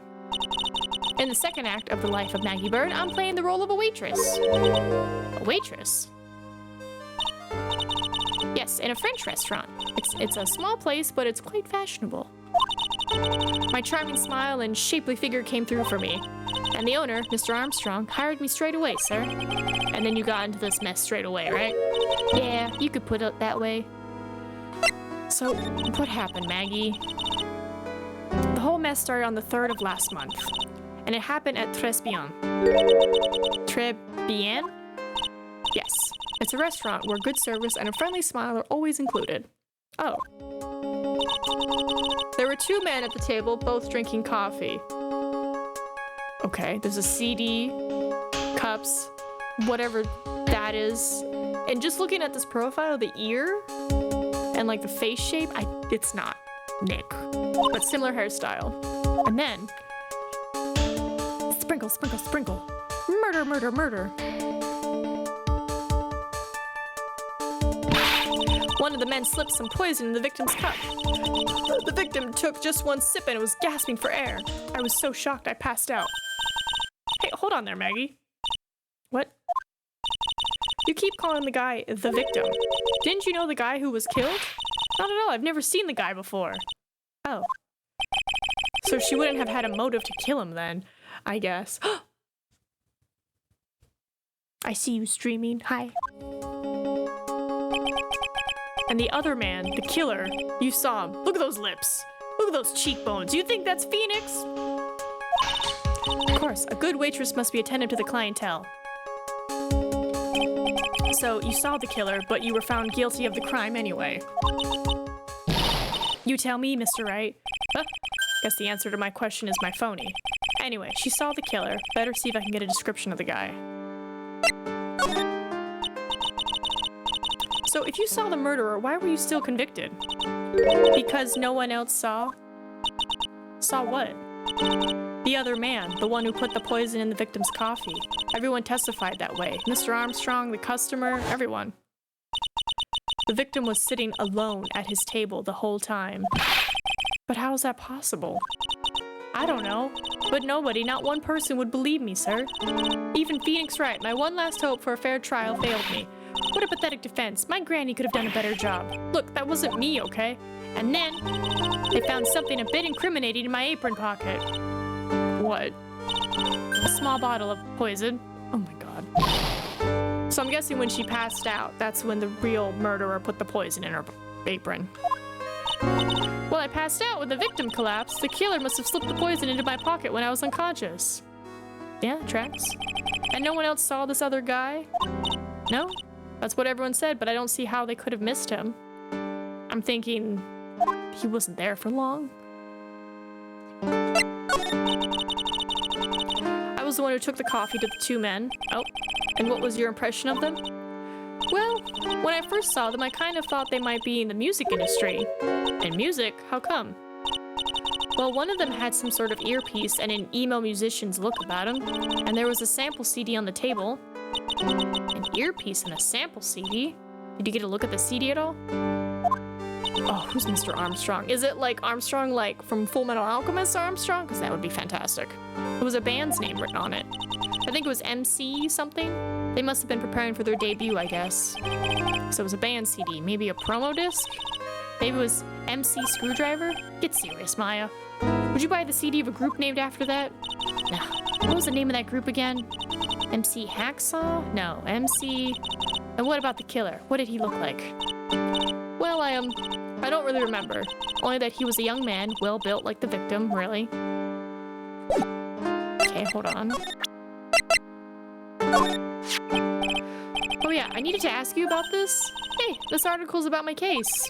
Can you tell me anything about the guy who was pretending to be me? Okay, here's just my personal opinion. Make sure you watch the first Full Metal Alchemist and then Full Metal Alchemist Brotherhood. Because then that way you can see the differences, and when you watch the true intended ending, because you watch the first ending, which is what the animators came up with, because the manga went like on a hiatus, and they're like, oh, do we stop making the anime? And they're like, no, keep going. And they're like, but we don't know how this is supposed to end. And they're like, just work with what you got. Like, you got most of the characters, you got the plot, make your own ending. So the animators made their own ending. That's Full Metal Alchemist. Full Metal Alchemist Brotherhood follows the manga. So I would say watch the animator ending first, because then when you watch this ending, oh, it's just it's so much sweeter, and you just, oh, it's just so good. It's so good. Because the first ending, you're like, oh yeah, it's good, it makes sense. And then you see where it was supposed to go, and you're like, oh. All right, it was the morning after I'd been arrested. I met you in the visitor's room here. You were wearing one of your super sharp suits. Me, hold on. Let's see if I could have a photo of me. Because I'm like, eyebrows. Yes, you, Mr. Wright. Hey, Maggie. Was my evil double a yam here too? No, I don't remember a phony you, Maya. Oh, it would have been so cool. Then you got really worked up and passionate. I'm gonna get you cleared. I'm gonna get you cleared of this crime, you said? Okay, I get the picture. But you met me in person before. So how come you didn't realize that guy wasn't the real me? I guess, looking back now, it was a little strange. Only a little? Well, okay, so you were a bit taller than normal, and you looked a bit shady. And your voice was a bit weird. Oh, and you had this kind of funny accent. And, oh, so this guy was nothing like me then? But he had your spiky hair and blue suit. Is that all it takes for someone to imitate me? How about everyone else in the courtroom, like the judge and the observers? Didn't they realize he was an imposter? Everyone had these big question marks on their faces. But it seemed that no one wanted to say anything, sir. This case just keeps getting weirder and weirder. Mr. Wright, do you think it's possible to get a retrial? Probably. The court ruled in the absence of a genuine defense attorney, so we should be able to get a retrial. Mr. Wright, do you think we'll win next time? I would hope so. My life has been a full-course meal of bad luck, complete with defeat for dessert. Since I was 6 months old when I fell from the 9th floor of my apartment building, I've been hit by all sorts of vehicles, gotten sick from all sorts of foods, failed at almost every test I've taken, experienced almost every kind of disaster. I even landed a phony lawyer when I had the misfortune of being accused of murder. Again. And then your boyfriend died. But I will survive because Maggie Bird always lives to fight another day. And one day I'll find it. Just you wait and see. I'll find that one single moment of good luck. Well, wasn't that your boyfriend? Zinfo is real. Oh, I guess she's saying Phoenix backwards. Phoenix, Nixfo. Yeah, it's really gonna pay for this. What are you staring at me like that for? But Maya's right. Whoever it is that thought it was a good idea to use my name and get an innocent girl convicted of murder had better watch out. We'll find him. Don't you worry. We'll get you. Thank you. Oh, I'll tell you where Bien is then. Right. The restaurant where the murder took place. Yes. When you go, please tell Mr. Armstrong I said hi. Sure. All right, Nick. Let's go check out this restaurant and its food. But before we do, nothing else. Just stop by here real quick.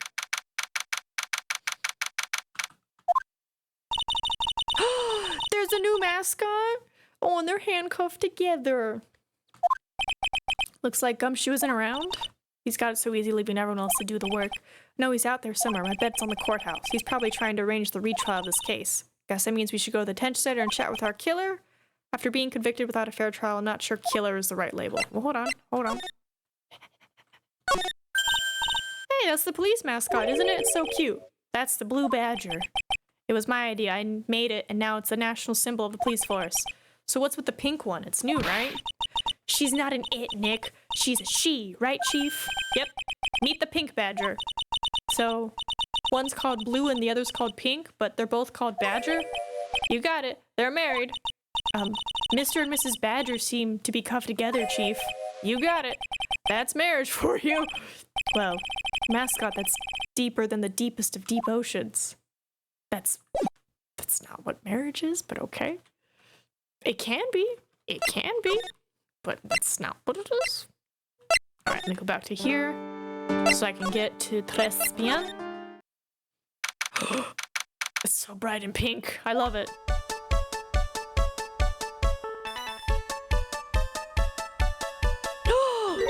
I see a picture. Oh my god, I'm excited. Look, more like smell. What is with the suffocating scent of flowers in here? Then again, girls like that kind of thing, right? Actually, I'm not all that into it. No one's coming to seat us. Maybe there's no one here? Don't be silly, Maya. This is a restaurant, and it's open for business. Well, a murder just happened. Well, no, wait. The murder happened like a month ago. Why do they still have it roped off? Hello? Anyone here? I don't believe it. There really isn't anyone here. And they might have no business because they're worried people are gonna get murdered by the poison. Perfect. Let's get intrusive. If there's no one here, we can take anything we want. Yeah, I suppose we can. No, that's a crime.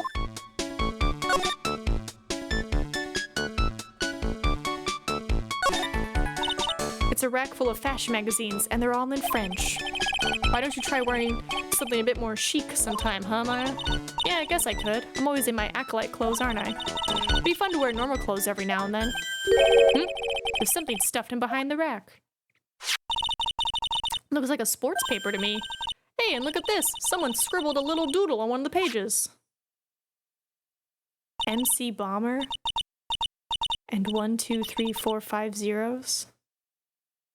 MC Bomber. Aha, aha, aha. 100,000. Is that mask to mask in the corner?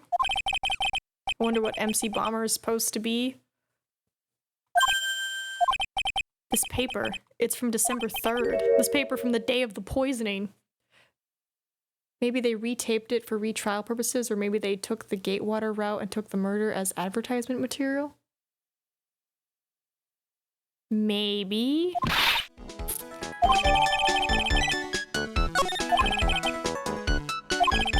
Should see if I can find out more about this paper.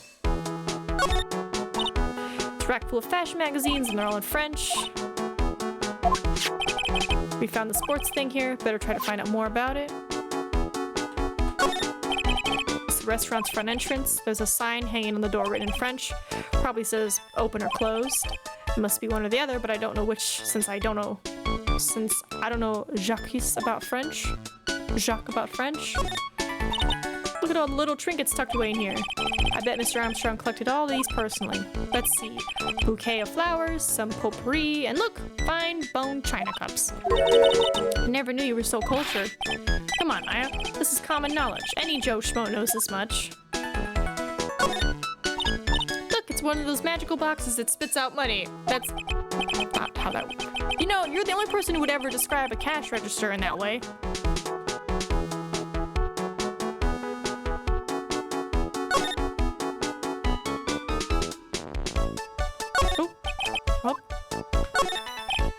Wow, it's a beautiful winter wonderland out there. Really? Cool, I love snow. Huh? That's not white. It's not even snowing. Got you. I was only kidding, Maya. Nick. There are lies that are okay to tell and lies that definitely aren't. Maybe. All I did was tell an itty-bitty white lie about non-existent white snow. This table's set nicely, it just needs a customer. What do you think this flower is, Nick? Let's see. Well, it doesn't look like a tulip and it's not a sunflower, I don't think. Duh, even I could have told you that. Doesn't look like a rose.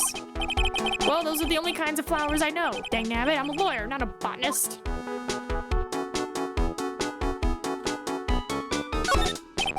This must be the table where the murder occurred. I guess so, with all this police tape all around it. And that stain must be from the poisoned coffee. Don't go licking the tablecloth, okay, Maya? Why would I lick it? I'm not a cat, you know. And why can I picture you doing just that?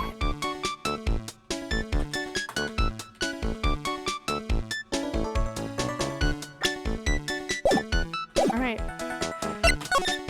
Do we go to the criminal affairs now? Maybe he's back? No? Okay, so there's probably something I missed. Or actually, hold on. Maybe I can show the doodle to her and be like, is this the band's name? Oh, the sports paper. Let's see. Did Guston Braun manage to defend his heavyweight title? Sorry, Maggie, that paper is actually a month old. It's from the day of the murder. And Guston got knocked out yesterday, I'm afraid.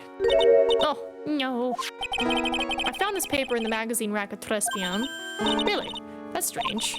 Trespion doesn't get newspapers. Mr. Armstrong says he's not really fond of them. Then maybe one of the customers left it behind? Anyway, what I want you to take a look at is this scribble here. Aha! That's it, sir. MC Bomber. That was the name that was written on the CD. Just as I thought. I guess it wasn't MC Screwdriver after all. No, it wasn't. So that 100K must be a down payment for a record deal, right? If someone gave me 100K, I'd sing for sure. The Master of Kurain, or the Spirit Song, or even Maya's theme. Okay, Maya. So if the sample CD was on the victim's table, that means this newspaper may have belonged to the victim. You're right. So the victim left this behind on the day of the murder. I think we better step up the investigation, don't you, Nick? Do we now? No, she has nothing new to say. Do we now go to the criminal affairs? No? Do we go back to Tres Bien? Oh, we go back to Tres Bien. Ooh la la, bonjour, welcome to La Tres Bien. Oh, hello. What happened to Maya? She's frozen stiff.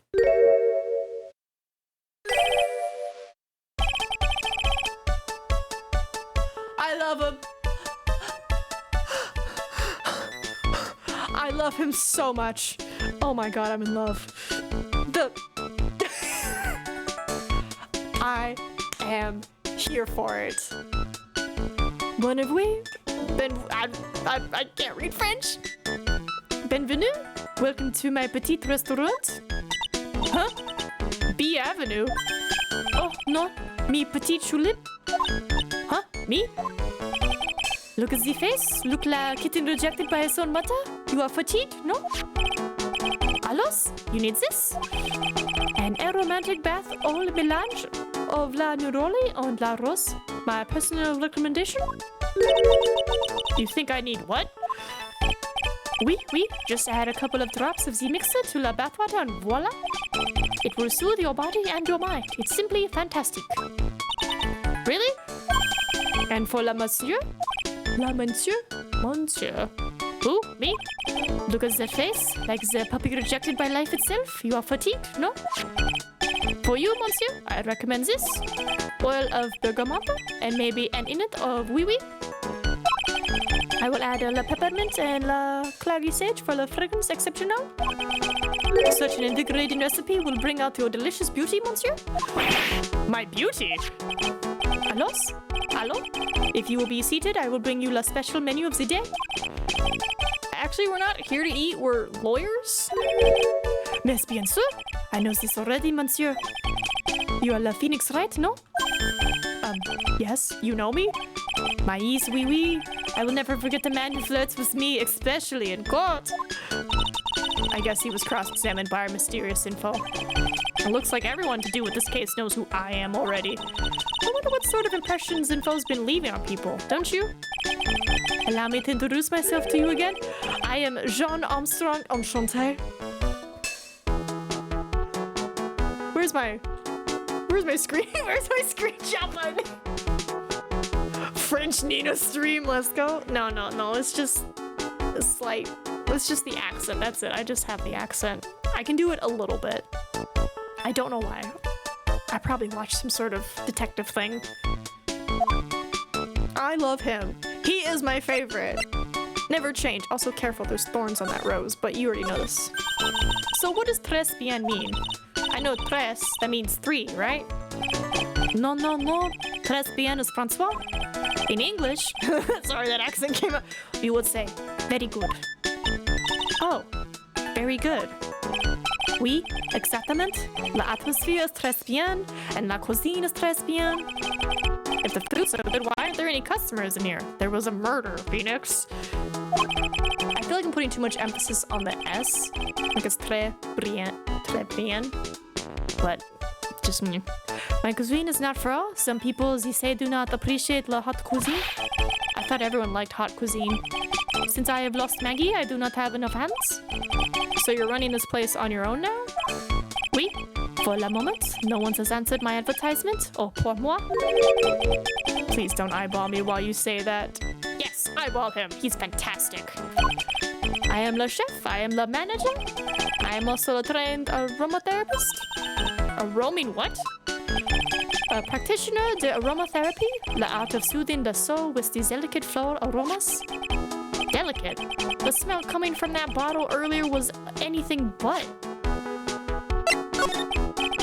So could you tell me what you know about the incident?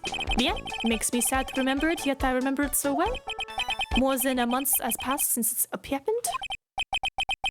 Yeah, I guess it's been about a month since Maggie's sentencing. I love him. He is fantastic. Look at his weirdo mustache. It's so good. So, it was the 3rd of last month, just after 1 in the afternoon. A man who was in here for a coffee suddenly became ill. Because of the poison in his coffee. That is the truth. That is the truth as I know it. It was Maggie who took his drink to him. I was in the kitchen. I heard the sound of someone collapsing. When I came out to see what it was already slumped in his chair. He was dead? One dead. I think I found my weakness. Anybody? You know, I think that would daze any human. If any human came up and they were like, hey! Mon doigt? Oui. Ace was dead. Maggie had passed out as also. And this man who died, was he... Oh, and this man who died, was he alone? Oui, monsieur. All alone. I know that Maggie said there was someone else, but... I see. La police, he asked me many times. Are you sure there was no one else at the table, he asked? But I am not the only one. The old man said the same thing. Old man? Old man? What old man? Probably the murderer. So who is this old man that you mentioned? The time of the murder, there was another customer in here? What? Someone else saw it. My niece? Moi? No. Mice. Because we is UI. Is? Niece? Niece oui? As usual, he came alone that day. And at the time of the murder, he was here. He saw it too. But he said the same thing, that there was no one else at the victim's table. But Maggie swears there were 2 people. Mais, mademoiselle, la lawyer could not prove it's this non. About the lawyer, that was me, I suppose. Mais bien sûr. Wow, he's the first person who said it wasn't me. Don't kid yourself, Nick. Now, who's the one making stuff up? It's pronounced May? Okay, May. Because I was like, I know I'm saying it wrong. Mais oui, moi. Alright, maybe I can show him the article? I am not a lawyer myself. I do not wish to speak out of turn. But your defense in court that day was a little, how you say, lacking, perhaps? Even a Frenchman who cannot speak any English could have done a better job. You were very cruel, though. Oh, oui, oui. So handsome. Wow, I wonder just how bad that fence could have been. Every time you opened your mouth, the old courthouse stirred. Oh, man, that is something I don't want to imagine. What about this?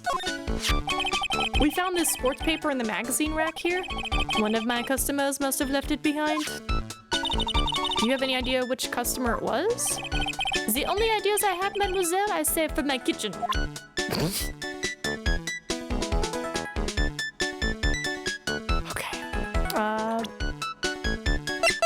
Tell me about Maggie. Maggie was a policewoman once. Ne sais pas? Est-ce pas? Yes, but she had to quit for reasons beyond her control. Oui, she was the suspect in the murder investigation, no? Oh, you know about that? That is why I gave to her la parfum for la happiness. Happiness perfume?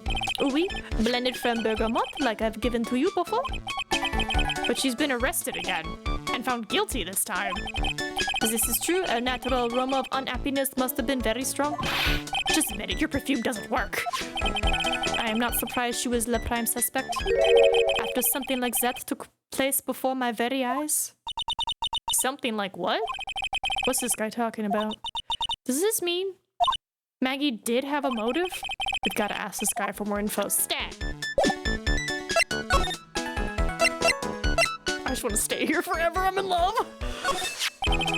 When Maggie took the coffee over to the victim, did anything happen? Oui, I suppose you could say so. So what happened? No, it was nothing. Look, Maggie says she didn't even know the guy, but she's still being indicted for murder. I found my real home, just... The prosecution must have come up with some kind of motive. Oui, It is true. If there were anything at all between Maggie and the victim, it could be relevant. Can I work here? I would love to work here. Have him as my boss? Oh my god. So please, tell us anything you know. Secrets. Secrets. No way. What are we gonna do, Nick? We'll just have to What the? What's wrong? The Magatama. It's gone? I had it in my pocket, but it's vanished into thin air. What? But I could see a Cyclops. Maybe that means the Magatama's nearby. Mr. Armstrong, could I just confirm something with you again? The table where the victim was sitting. Was anyone else sitting there? That is the question you will have to ask him yourselves. Huh? Him? The old man spends all his time dans le parc? Le park? Oh, a park. What park's that?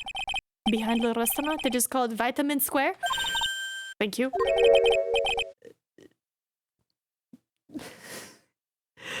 Je vous en prie, my dear. Let's go check out this Vitamin Square right now, Nick.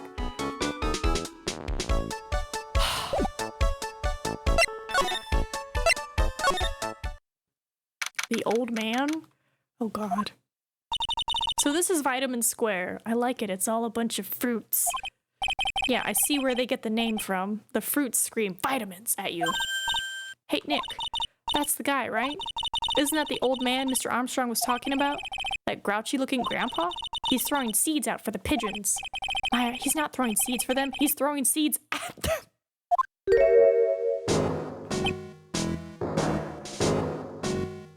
Oh. Oh my god.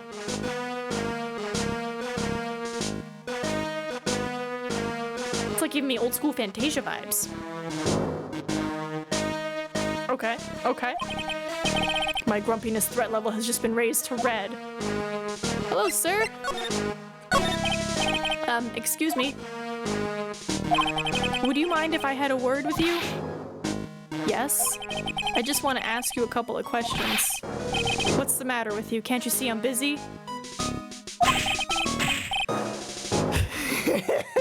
So you don't like my seeds, eh, pigeons?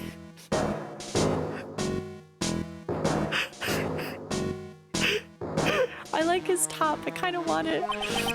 He's really chucking those seeds at them. That's gotta hurt. Go on. Eat this. Excuse me, sir. Can I ask you about Maggie Bird? I don't know any Maggie Bird. Yes you do. Maggie, the waitress at Tres Bien. Ah, it's a disgrace, I tell you. Another disgrace.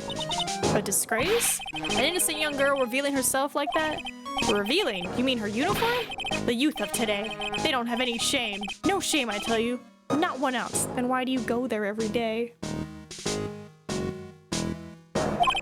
Whatever happened to the old Bushido values of Japan, like honor and modesty? What about me? I'm not wearing anything revealing. You? Your problem is you lack any sense of grace. Talk about hitting a girl where it hurts. Poor Maya. She's like, what about me? I'm in traditional clothing. He's like, get out of here, you tallop. Do you go to Tres Bien a lot? That miserable excuse for a restaurant. That garbage they serve in there is not food. Where's the sushi? The tempura? The rice? Tres Bien is a French restaurant, sir. Where do you think we are, boy? In Paris? I want real food, not those snooty snacks. And what about those shameless girls? You mean the waitresses? You can see all the way up to there. Yes, the waitresses. They're practically naked. It's a disgrace, isn't it? Well, isn't it? Listen, it's not my restaurant. It's a miserable excuse for a restaurant. That place miserable. He certainly knows the place. He must be a regular. But if he hates it so much, why does he keep going? Are you a regular at that restaurant, sir? It's just, if you dislike it so much, why would you keep going there?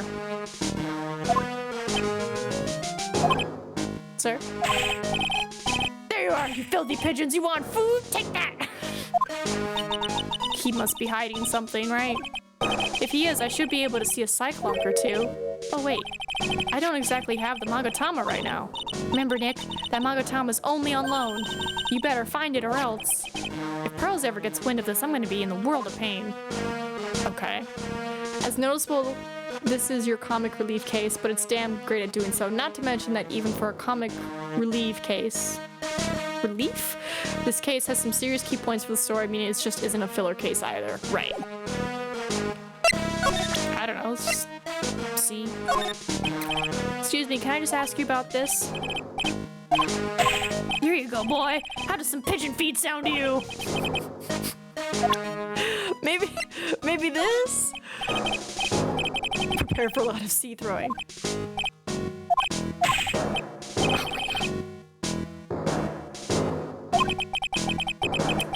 Alright, maybe if I give the profile of Maggie, talk about him. Nope, he's gonna throw more seeds at me, okay.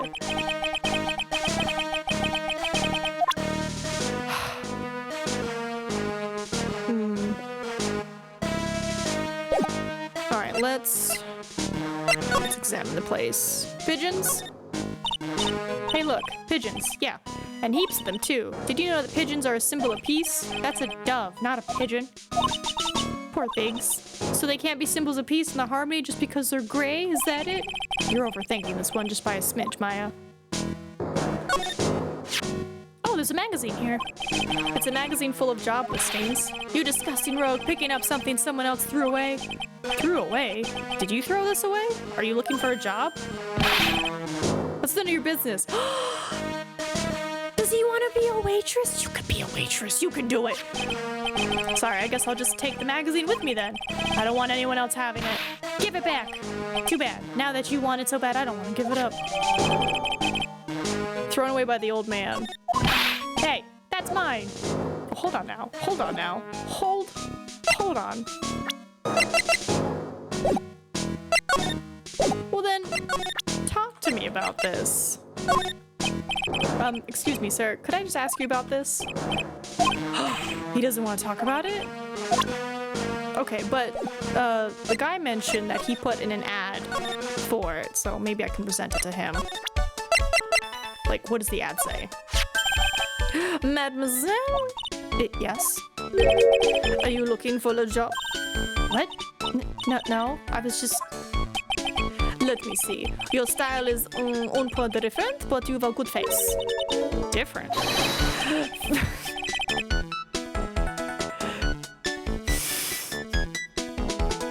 Why am I so weak to it? Felicita noitos. You the best, I will hire you. Bien, come with me. I will teach you everything I know. Nick, help. I don't know whether to laugh or feel bad for Maya. Maybe I should do both? But, Maya? Oh gosh, she's been kidnapped. Maya? Okay, well I guess we'll just go to the... Oh, okay, we'll go to the detention. Just... Looks like they have Maggie in questioning. I guess I've asked her pretty much everything. I'll come back if there's anything else I need to ask her. Alright, let's... head back to Trespian. Maybe she's back. Nope, she's not back. Do we go to here? Okay. She's getting put in a maid outfit. Well, pal, have you found the evidence yet? The one that's gonna find her innocent? No? Not yet, we've only just started our investigation. Well, whatever you need to know, I'll give you the dirt on it. I'm putting off all my other cases for now. Gumshoe's really fired up about this. Oh yeah, one more thing. The retrial's been approved. Court's sitting at 10 a.m. tomorrow. Cool, we got some time. And go dolls. Wait, so if his last name is Frenchish, and then I have the French boss show up, are they gonna have like a little French moment? Or is he gonna be like, oh, monsieur, you drink so much coffee, you should come to my restaurant? Oh, him. Now listen up, pal. If Maggie's found guilty again, yes? I'll make sure you get locked up for good. Got it? Thanks, buddy. So the guilty party was Maggie Bird, huh? Yeah. Back when she was on the police force. You were her mentor when she was a rookie, right? Yeah, I kept a close eye on her. I mean, not too close, you know. Yeah, no, you're good, bro. You're good. Hey, what's with the funny looks, pal? I was just her. It wasn't anything like... Look, sure, I was her boss when she was doing her training, but that was it. Nothing happened. Why you getting so defensive? I was just saying some... Gumshoe sure is sweating up a storm over nothing. Ah, so that's it. Our big old Gumshoe has a little crush on Maggie. Aww. I don't like her or anything. I was... Note to self, gossip with Maya about this later. Maya, you won't believe. Look, pal, don't tell anyone, okay? You've got to keep it a secret. Got it? I mean, she's no longer your underling, and she's not on the police force anymore, so, like, why not ask her out for a date?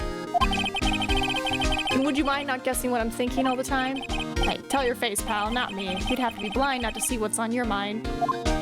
That's fair. All right. Alright, so I was wondering, could you fill me in on the victim? Glenn Elg? He was a computer programmer? I see, programmer. He was just a regular Joe working for a small-time computer firm. Maggie never had any contact with the guy before that day, and all she did was take him his coffee on the day of the murder, pal. Yeah, Maggie also claimed to have never seen the guy before. Did the victim go to the restaurant often? Not according to the chef. Said it was the first time he'd seen the guy. A programmer and a first-time customer. What possible reason could Maggie have had to kill a guy like that? That's what I thought. But a motive was still somehow established in her trial. You're kidding. What was her supposed motive? Sorry, pal. I'm real busy. I haven't even got enough time to sift through these papers. Look into it yourself, okay? What could this motive have been? This isn't really a proper investigation. I'm kind of working on it by myself. Oh, that's right. The judge already ruled on the case and all the evidence is in already. The only problem is with Maggie's testimony. Yeah, it doesn't sound very good for us. Look, pal, I've got a mountain of papers on this case to look over before tomorrow, so I'm just gonna say this. Maggie Bird's no liar. She's... Okay, so she's a bit out there and a bit off base sometimes, but she was a good cop. That's not exactly complimentary, you know? So what do you think really happened? And just how contradictory is her testimony? The biggest problem with Maggie's testimony is the number of people at the table. Yeah, my thoughts exactly. Maggie still insists there was another guy sitting with the victim. Right, look at this. Everyone else in the place says the guy was alone, even the chef. But then there's the CD. Oh yeah, she did mention something. And there was a sample CD on the table. But our guys turned that place upside down. There was no CD. What? Not on the table, not anywhere, in the whole restaurant. But didn't Maggie say the victim was wearing an earpiece too? Yeah, but that was for the portable radio in the front pocket of his hoodie. A radio? He didn't have a CD player? You got it. Your phony never explained that contradiction at all. Come to think of it, the owner of Thespian didn't mention that CD either. I don't know why, but I get the feeling Mr. Armstrong's got something to hide. Yeah, like where's our Magatama? Did he just see about the sports thing? What's that? A sports paper? Yeah, I found it in the magazine rack of Thespian. It's dated the same day as the murder. You may be onto something here. And take a look at this. See this writing here? MC Bomber. Hey! What is it? I've heard that name somewhere before. Yeah, MC Bomber. Wow. He actually seems to be thinking for once. Ah, it's no good. I can't remember. And he goes back to being the gumshoe we all know and love. Hey, I'm gonna borrow this paper for a bit, okay? I want to get a handwriting analysis done on this scribble. Handwriting? Be good to know more about that, in any case. Thanks. Interesting clue. Sports paper given. What about this? What do you make of this? Sorry, pal. All I can think about is Maggie at the moment. No, I didn't mean it like that. I meant... You don't have to explain. You're good, buddy. Alright, what if we show him the chef? He's a programmer. Never seen him before. The chef of Thespian, huh? You know what that chef said to me? Oh la la, your body is full of the toxins. And then he gave me this bottle. What's in it? I don't know. The label says juniper. I'm under orders to put a few drops of it in my bath every day. Under orders? Yeah, you know, there's something about that lady. I mean, guy. Huh? You can't stop thinking about him. Not like that, pal. Give me a break. He's not my type. I mean, I can't stop thinking that he's involved with this case somehow. Sounds like he knows a little something more about our charming chef.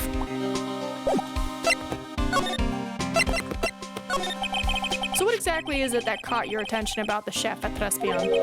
It's kind of hard to say. The guy's probably not even connected with the case anyway.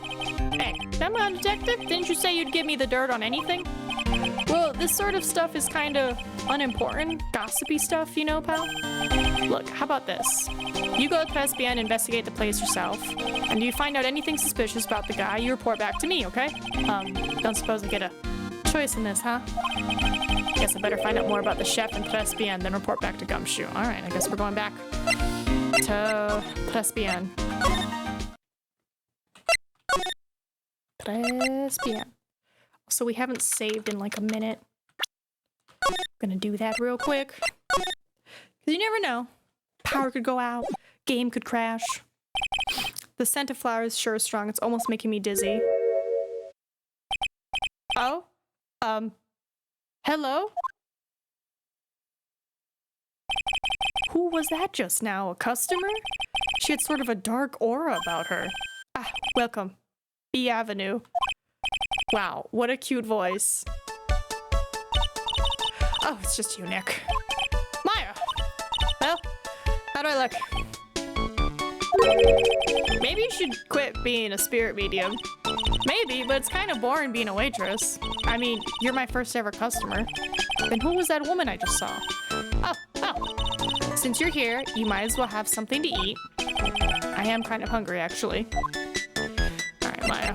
What can you tell me in your 30 minutes of being an employee here? So how do you like your new job, Maya? I never knew there was so much for a waitress to do. Take people's orders, bring them their food, make coffee, work the cash register. Of course, we need a customer before I can do any of that. Yeah, it's a nice looking restaurant. It's a shame more people don't come. Don't forget about the ultra cute waitress. Check out my give me a tip smile. Hey Nick, why don't you order something? The chef's preparing a tasty lunch set at the moment, or so he says. How much is it? It's the twin tea set. So it's $20, of course. The twin tea set? I believe I'll be taking a pass on that. It's kind of expensive. What? But you can't. Come on, Nick. It's not every day I get to be a waitress. I want to try carrying plates and working the cash register. How about cleaning the toilets? That should keep you busy. Yeah, right. Maybe later. About the lunch? Oh, a fine choice, sir. No, I am... Kitchen! A lunch special, please! With all the extras, drink, side salad, dessert, and gift! I don't need any of that. Just a moment, please, sir. Maya's really getting into this. So how much is this set lunch then? $20, huh? But with the drink, side salad, and dessert, it's $45? Hey, wait a second. Maya! Sorry to keep you waiting, sir. Here you are, our deluxe Fortify lunch set. Whoa. A dish inspired by lobster and abalone fricassee with a balsamic vinaigrette. Bon appetit? Thanks? Come on, Nick, hurry up and try it already. Lobster, huh? Alright, down the hatch it goes. Well? Are you hungry, Maya? I'm starving. Here, it's yours. Really? Remember, Maya, my wallet doesn't print money, so you better polish off that plate. I just remembered, I've got to clean the toilets. Hey! You can't be in that much of a hurry to clean the toilets. Trespion lunch special added to the court record. Cost $20 despite how unbelievably bad it tastes. But it looks so yummy. How does that guy manage to make good food? It tastes so bad. Hey Nick, you want to take a peek at the kitchen? The kitchen, huh? Not a bad idea. Alright, let's go look at the kitchen. Now what was it that Maggie said again? In the kitchen, you'll get to see all the chef's greatest secrets. In the kitchen? That sounds tasty. Hey, wait up, Maya! What is it? I'm pretty busy right now. Weren't you gonna show me around? There goes my plan to find some cool clue and show it off in your face. I better conduct the search in the kitchen myself.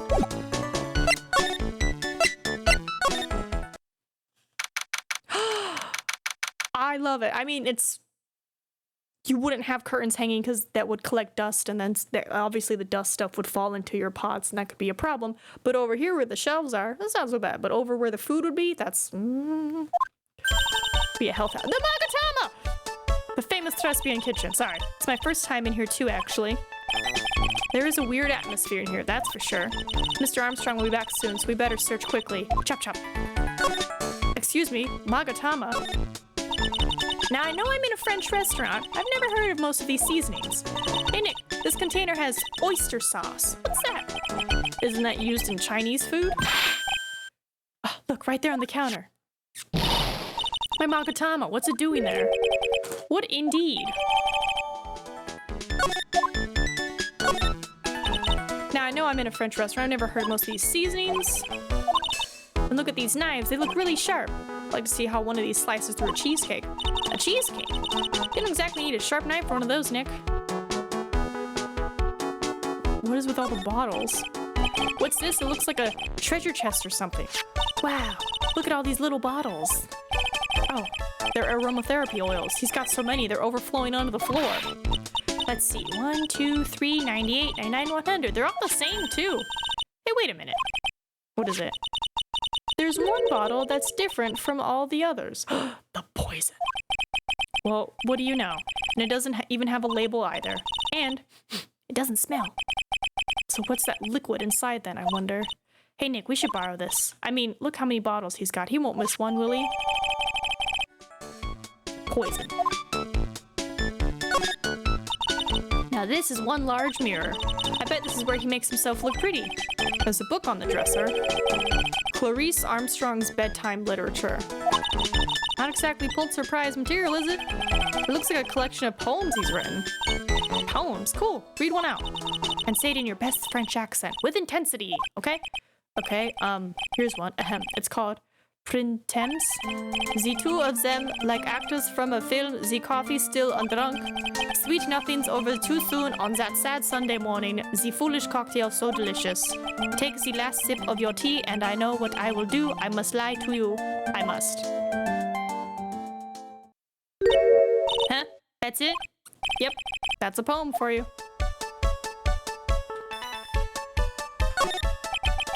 What are these lace curtains for?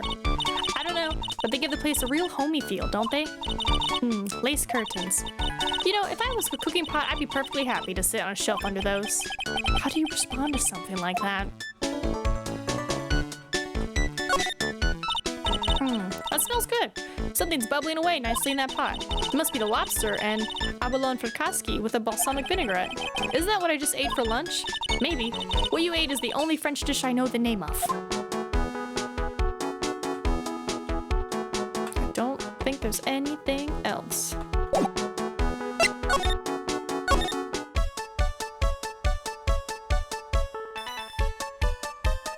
What is that?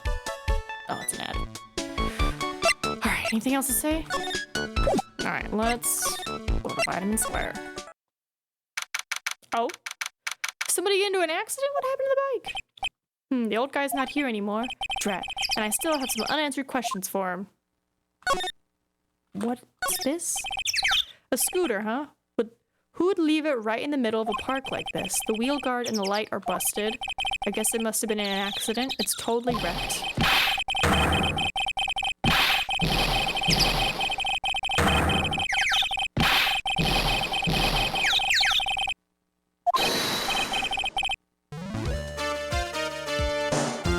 Oh!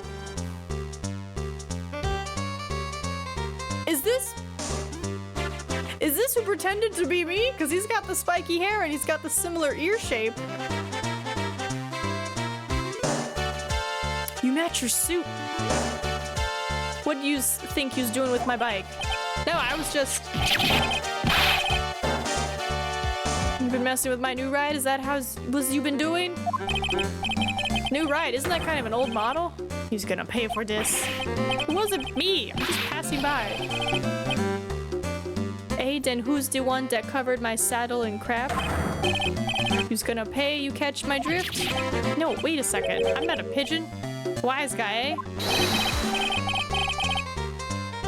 I oughta beat you so hard till I feel like yous were smooching the express train. Uh-oh. You's better watch your back. This ain't over. I'm gonna round up a group of lawyers and then you's gonna pay. Actually, I'm a lawyer myself. What did you say? I'm Phoenix Wright, attorney at law. Phoenix Wright? You saying you, Phoenix Wright? Yeah, I am. So you're a wise guy too, huh? 'Cause I'm Phoenix Wright. The one and only. I'm just gonna go with he means we have the same name, but if he's honestly admitting to pretending to be me, the lawyer, I'm gonna What? Out of my way, I gotta cruise. Okay. He's gone. Surely that guy wasn't my phony, was he?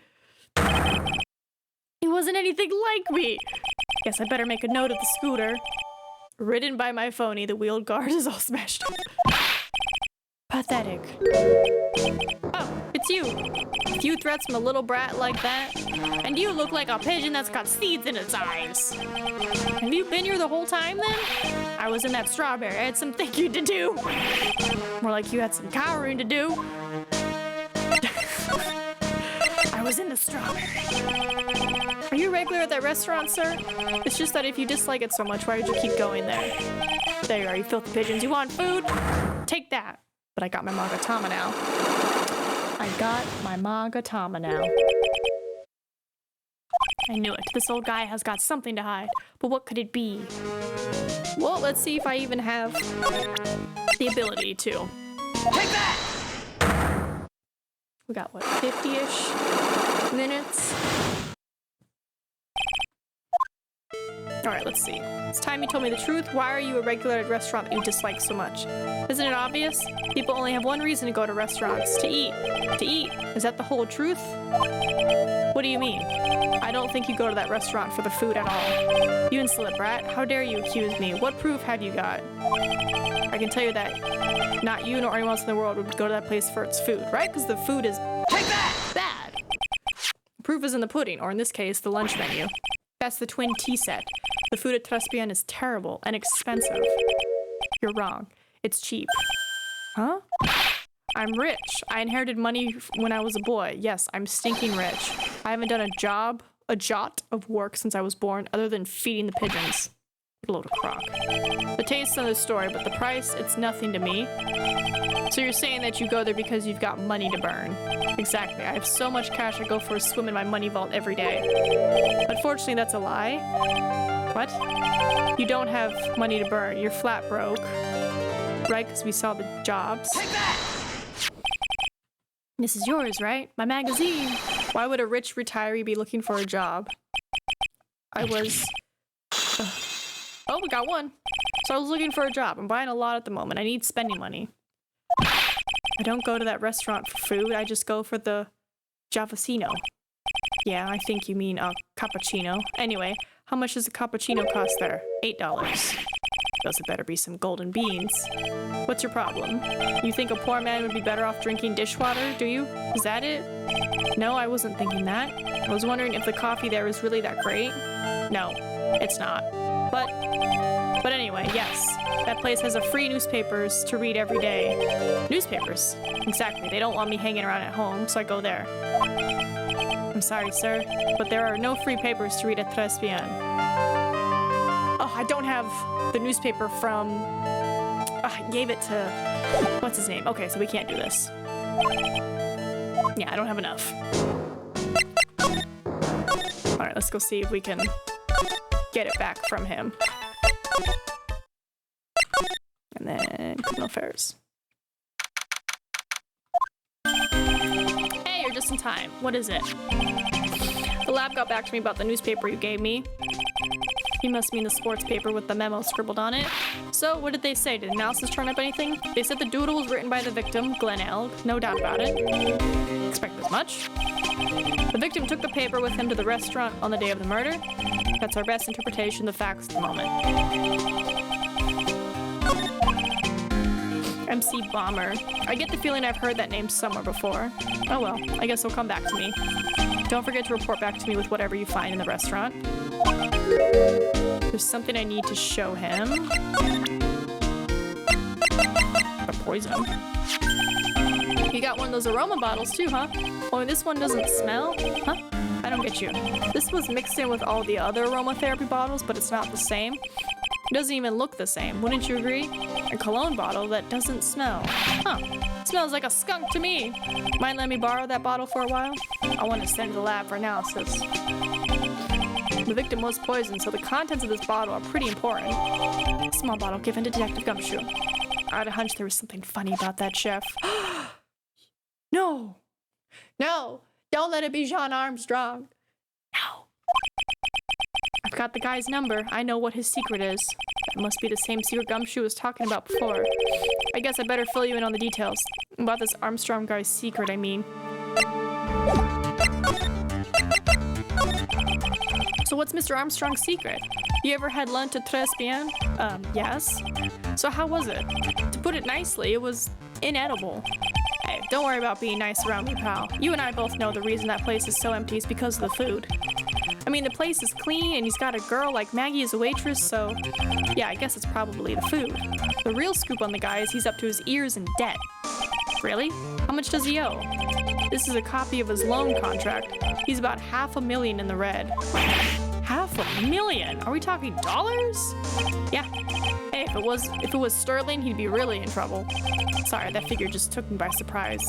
Yeah, this case is full of surprises. And I'd be willing to bet that chef's got something to do with most of them. No! Not Chef Armstrong. That's my hunch. Not Chef Armstrong. The owner of the loan is Tender Lender. No, Chef Armstrong. Can I talk to you about the bike? What do you make of this? Sorry, pal. Ugh, nothing. Okay.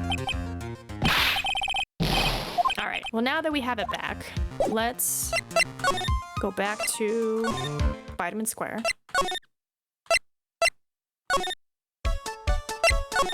I hope Chef Armstrong is in the cellar. Alright.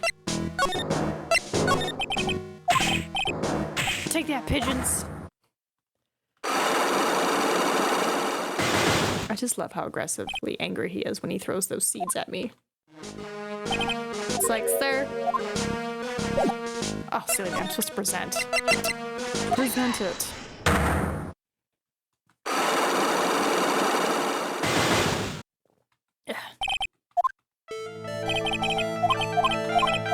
Alright, we've seen all this. Yeah, because here's the food. It's not that great.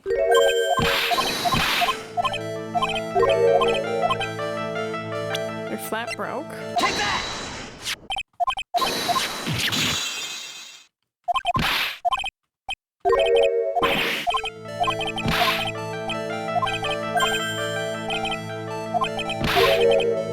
Yeah, newspapers. Okay, and then I show them this one. Take that! Alright, now it's all new. Take a look at this. What is it? It's a newspaper I found behind the magazine rack at Tres Bien. So, what of it? This was the only paper there, and it's dated more than 1 month ago. What? Do you see what I'm getting at here? That restaurant doesn't get newspapers. This is just one that a customer happened to leave behind. Wow. Tell me why you are so determined to hide the truth. I'm not hiding anything. I'm going to have to put this guy out of his misery. Listen. The real reason why you go so much to Tres Bien is... Take that! Oh, no! Not that! Not that, not that. I meant to hit the profiles. No, I meant profiles. Profiles! Stupid E! I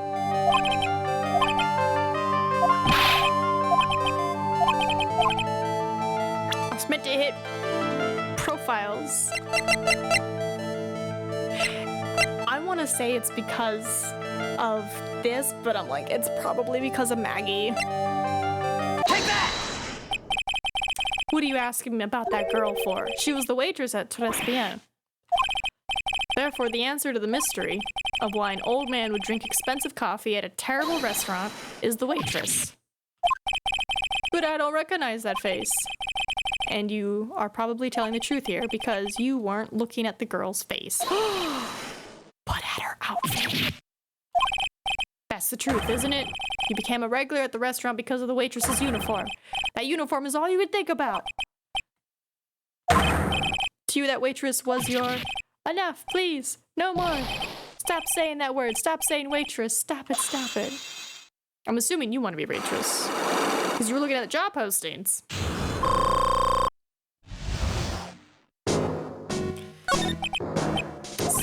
Yes, it's true. I was there for the young girl. Fine, so I'm a dirty, wicked, sinful old devil. No, I didn't mean it like that. I even got one of those lousy cups of Javassino every time for $8. All because of the serving girl. Punish me. Lock me up. Really, that's not what I'm here for. You'll be the same. Another 20 years and you'll understand what it's like. You'll know how painful it is to be an old man like me. No, really, listen, sir. Stop calling me that. I have a name, you know, boy, so show some respect, I'm Victor Kudo. Sorry, Mr. Kudo. You young ones think you know it all, don't you? Well, I'm not saying another word. I won't tell you anything more. This guy was in the restaurant at the time of the incident, which means I have to hear his testimony one way or another. I don't believe this. I even broke his cyclops and everything. I guess I'll have to try to get him when he's in a better mood. In a better mood? Hold on. I'm seeing if Maya's profile updated. Do we maybe go talk to Maya?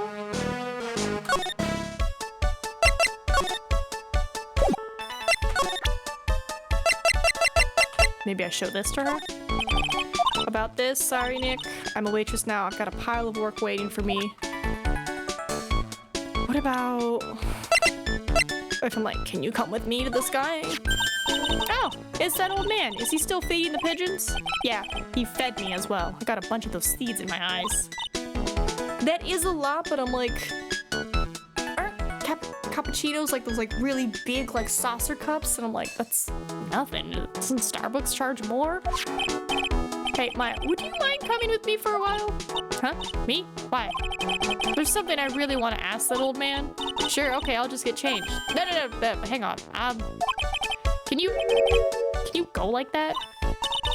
I guess? Nick, just be honest and upfront. Be like, look, this guy's a bit of a perv. You again.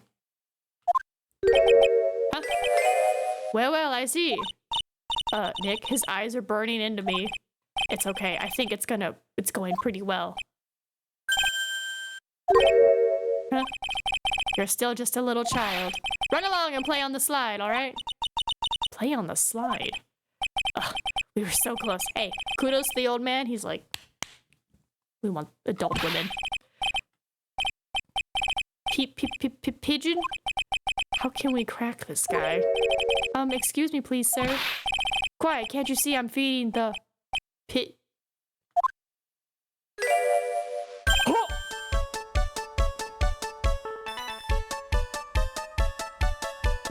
Maya, my eyes! My eyes, Maya! Oh God! I'm blind.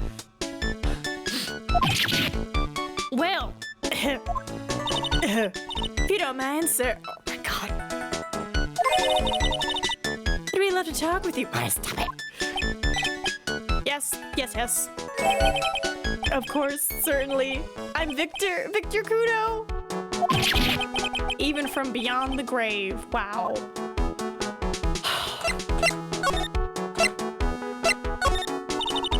About the incident. You mean the man who died after drinking the Javassino? It's like he's a different person. It was quite a shock, even for me. He was a strange-looking boy. The girl took a Javassino over to him, you see. And? Was the customer alone? Definitely. He was the only person at the table. Then he took one sip of his Javassino and he said something like, ugh, and then collapsed, dead. Oh, how terrifying. You're so good at listening, aren't you? I'll tell you anything, whatever you want to know. Hee hee. What's the number to your bank account? I'm kidding. He certainly seems to be telling the truth now, but it looks like Mr. Kudo didn't see this other man either. Do you like the food at 3 p.m.? Well, of course. I'm really quite a sophisticated man. I was a young businessman once, you know. I set up a casino in London. Really? How interesting. Eating the food at that restaurant really takes me back to my days in France. What a lovely story. London's in England, not France. Oh, yes. France is wonderful. I'd love to show you around the city sometime. France is a country, not a city. It's too much. I can't take it. I want France. Ha ha ha ha ha. I can't believe Mia's laughing at that guy. You visit Tres Bien a lot, don't you? Of course. I mean, yes. I'd like come and see you there. Teehee. Really? Oh, you flatter me so. The owner would be delighted to welcome you, I'm sure. Be careful of that chef, my dear. The chef? You mean Mr. Armstrong? That's right. The man's an ex-con. He's an ex-con. Bum, bum, bum, bum, bum. Whatever did Mr. Armstrong do? Oh no. Those eyes. I can't take this. Mia's really got this guy eating out of her hand. He steals things from his customers. Did he pickpocket my Magatama? Did he distract me with this? Damn it. From his customers. Gloves, handkerchiefs, little things mainly. He's a pilferer, so you be careful around him, my dear. Are you sure about this? Of course, he was arrested for it once. I was there when it happened, having my Javasino. He really is a regular. Let me write you a little haiku about it. A haiku? A Japanese poem. I'll explain all you need to know about that chef. Victor's note added to the court record. Convicted before a wicked man or woman. Repeat offender. If he takes anything again, you let me know. If it's not too expensive, I'll buy you a replacement. Poor guy, he couldn't do enough for Mia. Okay, Phoenix. That's about as much as I can do to help. Thanks, Mia. We got some really important information thanks to you. Honestly, I can't believe Maya called me for something like that. Can you imagine being like, hey, can you switch bodies with me? And she'd be like, why? It's like, because there's this pervy old man, so can we just switch real quick? Just trust me. Just put on the... Wow, okay. Oh. I guess it's about time to wrap up today's investigation. Had enough of being a waitress? Yeah, plus no one came to the restaurant. Ooh la la, Mademoiselle Maya, non. Oh, can you leave me like this? I'm sorry? That reminds me. Mr. Armstrong had a cyclock, or 3, didn't he? I'm going to have to break those. Mr. Armstrong, I hope you won't mind, but I'd like to have another word with you. Voluntaries, of course. He distracts me every time. Hold on, before I do that, let me check the regular talking. Okay, it's still the same. Take that! I was bewitched by you. Alright. What is happening? I do not like this horrible feeling. I have to know the truth. Oh, he's plucking the rose. What happened that day? Allos, I will confess everything. I just don't hurt me. Huh? Well, that was a new world record. It was a lottery ticket. What? A lottery ticket? The man who died here had a lottery ticket? For $500,000? $500,000? Oui, but after the incident, this ticket... It disappeared? The ticket disappeared? This was the motive the prosecutor gave for Maggie? They said that she poisons the man to get the $500,000 lottery ticket? No, don't let it be you! Why didn't you tell me about this sooner? Mais alors? You've been trying to hide this information about the lottery ticket from me, and I want to know the reason why. No, monsieur, you doubt me, but I have confessed to you everything I know. Mr. Armstrong, the $500,000 lottery ticket. I think I know who took it. I think the winning ticket was stolen by this person. Me! Take that!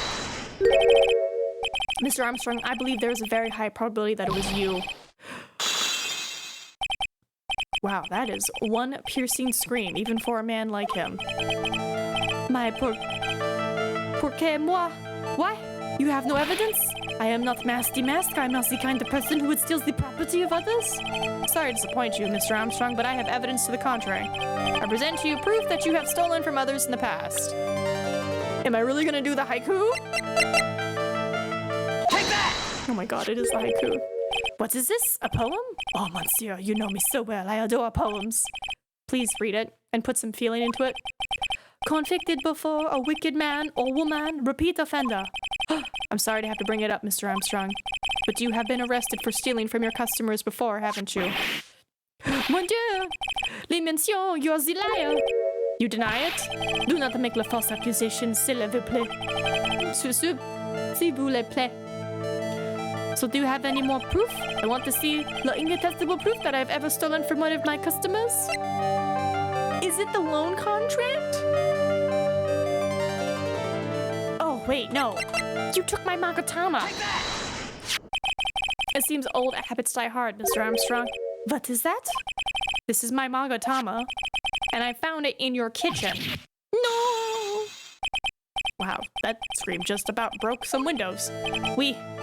I have a weakness for the little trinkets and the figurines. My arm, it just slips out. I cannot stop it. You've stolen handkerchiefs, gloves, and other things from your customers, right? Oui, it is la truth. I am just a timid little girl inside, monsieur. A timid little girl. Besides, this time it was not le small trinket, oui? That was $500,000? Mais non, why would I steal it? I have no need for such money. Really now? Oh, monsieur, what is it? Isn't it true that you're in some pretty serious trouble? And that you are in desperate need of a large amount of cash? This restaurant is deep in the red, isn't it? Oh. You have a loan to the tune of $500,000. That lottery ticket would have wiped out your debts. Well, Mr. Armstrong, what do you have to say for yourself now?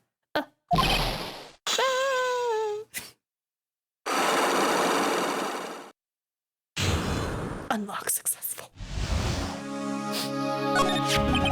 Mr. Armstrong, you said that the victim had a winning lottery ticket for $500,000.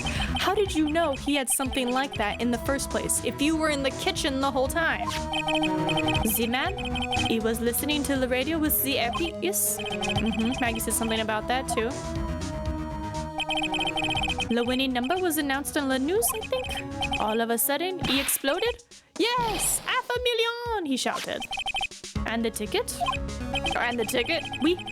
He had all his tickets spread out on the table. I was so desperately in need of money, so I put the poison in his coffee.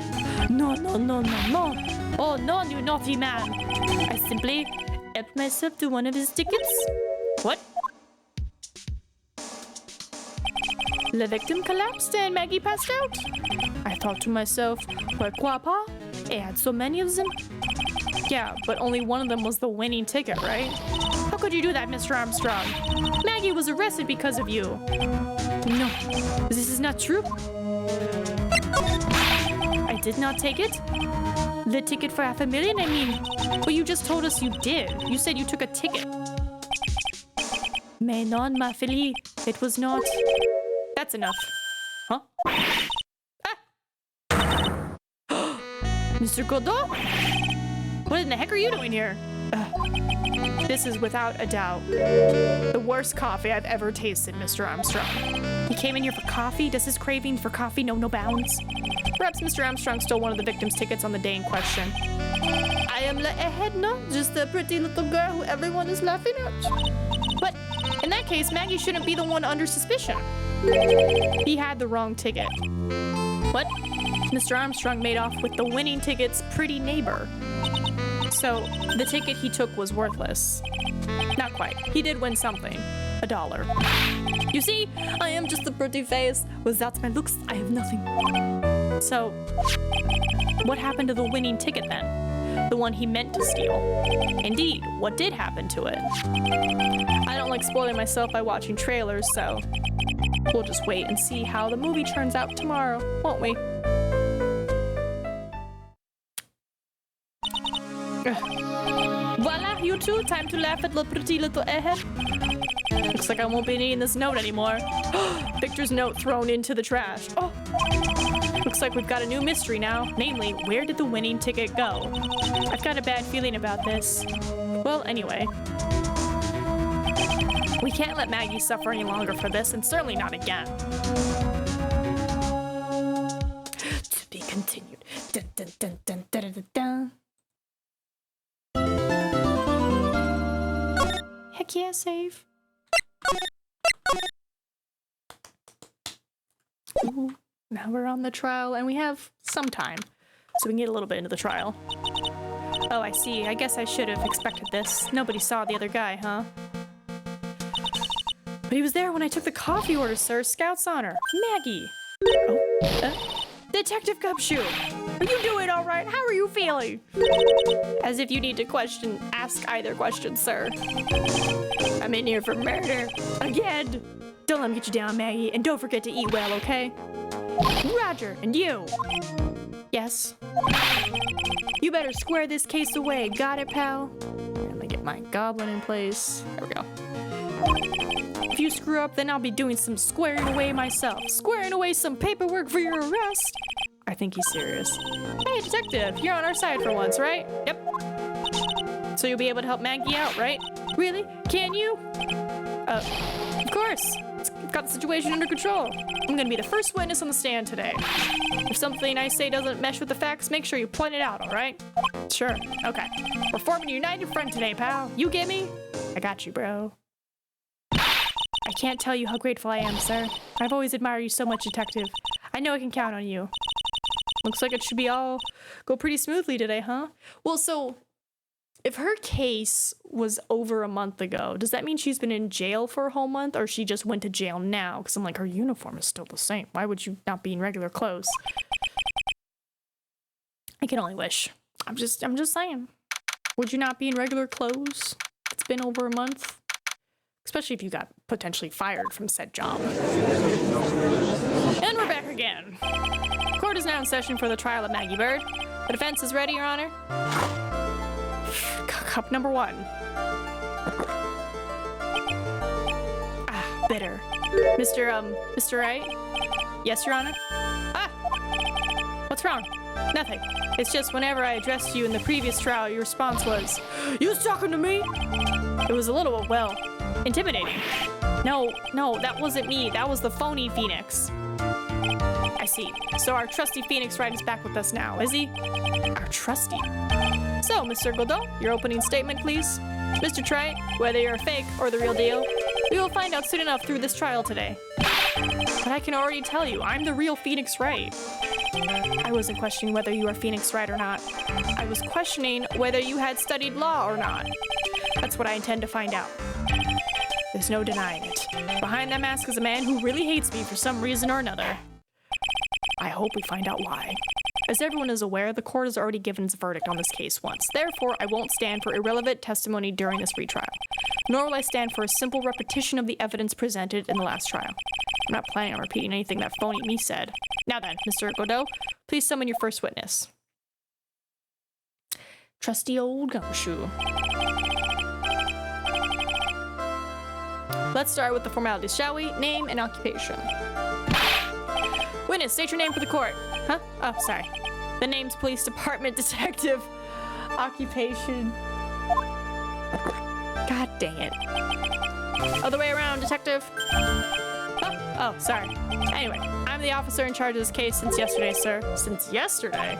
Yeah, the guy who was on the initial investigation's tied up with another case now. I hope Gumshoe's really got everything under control for everyone's sake.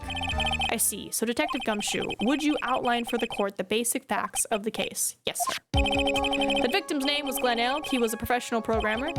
He was on the payroll of Blue Screens, Inc., a local company. This is the victim's autopsy report. Court accepts this into the evidence. Died of potassium cyanide poisoning. 1:30 and 2:30. An hour gap? That's such a big gap. And here are the floor plans of the restaurant. Kitchen. When the incident took place, the victim was sitting right here. Okay, so if the old man was sitting here or here, he never would have seen another customer come in and leave. The poisoned coffee was brought over to him by the waitress. The waitress being the accused. Yeah. The victim died from poisoning almost immediately after he took a sip of the coffee. At the time of the incident, there were 2 other people in the restaurant.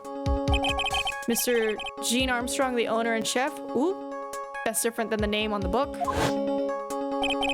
and a regular by the name of Victor Kudo. I think we need to get that girl in here somehow. She's got something. It still seems to be a very straightforward case to me. Suspicious.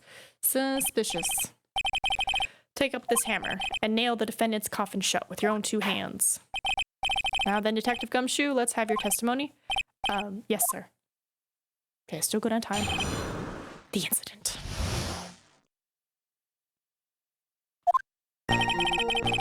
When the incident took place, the victim was alone at his table, sir.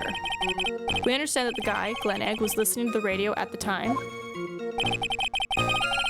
Traces of poison were found in his coffee cup, and what we found was potassium cyanide. The stuff really packs a punch.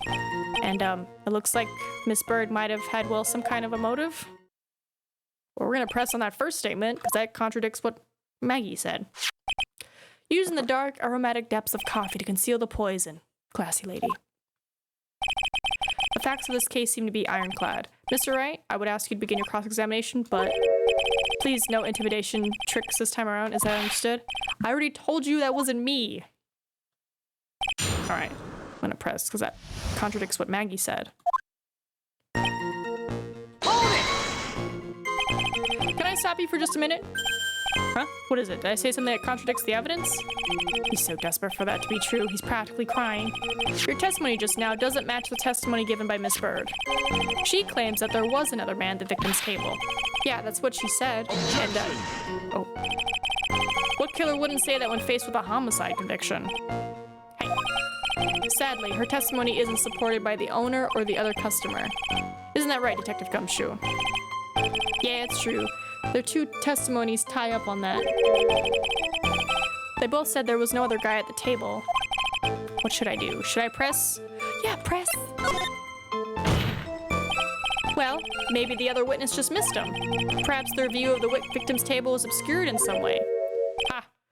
That argument is weak as the coffee at 3 p.m. Right? I have here in my possession a ticket. A ticket? Looks more like a photo to me. Yes, a one-way ticket to Guiltyville, population the defendant. This is a photograph taken from near the entrance to the kitchen.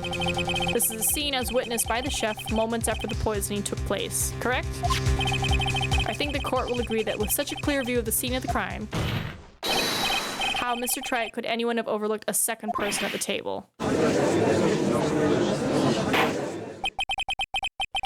Certainly it seems to show the victim's table extremely clearly. But we understand that the guy was listening to the radio at the time. Well, hold on. Okay, how do I... Because they were showing this POV, right? And they showed that this was not disturbed, which makes me think the old man was sitting here. So if he's facing this way, he's gonna miss all this action over here. But how do I bring that into place?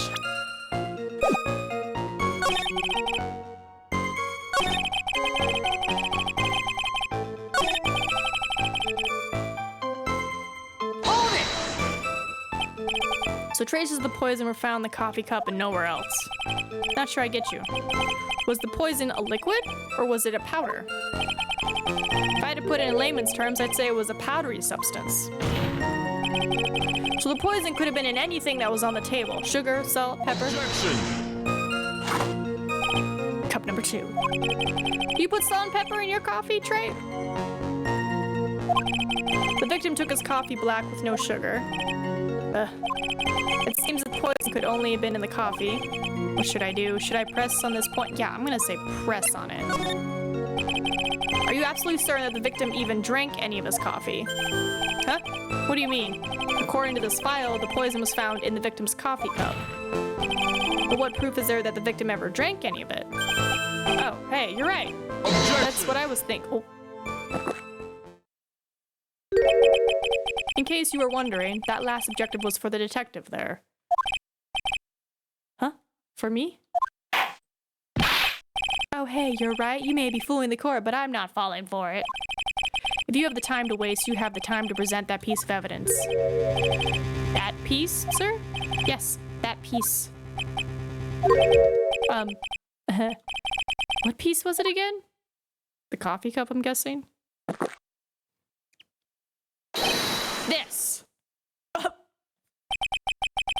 Should I be grateful this coffee's only hot enough to give me first-degree burns? Oh, now I remember. This is the, victim's coffee cup. Yes, the victim's cup. Take a good look at the rim. Oh yes, it's unmistakable. There's clearly a coffee stain on it. Conclusive proof that the victim did drink the poisoned coffee that was in this cup. Cup number 3. The victim gulped down the bitter death that the waitress brought to him. Like this. He's so aggressive about it. For the record, the only prints on the cup were the victims and the defendants. Upon further investigation of this cup, we found a certain chemical substance. What we found was potassium cyanide. That stuff really packs a punch.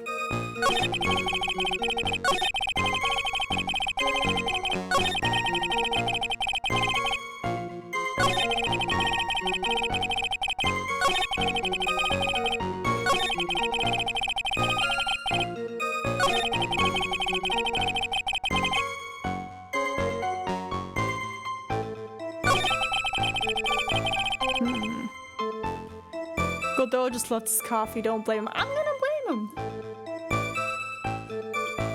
I'm gonna blame him. I'm gonna be like, what you on about? Hold it! Let's press on the motive. Some kind of motive? Yeah, but if you ask me, it's been blown way out of proportion. You know what my golden rule is, detective? Chuck out a bad cup of coffee. You can always get another. Huh? I don't get it. I'm saying we can always get another witness on the stand if we have to chuck you out. Oh. So stick to the facts, detective. Now then, what was Mrs. Bird's motive? Come on, Gumshoe. They said she wanted to steal a lottery ticket. I knew it. That's what we heard yesterday, too. They disappeared from the scene of the crime. And it wasn't just any lottery ticket. It was a winning ticket for $500,000. Mr. Armstrong knew about the ticket too, didn't he? But he stole the wrong one. Then, is it possible Maggie stole the winning one? What should I do? Should I press on this a little harder or not? I would say press. Press it up. Wait a minute. The mere fact that the lottery ticket disappeared in no way implicates my client. Huh? I have here in my hand the very ticket in question. Why do you have it? That's the $500,000 lottery ticket. Oh my god.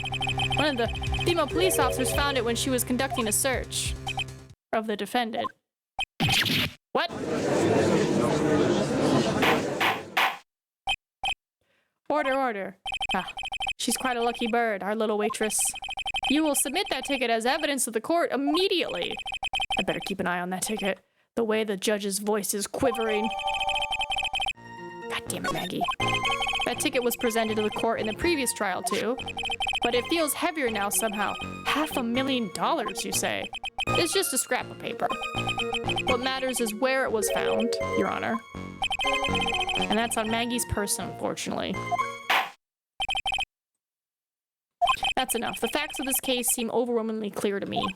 The defendant had ample opportunity to commit the crime of which she is charged. Furthermore, it seems beyond reasonable doubt that she did indeed commit this crime. I like an old man who knows the score. There's also the matter of the $500,000 lottery ticket. That alone provides a very credible motive. I mean, for that sum of money, even I might be tempted to bend the rules. He's probably like, I don't mind an old man who is weak to the siren call of money. Godot, are you flirting with the judge? Not good, Nick. The evidence against Maggie's starting to pile up fast. Yeah, that's because the court has ruled guilty once already. Was that cup 4? I'd say it's about time to wrap up this repeat performance. With one final decisive piece of evidence. He's got more evidence against Maggie? This is the apron the delightful Miss Bird was wearing at the time. She's got coffee and something else. Wow, that's not the cleanest apron I've seen. That stain looks like... It can't be blood, can it? Ha! It seems the star of our play was a little flustered. And somehow spilled coffee on herself. The coffee? That's not exactly the first thing that caught my eye. Of course, the coffee stain isn't the most interesting thing about this apron. No, there's something else that stands out even more. Something else? I presume you mean... Of course. I'm referring to the pocket. No! The pocket? A search carried out right after the incident uncovered this. Potassium cyanide. The very poison used by the killer was in her apron pocket. A bottle of poison in Maggie's pocket. Yeah, and Maggie's prints were the only ones on it. What? God, this is not looking good. Order! The court will accept these items into evidence. Has small pocket but big stains. Deadly powdery, bears fingerprints found in her pocket. There's something still bothering me, Mr. Godot. Why have you not explained the blood stain to the court? Blood stain? What blood stain would that be? Don't play games, prosecutor. The blood-colored stain that's smeared all over the apron. Is he colorblind because of the visor? That's ridiculous. No one told me anything about a blood stain. You don't need to be told, just look at it. Well, detective, could this stain really be blood? No way, sir. It's just ketchup, sir. Ketchup? She must have gotten some on her apron while taking someone their breakfast that day. You could have spoken up a little sooner, Detective Gumshoe. Well, a stunt like that again, and I'll have you drink 17 cups of ketchup, witness. Ugh. I thought everyone knew what it was already. I haven't seen anything yet to make me doubt the last ruling I made on this case. The motive, the opportunity, and the supporting evidence, they have all been clearly established. Well, Trey, it seems you really are a phony after all. Ooh, I got 9-ish minutes. I gotta wrap this up. Really know how to drive a man nuts. Witness, please continue with your testimony. Describe for the court the crime scene and the findings of your investigation. Ooh, we can stop here. We can stop here. This is perfect stopping spot. Yeah. Perfect stopping spot. Perfect. All right, you lovely humans. We're gonna be raiding out to the roomie, but thank you everyone for stopping by. We're on episode 3, so we are doing great. But I will see you next time for more. But let me get the raid ready. Suzu is Mossy.